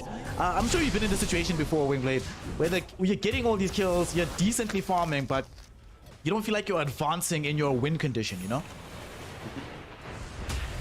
Ooh, they're Nice just barge. gonna miss. Rabel, they might still actually get this kill back onto Nikki, but they ran out of damage, unfortunately, and they've already committed the Thunder God's Wrath. Pantomime should be a little bit careful here. We've seen what these Tusk players can do, especially when you have access to the Warrior's Punch with a hero that has such low HP. But ultimately, nothing ends up happening. So 1 kill happens in the top lane, 1 kill's happened bottom and both of them in favor of Russia, but it feels like I'm still waiting for a what next moment. Mid? This might be the what next? No, Malvin is here, it's fine. He's got access to Soul Rip, it's cool. It's all Gucci. I think Russia's just waiting for the Battle Fury on Ursa. They're not in a rush. Ooh. That was big damage down bottom coming in from Watson.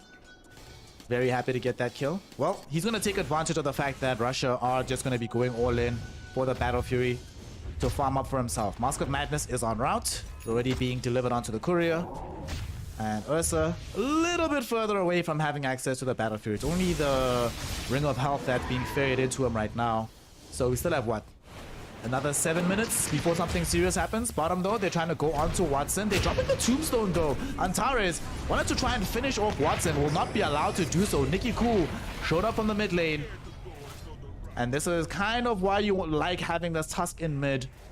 Give him some farm, can show up, make things happen, saves the life of the SF, gets a quick kill, allows them to maintain lane equilibrium, and looks like he'll be back middle even before the wave gets close to the tower. Good times.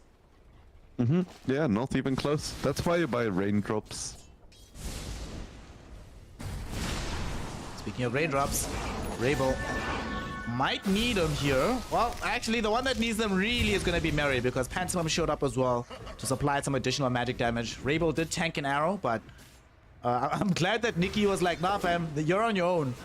If it wasn't my palms, my Tusk would have come over, died as well. But here, you know, he's on a professional level. He's in a grand finals, Wingblade. He knows better that the life of a support is worth less than the life of a range creep in lane. What a G. True. They're just kind of walking wards that can place sentries. Mid lane. A nice kill. Very nice kill. This time around, it was the supports that made that one happen. Both of them from the side of Russia showing up.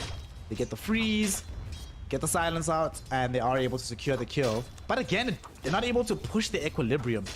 This is, honestly, if I'm being honest, Wingblade, somewhat frustrating to watch, because I can feel their frustration. It's like, well, I'm killing these heroes, but lane equilibrium is not really changing. I'm not out leveling anybody. We're not taking over the jungle. We haven't been able to plant anything more than this one somewhat aggressive ward.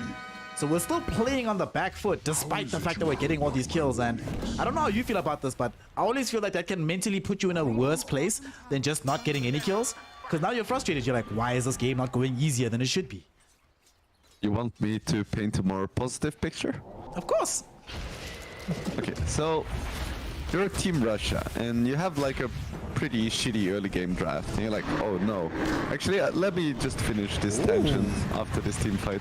So the first person to go down is going to be the mid laner of the Tusk. The heavens open, and Pantomime is going to be able to get a double kill off of the damage of the Zeus. There's nice freeze onto the Leshrac right in the midst of this tombstone. The Split Earth will connect onto Pantomime, but Pantomime, just after dying, might at least be able to contribute to the death of Modeto.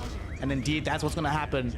As these three heroes have fallen, they were going to try and kill Munkushi on this Ursa, but somehow, some way, during that incursion into this dire jungle, they all end up dropping like flies. So Russia respond en masse. Every single one of their team was in the top side of the map to try and prevent this move, and they do save the life of the Ursa. Okay, that's definitely a positive sign. You see, now you have a springboard for a positive communication about the squad. Yeah, so you pick a lineup that's not really strong in the early game. You have like Ursa and Zeus that become like super strong in the late game. And you're kind of worried, right? Because, well, your early lanes didn't go that well. You kind of got outdrafted. Like, top, bottom wasn't too great. And then you look at the kill score and you actually have more kills, which means that even though at this stage of the game your draft is way weaker, you still somehow manage to outplay the enemy team. And then it's only gonna get better because your heroes skill better. So what's the problem? It's all sunshine and roses. This is why we pay Wingblade the big bucks to bring us this positive analysis. They are trying to get a quick kill onto Antares in the mid lane, and unfortunately for him, or for them rather, he is playing very well with his positioning, so will not get caught out, will be allowed to survive this. So they're gonna have to slow siege this on all sides of the map, which again is great because the point that you're making about how Russia's draft is gonna scale as time goes on, Kazakhstan's draft is supposed to be better at taking objectives right now. They have several heroes that are supposed to be able to do so, and yet they're the ones that end up losing their first tier 1 tower. They're not really in a position right now to make the easy swap. To do so, they had to drag Watson all the way to the top lane. But I think Russia might be poised to respond to this, and indeed they are. They're going to smoke up. They understand exactly where the move is coming from Kazakhstan, and they're in the road to intercept this. But it's a bit of a dangerous approach, Wingblade. I don't know if I really want to jump this fight. I think they might be better off just pushing middle instead. This feels like a very weird fight to take at this point in time. Yeah, there is no reason for them to run into 5 Kazakhstan heroes.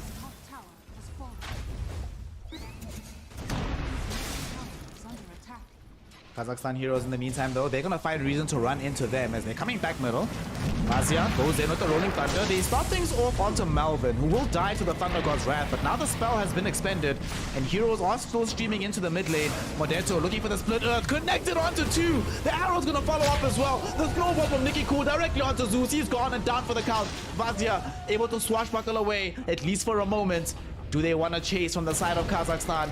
They're gonna still go for it, and with the ice shots, Nicky Cool gets the kill with maxed out shots, and they're not done just yet. Snowball catches up to Pantomime and brings him down as well.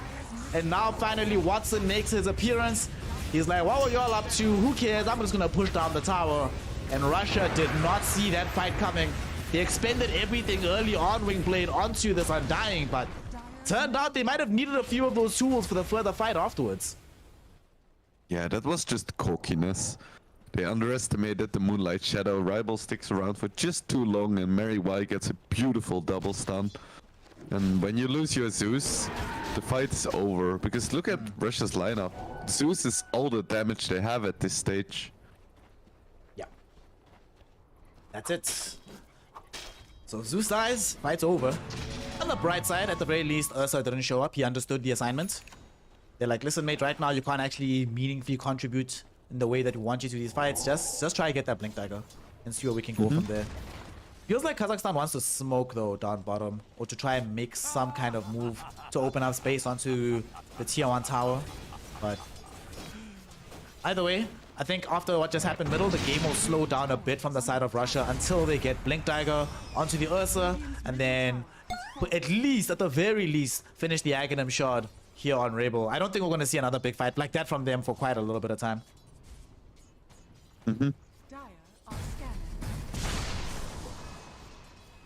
Let's see. I kind of want to see SF's items, but Blade. Whoa! in trouble. An E-Blade just arrived, so quick reveal there coming in from the Zeus. Shows it off onto the Tusk. They're not done just yet. They also might want to take down this young Undying, who is not living up to his name at the moment, as he loses his life. Top lane Watson, she had to start thinking about getting back into safety, and they are actually making a line towards him. So one of two things I feel like can happen here, Wingblade. It feels like they either want to kill him and position themselves to quickly sneak a Roshan, or they might just, with the 2 heroes being down, you know, that's 15 seconds, not that long, but with a Ursa that has maxed out Fury Swipes, they might be able to get Roshan low enough that they can just take it by proxy. So what do you think? Where are they going for this? The kill onto the SF or rather into the Roshan pit? I think you would rather kill SF. Because if you kill SF, you can take Roche afterwards. But it's... not sure if they see him here. Let's see. Don't think they do. This Roche is really risky. There is an arrow, and they don't have the best vision. Let's see how It's quickly gonna this be Roshan is fast, gonna go though. down. It's very fast. So that's the thing. It's already less than half HP. So if they want to fight for this, it has to be now. Munkushi did get tagged by an arrow, but it's too late. They already got it. Rabel also made sure, just in case there were any blink daggers, he doesn't know if there's blinks just yet, but he covers the retreat with the Thunder God's Wrath, ensures that they can't get caught inside the pit, and that allows them to leave. Oh, and look at this! They drop down some sentries in the river, use that chance to just jump in and kill this Marana, but it might cost the life of this young techies. At the same time though, Undying barely able to stay alive thanks to the fear sending back the bear. They do lose the techies on the other side of the fight. And have now taken down the CM. Rabel in trouble, getting chased down by Modeto. He needs to get away from this Leshrac ASAP, but it's taken too long. The Lesh able to get the damage out. And Vazia and Munkushi, they know they can't catch the Leshrac. And worst of all, they know that Mana's gonna come back onto this hero, and that also equals damage, so they're forced to abandon the chase onto the Lesh. But despite the fact that they get themselves the Aegis of the Immortal, they still end up losing 3 heroes. And to make matters worse, Wingblade, they're the ones that started the subsequent fight. Yeah, I feel like it's just kind of cockiness. They think that they're stronger than they actually are. You do need to respect a Lash with a Bloodstone. Like, eventually Ursa's gonna be able to burst him down, but for now, it's quite difficult actually. And Watson doesn't have a BKB yet. Oh wait, it should be in the career. Yeah, it's in the career. It's in the career. It's on route. I was about to say, where's his money, actually? Like, what the There hell's is no going way on? he goes for a Mask of Madness Mithril Hammer into Shadowblade. That's like some Herald stuff. Oh, that would be Watson just showing us how confident he is about the prospects of this game. So, speaking of BKBs, Munkushi well on the way towards picking up one for this Ursa Bear. Then at that point, then things get really awkward because it's only really the SF that's a threat to him. But speaking of threats, a fight starting on the other side of the map. Tombstone dropped onto the high ground with the full ultimate from the Leshrac. They've melted down the CM. Antares follows them with the techies. Rabel helps to get some quick revenge with the Rolling Thunder and the Thunder God's Wrath. They've already gotten down the Lesh as well as the Tusk. Munkushi in the fight onto Watson, claws him down to death. Rabel gets an ultra kill somehow in that fight. And when they clean up Melbourne, they make it a full team wipe, and they even get the Tombstone. All right, Russia. Last time around, they felt like they were stronger than they were. This time, they show that, no, we really are this strong. And they demolish Kazakhstan on the high ground. Yeah. Damn, that was a lot of damage. Yeah. There was some hesitation from Munkushi at the start, but then he saw how quickly people were dropping. That's just another reminder not to fight uphill. Even when you have Tombstone. It was a beautiful initiation by techies. He had like full vision. And at that point the fight was pretty much over. I can't believe we have to live in a world, Wingblade, where techies initiations are the differentiating factor in these fights, but yet here we are. Yeah, Ends it's up awful, keeping them isn't it? alive. The worst thing ever. Rabel, speaking of techies, wanted to jump onto Melvin and Mary, but they're actually going onto Rabel first, and Rabel After getting split earth, stands no chance. Pantomime also really in a dire state as Watson will raise him into oblivion. 2 heroes have fallen here. And Russia, there seems to be a trend in this game where something will go positive for them, then they'll slightly overextend in the next few minutes, and they'll lose a bit of the gains that they've gotten. The question is, do they lose map control off the back of this? Unfortunately, I think the answer is going to be yes, because Nikki has already been pushing in the top lane, and this Pango actually needs to be a bit careful. He might die if he sticks around for a little bit too long.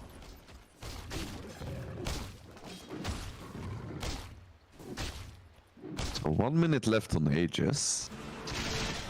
Do they want to defend this tier 2? It looks like it. Oh no. Well, That Pango. Well, I think he stuck around too long. That's going to be a tier 2 tower. But he might have protected the tower, though, because he's been clearing out these waves. He's been giving time and space for the rest of his team to still come in.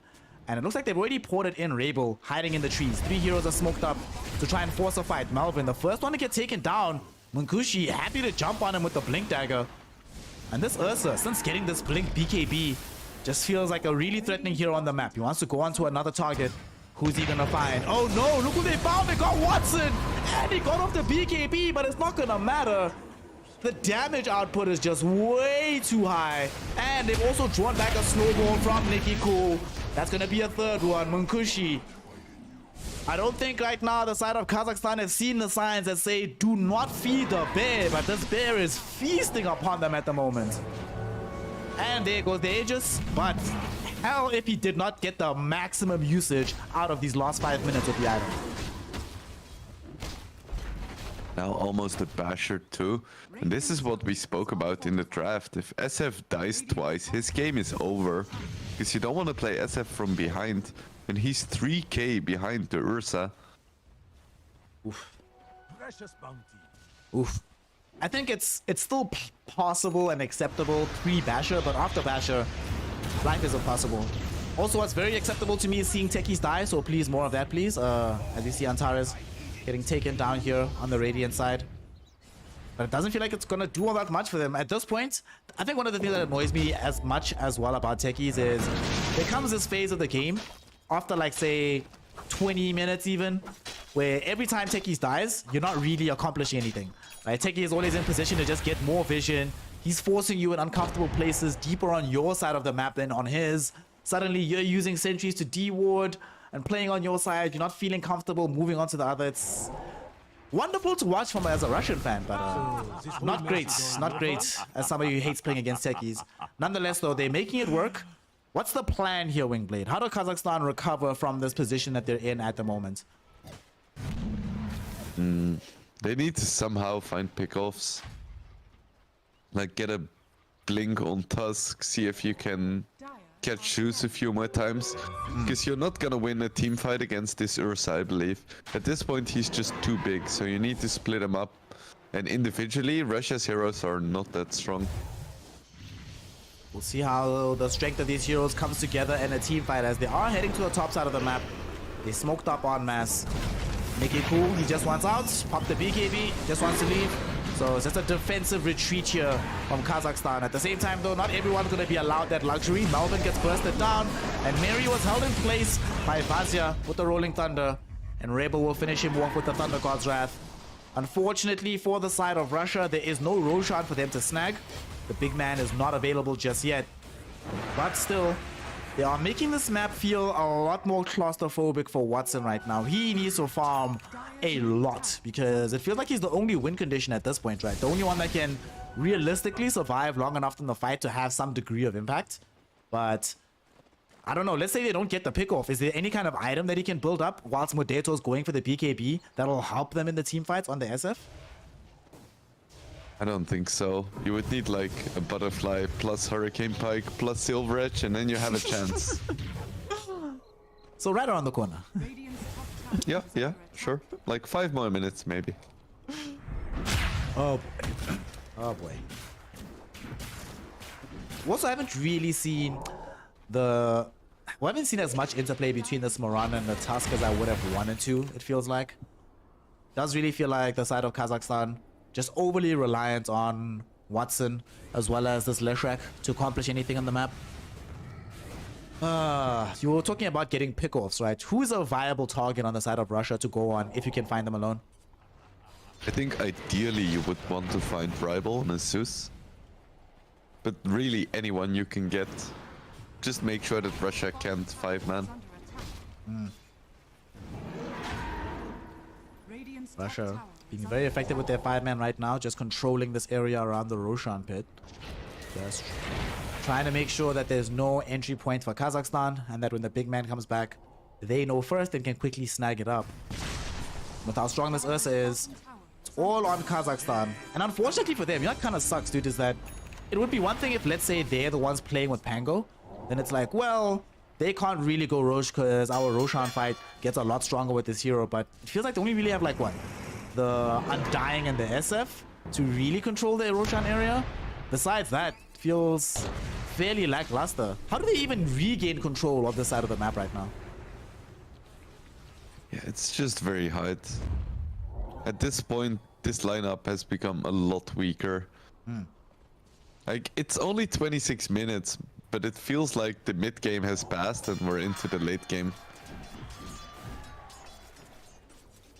Like, they can no longer individually maneuver on the map. They only can go for 5-man smokes or 5-man defense. Just doesn't feel great.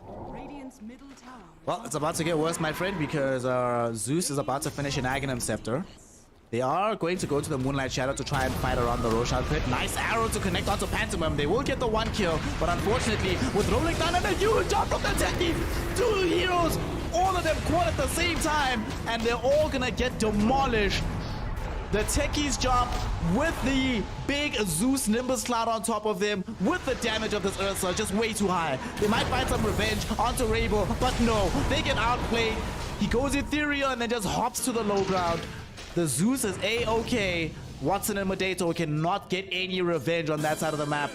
Yes, they are able to kill the 2 supports, but at what cost? Making this bear even stronger at this point. And they're forced to flee. Guess what just happened? Roshan is back. There's no way they can defend the pit, so they're gonna get a second Aegis for free on top of winning that last team fight when played. Yeah, and that's gonna be a shot as well. Radiant's middle tower is under attack. Oof. Just really unfortunate. And we have to give props to the techies. These initiations are impeccable.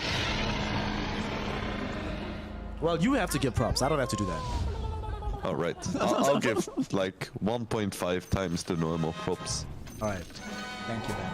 I appreciate it. Mid lane, they're gonna try and get some revenge, but great reactions coming out of the Pango, and there comes Techies yet again, forcing a BKB charge out of Nicky Cool and splitting the fight very effectively. Now this Rolling Thunder, it might still be able to get a kill. Nicky Cool has been isolated from his team and killed, and because they don't have any backup for Modato, he ends up losing his life as well. Watson forced to flee on this SF. He got blinked onto by Vazia, who had the correct read, but just at the last minute, the SF was able to escape. He's still chasing though, really wants to try and find this Mirana. In the trees, there's no bash, so no way to cancel out the CP. Just gonna be an escape quickly from the Mirana, but his compatriots not as lucky. And my goodness, yet again, Techies. Well, again, I can't give the Techies props. So Wingblade, please explain how good it was, that move that he made in the mid lane to split that fight and ensure the team the victory. I mean, it was pretty good, but I also have to give a lot of credit to Vazia for his quick reflex.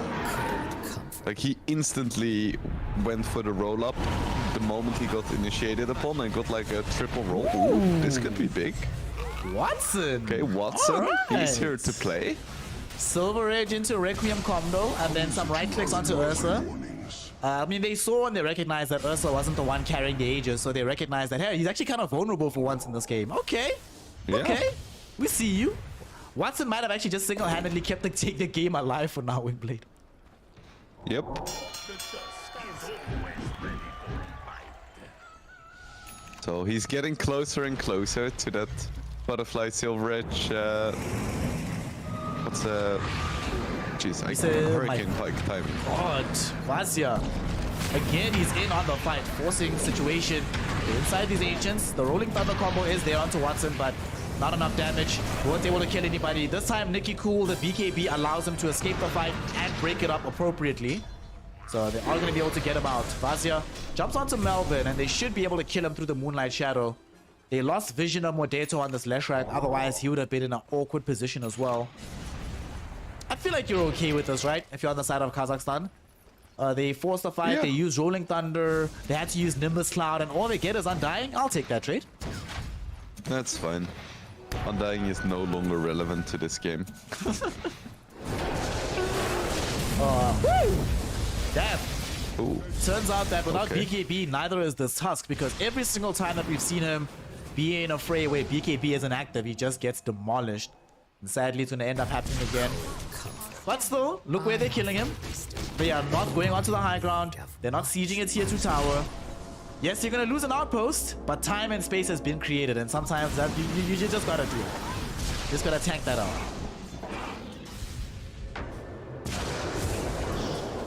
And this Zeus really hits hard. My goodness.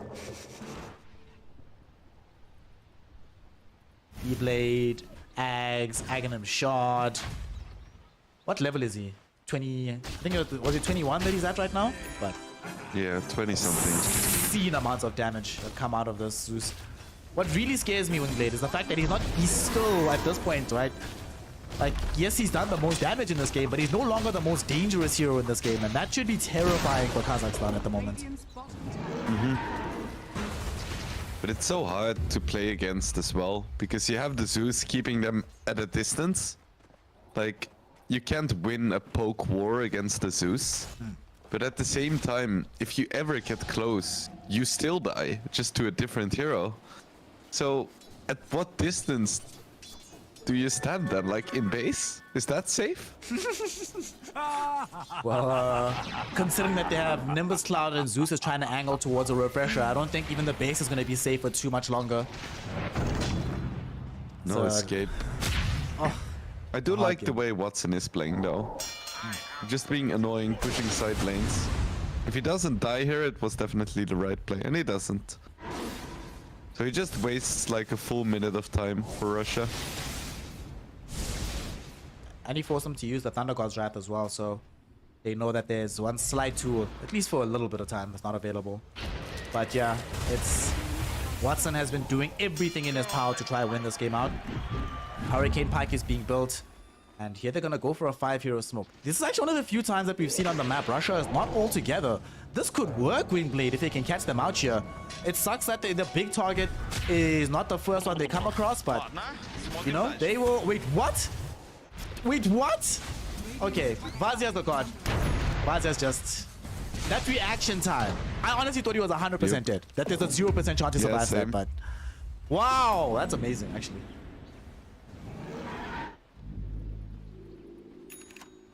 I was confused for a moment as well, but he more was punched the creep. It's always hard to tell.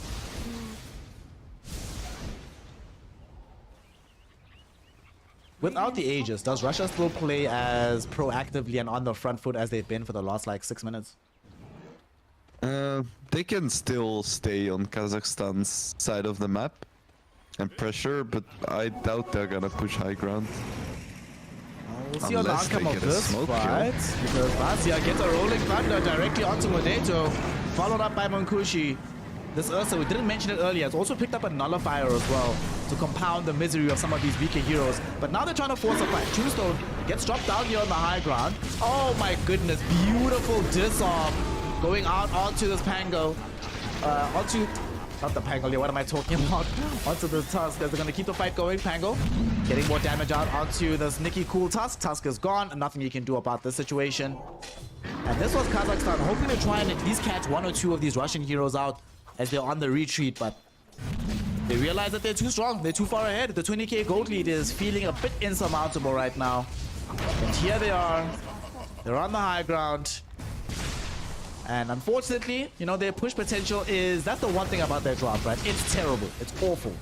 But when everybody who matters is dead, and the only other person who matters that's not dead can't really approach the fight, like you said, there's no effective distance he can fight from, then who cares if your pushing potential is slow? You'll get there eventually.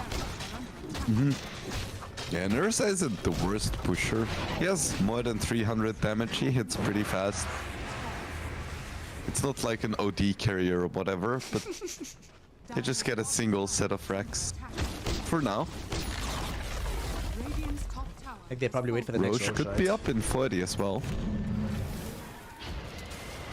Get the next Roche. You have access to the refresher now. So then you have double Thunder Gods, either double Thunder Gods or double Rolling Thunder for a game like this. But I think given how things have been going, they'll probably go double Thunder Gods, especially since you went Octary. Jeez, dude. Oh, wow. Must not be fun to be a support in this game, especially now that Ursa's also got a Swift Blink. So what kind of sucks about this Wingblade is that there's not even like one defensive item you can buy, right? Oh, who BKB'd? Oh no. What's in this BKB? Oh, from bad to worse, my friend. You are in need of much more. Yeah. Life do be like that sometimes. The question is, did they see it? Because if they saw it, they definitely come high ground. But if they didn't, they might be for Roche. Yeah, with how they're positioning, I think they did as well.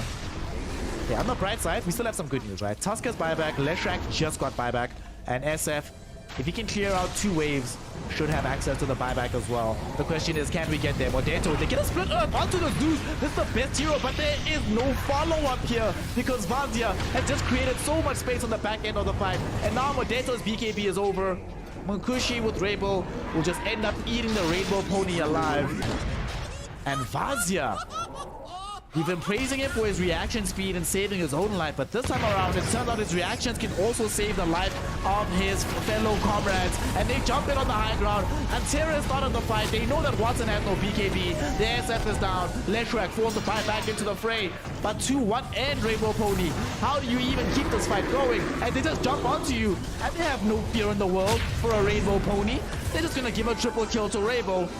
Once they wipe out Nikki, it's gonna be an ultra kill. Come on, y'all. You might be in the base, but do the right thing. Give him a rampage. That's what we want to see. As GG well played has been called. Rabel and the boys demolish the Kazakhstani side and take game number 1 in emphatic fashion here, Wingblade. Damn, what a performance coming out of them. Yeah, not bad. I mean, we spoke about it at the start, but Kazakhstan just didn't manage to do enough with the start that they had.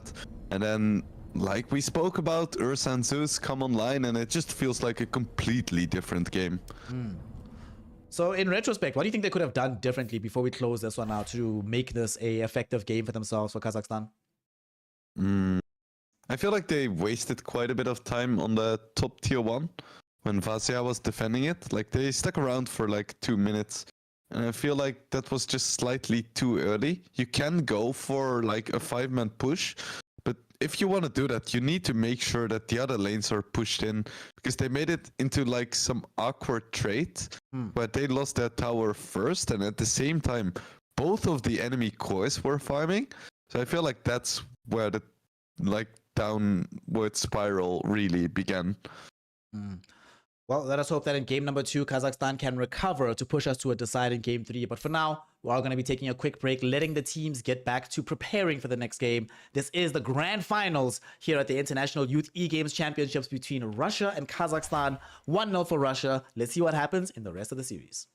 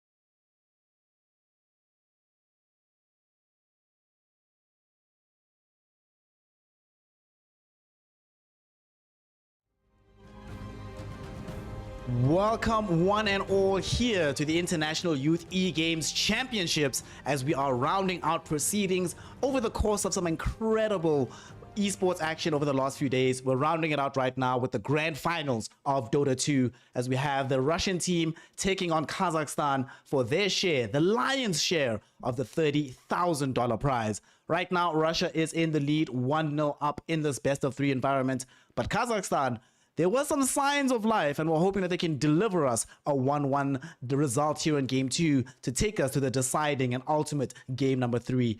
Of course, to help bring you the action is myself, Snare, and I'm joined yet again by the conductor of chaos. Not as much chaos as we would have liked here, Wingblade, but good sir, tell me, you're much smarter than me about Dota. How does Kazakhstan ensure that we can actually have a Game 3 based on what you saw? I feel like a lot of it's gonna come down to individual performances. They really need to shine. They need to have the comfort heroes. I feel like that's the way to beat a team like the Russian Federation. Last game, I feel like they were just like too team-oriented, which is a weird thing to say in competitive Dota, but I feel like it's kind of a trap where you're playing on LAN and maybe you don't have that much experience, so you're like, okay, we need to constantly 5-man and that's how we're gonna win, but then you just end up being out-economied, out-farmed on the map, you're gonna lose map control, you're gonna lose roach, you're gonna lose objectives, you're gonna lose the game. So just pick heroes you're comfortable with and take it from there. Don't make it too difficult. It's an easy game, just destroy the enemy ancients. Just destroy the enemy agent. I don't even know why y'all at home are losing MMR. Wingblade has told us the secret to just grinding it out. Just destroy the ancients, no problem. Thankfully as well, they've made their life substantially easier by banning out this Naga as well as the techies. And now though, well, I said easier. I might have to take that one back because we do have this opening pick on the Broodmother coming in from the Russian side. So normally, of late, this hero, at least in competitive play, is usually just banned all the time, right? Is it one of those situations where because we don't see him as much as others as we normally used to, is Kazakhstan going to be unaccustomed to playing him, or might it be a situation where Russia themselves are unaccustomed to using him, given the fact that this hero is just always banned normally in the first phase? 10 seconds remaining. I feel like dealing with Brood is harder than playing Brood. And it doesn't matter how many times you play against this hero, it's gonna be a painful uphill struggle the entire way through. Brood so we'll Mama. That also means we're going to get more Wraith Packs this game. Wonderful. Timurso coming out on the other side for Kazakhstan. What do you make of this hero? I think they played this hero earlier today as well, if I'm not mistaken. And to me, it feels like this hero is in just somewhat of a weird place in the meta overall. Where do you place in your like internal power ranking? Like, where do you place Timber, and what kind of drafts do you think he succeeds the most in? I would place him relatively low. I don't think he's super strong right now, but I did say pick comfort heroes, and when you pick Timber in the first like phase, you know it's a comfort hero, so I do approve of that. And I guess it's one of the heroes who doesn't really die to Brute. Like, you're not gonna shut it down, but you're not gonna die to Brute, and you can defend towers pretty early, so that's nice at least. That's actually a very good point, right? That oftentimes you do see these Brutes taking over a side of the map and nobody can play there. Not only can you defend with the Timber Sword, but there will be periods of the game where Timber, you can send him off and say, listen mate, we're getting too much pressure on that side of the map, go deal with it.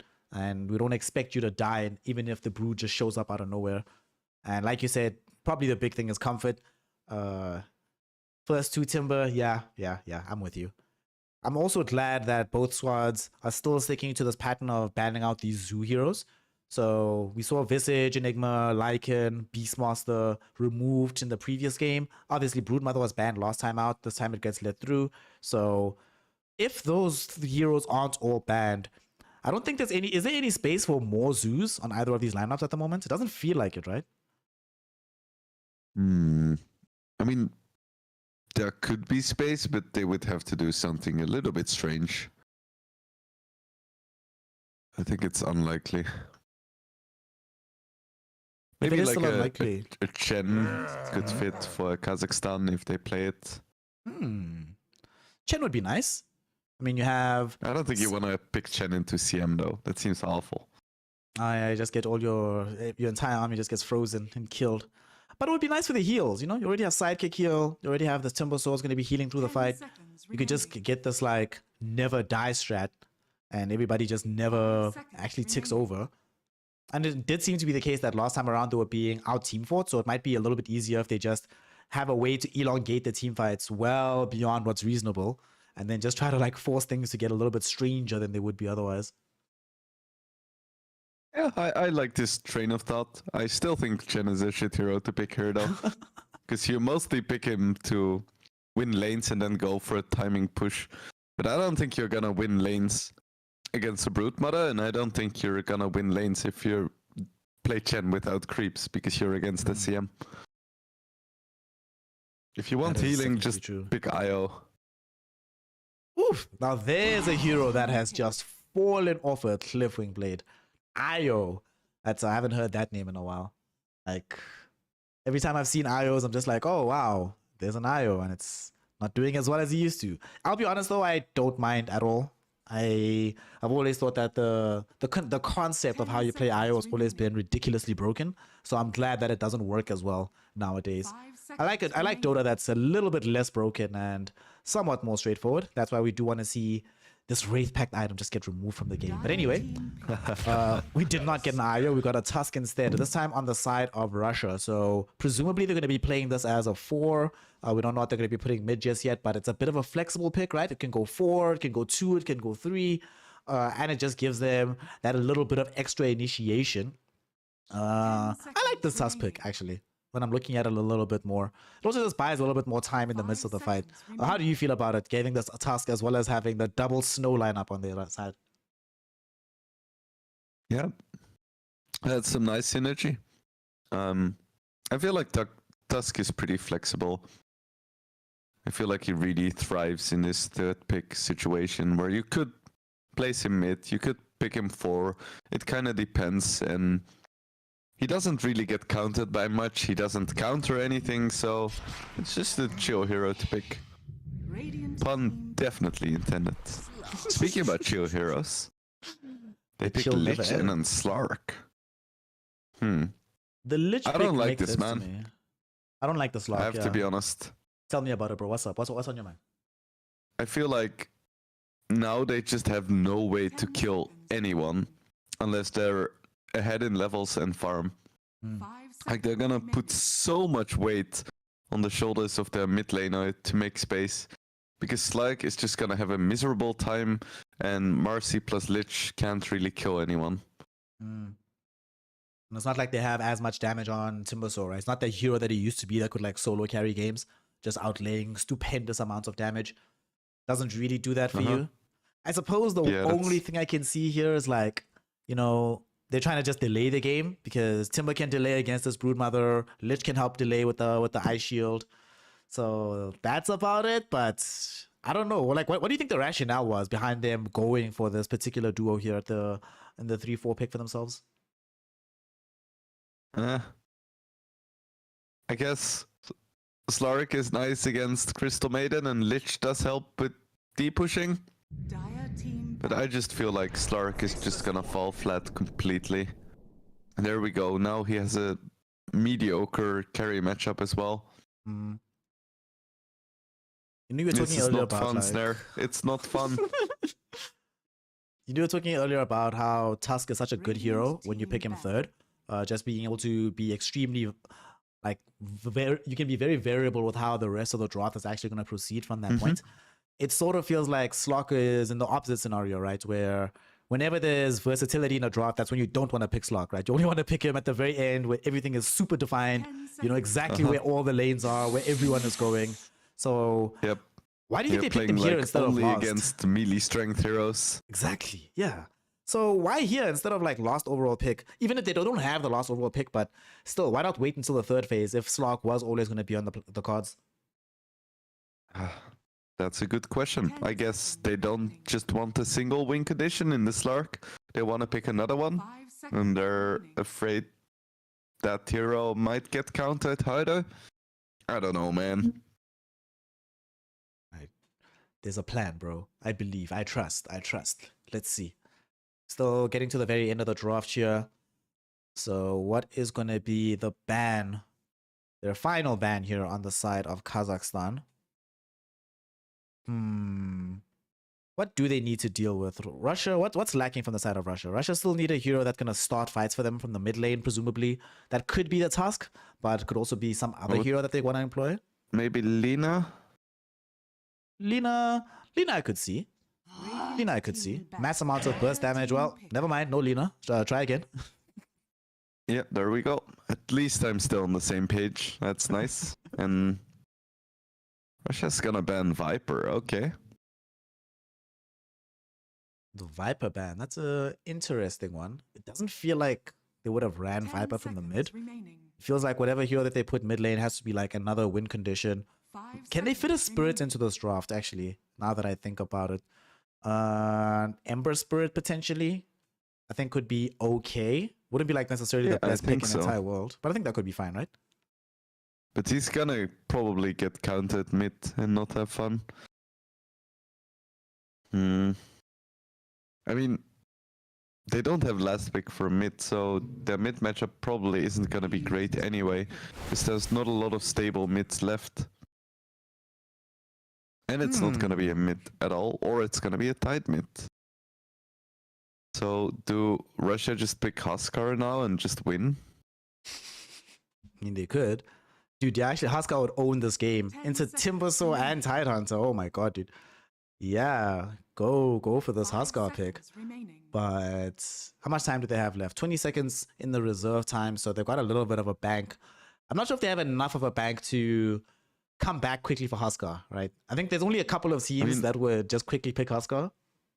There's so many options. Like, any hero that dumpsters a melee mid is just gonna win the game. Like, even something like Batrider, it's a free game. Could even go for something like Tinker, which is completely out of meta, would be insane in this game. And they just go for SF. It's a bit more meta, but still, it crushes melee mids. Yeah. It's gonna crush both the Timber and the Tide throughout the game. It's also really good against the Timber, right? That scaling damage is something that Timbersaw really doesn't want to have to deal with, right? It's just a hero that sucks against burst damage. The fear mechanic, really good against Slog, which is going to be so annoying for him to play deeper down the stretch. Having access to that presence of the Dark Lord. If there's a Chronosphere that happens next to you and Tide's inside, it's like, well, Tide, you can actually get right-click down from 100 to 0. This is very scary. This is very scary. All right, so I think both of us want to say that Russia would win this game. And as a result, both of us want to say that Russia should be able to take away the championship here at the International Youth E-Games in Kazan, the youth capital of the world right now. But Wingblade, smart Wingblade, I need you to tell me why that's not true. I need you to tell me how Kazakhstan, given the draft that they have, especially given the difficulty of that last pick SF, how can they win this game? What are the tools that they need to put into the toolbox? How do they start the game? What's the best way forward to ensure that we get a game 3? Well, that's a question right there. Also, it looks like they're playing racing games. You gotta make sure that your fingers are fresh, bro. I gotta go fast. I don't know, man. Maybe Timber against Shadowfiend is secretly like a really good matchup mid. Maybe there is like a secret unicorn strategy that they can execute with specifically these 5 heroes. That's gonna make them win. Also, if anything, Marcy is really strong. So they have Marcy. That's a good sign. Marcy is always good to see. I guess they could have some really nice wombo combos with Chain Frost and Ravage. If this goes like super late, they probably lose, but like slightly less late.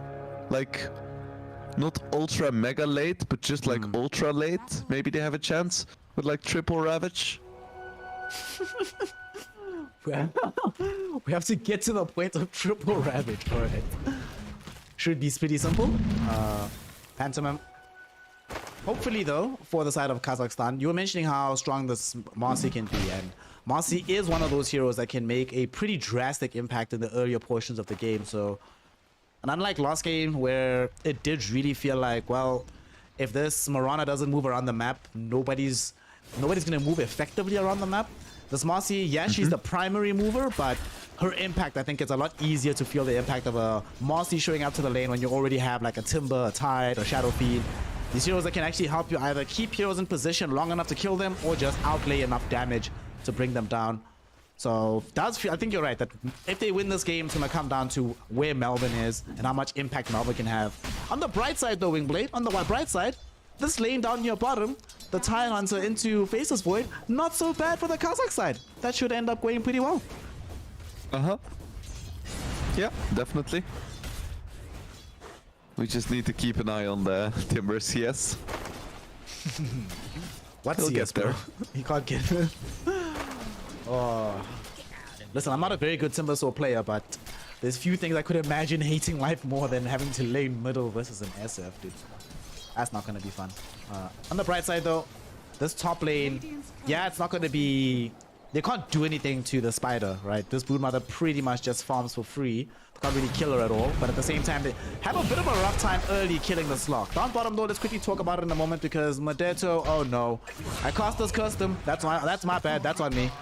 End up loses his life. Pantomime might end up dying here. No, Pantomime is gonna live. No, never mind. Melvin able to bring him down. Should have access to the rebound, so no death happening for her. I mean, 1-1 trade. It sucks that it's the Munkushi Void that actually gets the kill, but overall, I suppose as long as you get to like level 5 on Tide, it's okay, but this is not how you wanted to start the game for them. 2 games in a row, Wingblade, where they end up losing out alive in a lane that ideally you're never supposed to die in. Yeah, it's kind of sloppy. Oh, speaking of sloppiness, Watson top going lane. for some nice trades. At this point, Razia. Slug is still quite strong. When does he have more dive hits. again? One more. There we go. Didn't need the dive. Mary's gonna dive for this. Actually, wait. If they get dive again, Antares won't be able to keep going. Yeah. Antares. Antares knows that they have dive, so he can't keep going. He's dead. He's actually gonna die. Oh, what a player. Just gets off the fairy fire at the very last second. Ensures he can't get brought down. In the meantime, down bottom, Melvin yet again putting some aggression out onto the lane. This time out though, Modesto does get the inaugural kill. So both himself and Melvin get to share that experience. But okay, I'm liking what I see more from Kazakhstan. Like some more signs of life. They're getting more kills. They're playing more aggressively. They're not gonna just allow Russia to just farm. Like you said, their draft, if they just do that on Russia, is terrifying. So how long can they keep this up for? This particular state of aggression from the side of Kazakhstan? At least until Brood hits like level 5, 6. But now, I think they're in a decent position. Ooh, Nikki cool. It's such a scary lane. He's Just fine. the threat of the triple raise. Because you get slowed by so much now as well. Yeah. The slow, the decrease in the... I think for me, it's not just the slow, but the turn rate change. For a hero like Timbersaw, that really messes you up. Yeah. So hard to play. But so far, he's still alive, you know? He's getting demolished in the CS department, but that's not unexpected. I think once they saw the SF, the conversation inside Kazakhstan is like, well, someone's getting sacked. Who's getting sacked? We can't really sack this Tide Hunter because we kind of need access to Ravage later on in the game. We can't sack the Slok at all. Who is a hero that we can somewhat sack but will get levels, won't die if he plays okay, and will still be useful? Timber, Sawsmate, it's gotta be you. Ain't no other option. Yep. Yeah, I'm a bit confused still about why they decided to put the Timber mid and not pick something else. Oh, Pantomime, that's a nice kill. Maybe because they wanted kills in the bottom lane. Good reason. I retract my earlier statement. It might also be because at that point in the draft when they picked the Tide Hunter, they honestly didn't have any team fight, right? Besides the Chain Frost. Probably part of the conversation was how on earth do we even ensure that Chain Frost lands on heroes? Who do we want in the game to help us with that? Alright, get tied, bro. It's fine. Yeah, we need to pick a nice position 3 to enable our position 5. Come on, guys. top lane. They end up losing out the life of Mary, but Nicky Cool has showed up. Oh no, messes up the timber chain forward. I'm not sure if he didn't see the tree in front of him, because had he gone all the way, I think he would have been able to, at the very least, bring Vazia down quite low. I'm not sure he gets the kill. Doesn't have access to the chakram at this point. But this is really bad, Wingblade. Not only does he fail to get the kill, you left the wave completely open to the Shadow Fiend. There's no challenge for him here. Yet he's not going to pressure the tower, but he's just free farming. Absolute free farm from the mid lane. He used the TP for that, right? That's like 10% of his net worth gone. Oh, when you say it like that, bro. Radiant's bottom tower is under Oh, it's a rough game. It's a rough game for the Temple. But that might be why he went top, right? Just desperate to try and make anything happen on the map so that he can get some degree of net worth under his belt. Because he knows that if it's just a farm fest, he's not getting anything, right? And he's just going to keep getting muscled out of this lane. We do see that Melvin dies, but that death is okay. The Modesto death might not be so, though, because there are two heroes closing in from the north side. There's no bubble available, so without Chronosphere, they probably still get the kill. It'll take a bit longer, though. Pantomime trying to keep the distance because very low on the HP. Nice shots from Antares, but now they're out of mana on these two supports. They're actually out of mana, and because they're out of mana, they're out of damage. Modesto will be fine. He's cool. He's okay. Pantomime is the one that dies instead. Modesto doesn't have access to the level 6, but oh, he's stuck around too long, Wingblade, and the bubble comes out. But if he can escape the chrono, this will actually be worthwhile. Melvin, can you get your friend out of this? Modesto, run, my friend. Run, run. Zero bashes. Oh, high shots will be there. Zero bashes. Doesn't need the bashes, fam. Because with the assistance, we'll be able to get the kill. And now Rabel also getting some assistance towards top. They managed to get the kill onto the Slog, who dove too far forward to try and find the kill on Vazia. And with the reinforcements coming in as well, Rabel able to get a double kill out of that. Alright, this is not great. This is not great. They end up losing two core heroes all across the map. They force out a Chrono, yes, but they still end up losing the Tidehunter. They don't really apply pressure onto any of these lanes. They do get a tower, but I don't know about you, Wingblade. Everything that's happening on the map, it's starting to feel already a bit of deja vu from game number 1, because it's not feeling like they're in a comfortable position at all on the side of Kazakhstan. Yeah, it feels worse than last game in a sense, because then last game at least they had a gold lead. But now only the Tide kind of has something, but even he just died. It's like, they need some magic, Snare. How can we give them the magic they need? You know, I do know some hackers. We could try to talk about a DDoS attack somewhere. Bottom. They're jumping onto Mukushi. Will they be able to find this kill? Doesn't have bubble. And, ooh, that was a lot from Modesto. I'm not sure they needed the Ravage. And without the Ravage, Rabel's not scared of anything here. He's coming in under the auspices of this Invis Rune. The TP taking quite long from Pantomime, but Modesto doesn't know it's coming. Rooted up. There comes the Requiem, baby. And that is going to be a Tidehunter. The one lane person that he wanted to avoid at all costs on this map comes towards him. And how do you feel about that Ravage? I don't feel like it was necessary at all, Wingblade. Like, he only had the time walk in a couple of seconds, and they already had access to the Anchor Smash again. So do you feel like it was necessary to commit that Ravage, or do you think the game is bad enough that whatever you can get, just take it when you can? I think it's kind of just LAN nerfs. Like, you don't want to take like weird risks with missing a kill on a carry because you like have the time walk cooldown in your head and it's all wrong. So I can't really blame him. Was it the right play? Probably not, but it's a LAN. Things work a bit differently there. Funnily enough, Vazia is actually exploiting the fact that there's no Ravage right now, just playing Ring Around the Rosies with him. If there was Ravage, there's potential for Ravage into a pounce play from the nearby Slog, but Vazia knows that there isn't, so he can just play this map a little bit more freely. I will say though, Kazakhstan has done a decent enough job of not allowing these towers to just get knocked over, right? Yes, there's a lot of pressure, but they have several heroes to try and alleviate that pressure. Modesto is doing it top now, but eventually when Timbersaw gets enough gold, he can start doing the same.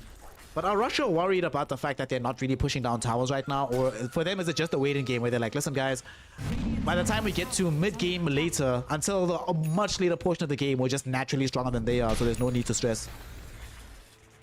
Yeah, I don't think they're worried about taking towers. They're buying Midas on their Void.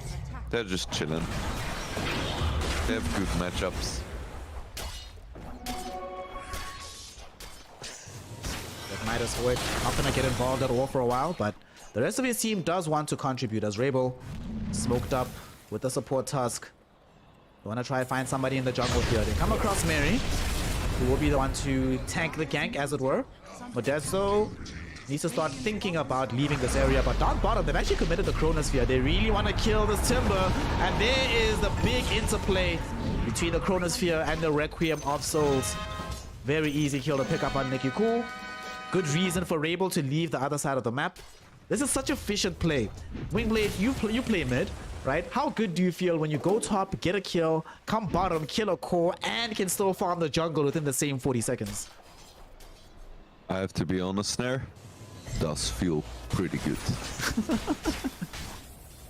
Also, really nice raises. Like, I know how easy it is to miss raises, but these are really crisp.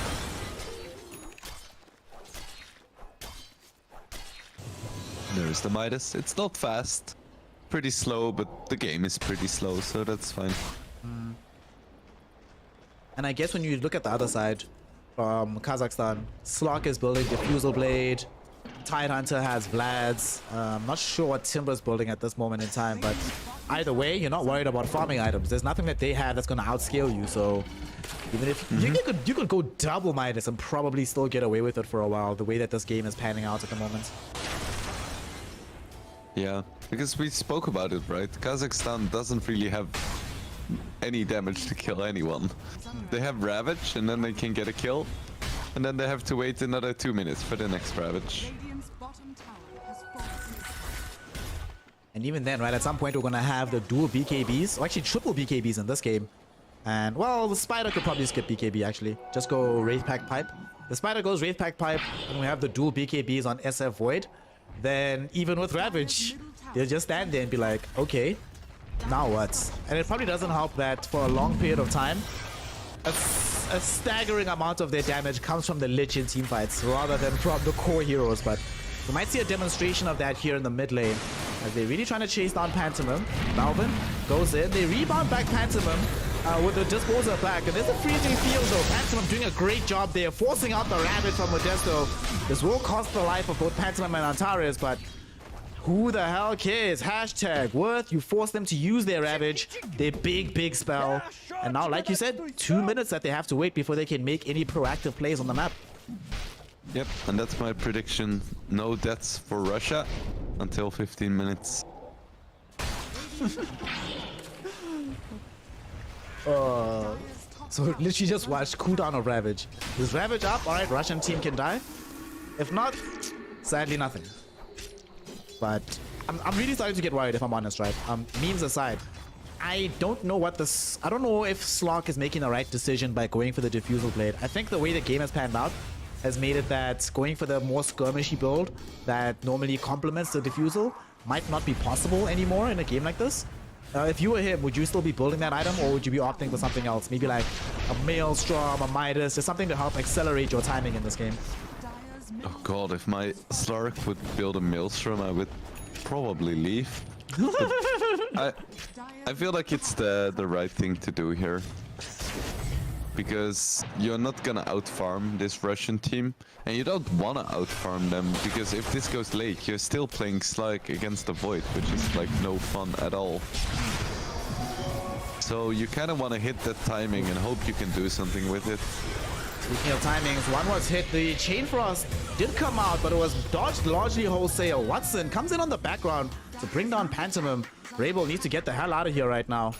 Realizes that, well, thank God I had this Haste Rune. Yeah, man, without even having Ravage. Costa's curse from Wingblade a little bit too strong here. Okay, that's good though. That's very good. Like, Slock got a kill out of that. That's some perma-agi. That's them being able to defend their triangle as well, so it's less likely Russia comes back there. Was that the reveal or just a completion of the Diffusal from the Slock? I think it might have just been the completion of it, but either way, that's a lot better than things were looking a little bit beforehand. And now they need to keep up the momentum, and ideally they want to find kills on important targets. The Brood is really nice to take down. Now they want to make sure they kill the SF. He's like the big prize. They might be angling for him right now because they do have the slight numerical advantage. And I think Rebel is aware that this Kazakhstan team is not playing cautiously at the moment, so rather hang back. At the same time though, Chronosphere is online, so is the Requiem, but they're gonna jump Rebel. They found him on the edge of the fight, showing blade, but Freezing Field, way too much damage, and the Requiem provides protection as well. Watson goes inside his ultimate, but his ultimate gets countered out immediately, and unfortunately Mary doesn't have access to a Chain Frost, but they do have a huge Ravage. It catches both big cores in this game. With the Chakram overlaid right over it, they are able to get these kills. Mary just got back the Chain Frost and he throws it onto Antares. That's the second time that Antares has dodged the majority of the Chain Frost damage, but ultimately it does not matter as Kazakhstan showed some incredible signs of life. You said that SF is the main prize for them, gank-wise. They also get the bonus of the Faceless Void, curtailing his farm speed on the map with the Midas, opening up space through the mid lane. That is a very successful sequence of events right now coming in from the Kazakhstan team. Yeah, that was like the perfect timing. Right before SF gets his BKB, you have Ravage up, it's really all you needed. And then a questionable Chrono to set up beautifully on your own teammate. I think he thought that, like, he didn't think that the rest of Kazakhstan would be coming. So he probably assumed we'll just Chrono him, wait out the Shadow Dance, and then kill him afterwards. But everybody pulled up. The whole Kazakhstani lineup was there. They showed up, they got the kills. And remarkably, Wingblade, they still haven't conceded a tier 1 tower in these side lanes. It's only the tier 1 mid that they've lost out on. But this Tide and the Timbersaw, the one positive aspect of their draft that we were talking about was their ability to keep holding out these lanes. And sure enough, that's come to pass. They're having a bit of difficulty from Russia pushing out the lanes in the way that they want to. Yeah, and Slag is the scariest hero on the map right now. Yeah. It's kind of uncontested because Chrono is not up, and even if it is, they have the Frost Armor and the Ravage, and there is no BKB on Void yet. Only have the one BKB. Shadowfiend does finally have it. Yeah. Probably wishes he had it last fight, but what can we do? This time around though, Kazakhstan, they don't have access to the Ravage, but they still want to go and try and make something happen. They know that Russia is somewhat split up at the moment, not all playing together. Unfortunately for them, they also don't have their most dangerous hero with them. Watson is all the way on the other side of the map. However, they do know where the Spider is. And this Broodmother, I think she's not long for this world. If they can just find the correct angle onto her, the tier 1 tower is going to help, but there we go. The jump in from this Timber gets us wrong. Oh, both him and Melvin guessed wrong. They cannot catch him, and unfortunately for them, Mary is a little bit too far away to contribute with the Sinister Gaze. And to make things even better, Wingblade, not only does Vazia draw away the attention of these three heroes, also creates enough space for the Spiders to take the tier 1 tower. Really good heads-up play coming in from the Brood player there. Yeah, for sure. And he needs to do these kinds of moves because he doesn't have a big teamfight ulti. So he just needs to keep being a pain. But at the same time, Watson is farming. Yeah? And he's keeping up with the Midas Void. Yeah? Yes. What does he buy after this Aghanim Scepter? Does he go BKB or is there something else you want to see? I always want to see BKB. And Slugs have like some kind of built-in aversion to building BKB. As a Slug player, I can tell you that's 100% true. Beautiful play coming in here inside the Radiant jungle as Melvin disposes back Rebel into the Chain Frost. Unfortunately, Rebel does have access to the BKB. Forced to use it just to get out though. Antara is brought back, fearful of what might happen if he doesn't. Turns out the gold will just be wasted, however. Ultimately though, they draw out a Ravage, they draw out a Chain Frost in exchange for a Freezing Field, a Requiem, and the life of the two supports on the side of Russia. I feel like if you're Kazakhstan, especially considering you didn't have to involve the full-throated Slog offense for that, you feel very happy about what just happened.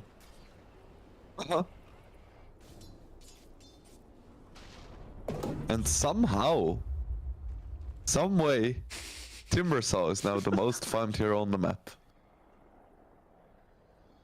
Don't you just love Dota 2, Wingblade? It's insane. I mean, this is kind of what I spoke about, right? It's very clear that it's a comfort hero. Even if he got completely dumpstered in lane, he just comes back so well. Like, you can't do this if you just pick up Timber casually. You have to be a dirty Timber spammer. You have to be that person that everyone's just like, oh gosh, it's Timber. Great. And to his credit though, doing a phenomenal job at it. Like you said, top net worth.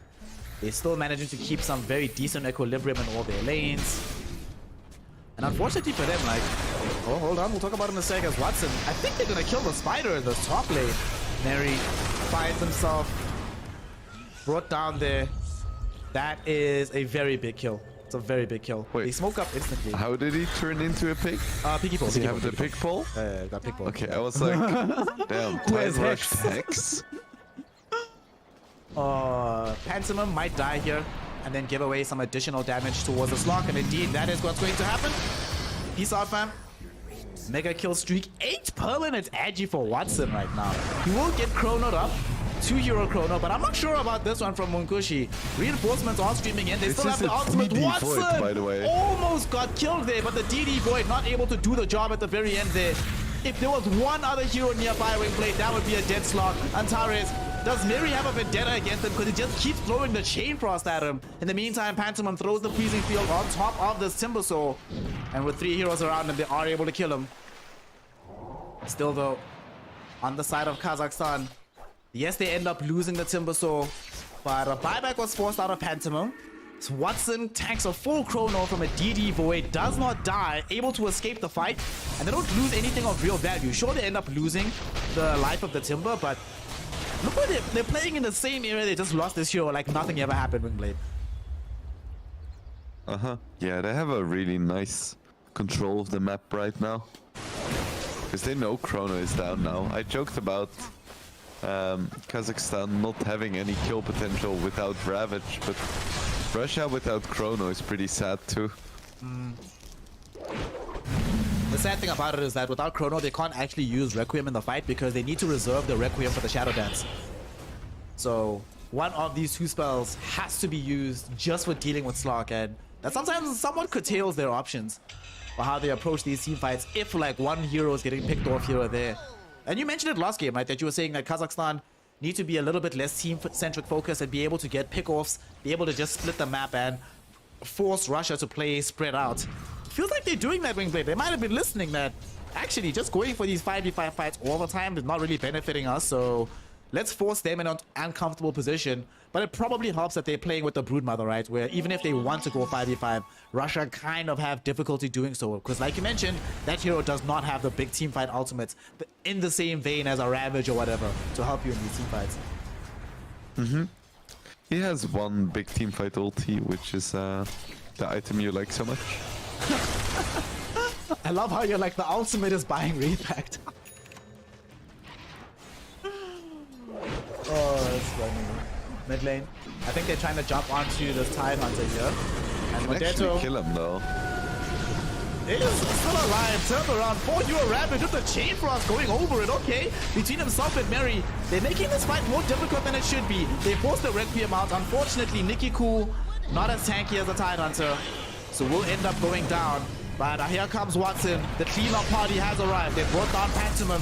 Mukushi finds the chrono onto 3. Will they be able to kill these heroes? One is already down. Modesto wants to go for more. There's going to become the Shadow Dance. Mukushi trying to run away from where the Slok is. Watson doesn't really want the smoke though. Going to be forced to flee away from the fight. And unfortunately for Kazakhstan, because they took that fight in dribs and drabs, Russia able to punish them. They lose the Tide. They lose the Timbersaw. They lose both supports. Watson will survive. Watson does get some bonus agi, but it comes at a very hefty cost, Wingblade. Yeah, that was a big fight. If they had just one more hero in the mid lane there, when Tide popped Ravage, they would have demolished that fight. They are so much stronger right now. Like if Timber was already there with the Chakram, this would not have been possible for them to turn around, but unfortunately, a little bit late on the mark. At the same time though, it's like, you know, you forced out the Chrono, you forced out the Requiem, you forced out Chrono, you forced out double BKB, you forced out Freezing Field. You lose everybody, but it's not like Russia are much stronger than you in the aftermath of the fight, right? They won the fight, definitely, but they still have to go home and be a little bit careful before proceeding to the other side of the map. Ooh, and look at Watson's quick buy. Let's see. We'll talk about this in a second. That's Pantomim about to die. That's another death. Mary throws out another Chain Frost here. Bouncing primarily onto Vazia. Nikki Cool there. Ooh, look how much damage that Spider took. My goodness, that was a big hit from the whirling death of Nikki Cool. Double kill for the Timber. And because they know there's no Chrono, they know that there's no BKBs, they can make this move. They're like, cool, it's fine.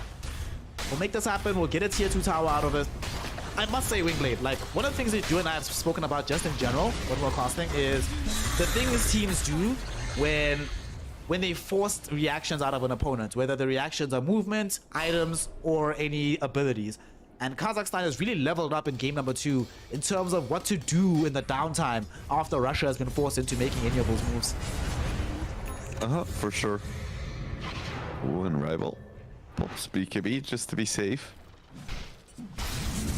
Here's a Swift. I mean, Arcane Blink now. It's gonna be quick Requiems coming up. Speaking of quick things happening, Melvin quickly gets brought down. They were trying to go for the heads-up play because they were positioned with the Tidehunter ready for the Ravage, but the rebound was just off the mark, so they couldn't go rebound, dispose, into Ravage, gaze, all this nonsense. They had to go, let's try one at a time. Didn't work out for them. But this feels a bit ambitious. Rebel doesn't have BKB here. They do have the Chrono though. How do you feel about this? They know for a fact that Ravage is online on the side of Kazakhstan. But it doesn't seem like Kazakhstan want to take it. Do you think they should try and contest this? Or should Russia just try and force it and see where the fight goes? I think Kazakhstan should force a fight here if they can. There are BKBs up for Russia, but I feel like Kazakhstan is in such a commanding position right now with this invulnerable Tidehunter and this snowballing Slark. They're trying to share the invulnerability as well, because Nikki Cool is just trying to build tankier and tankier. And Kushi. In forefront, Mary's gonna be the one caught out. They want the Ravage, but they don't have it just yet. There's gonna be a Requiem to send heroes back. There's a Timber caught inside the Chronosphere himself, as well as the Marcy. Neither of them have died though, and the Ravage caught SF on the high ground. And Terror also right next to Watson, so he ends up losing his life. BKB forced out of the Spaceless Void to try and flee away from this fight. He gets watched running away. Pantomim though will not be so lucky. Oh no, they actually catch him. Nikki Cool. Where the hell is this damage coming out of? Mary able to get a Sinister Gaze off out onto Pantomim, dragging him onto the high ground, dragging him towards his death. It is only Melvin that dies. And the only survivor from Russia is Vazia, but they don't want to let that happen. Look where Watson TP to Wingblade. He TP to the tier 2 tower so he can come and catch this Vazia Spider through the tree line. And it looks like he's going to be successful in this endeavor. They turn 1 kill into 2, into 3, into 4, into a 4-5 hero wipe. And now they're going to try and turn it into a Roshan as well. But this initiation was so awkward. They didn't even manage to kill the Lich because of the Slug shot. Then they don't kill the Marcy. Marcy almost like solo kills the Void. And at the same time, Slug just destroyed Shadowfiend. Yeah. But also, look at this. Where did this damage come out of? We're going to see this Void die. Look at this.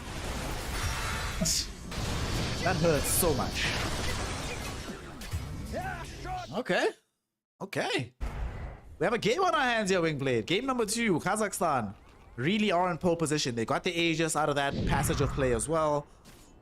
So they are feeling hella strong on the map. Now the question is, what can Russia do to try and deal with this? Do they dodge for the next 5 minutes and just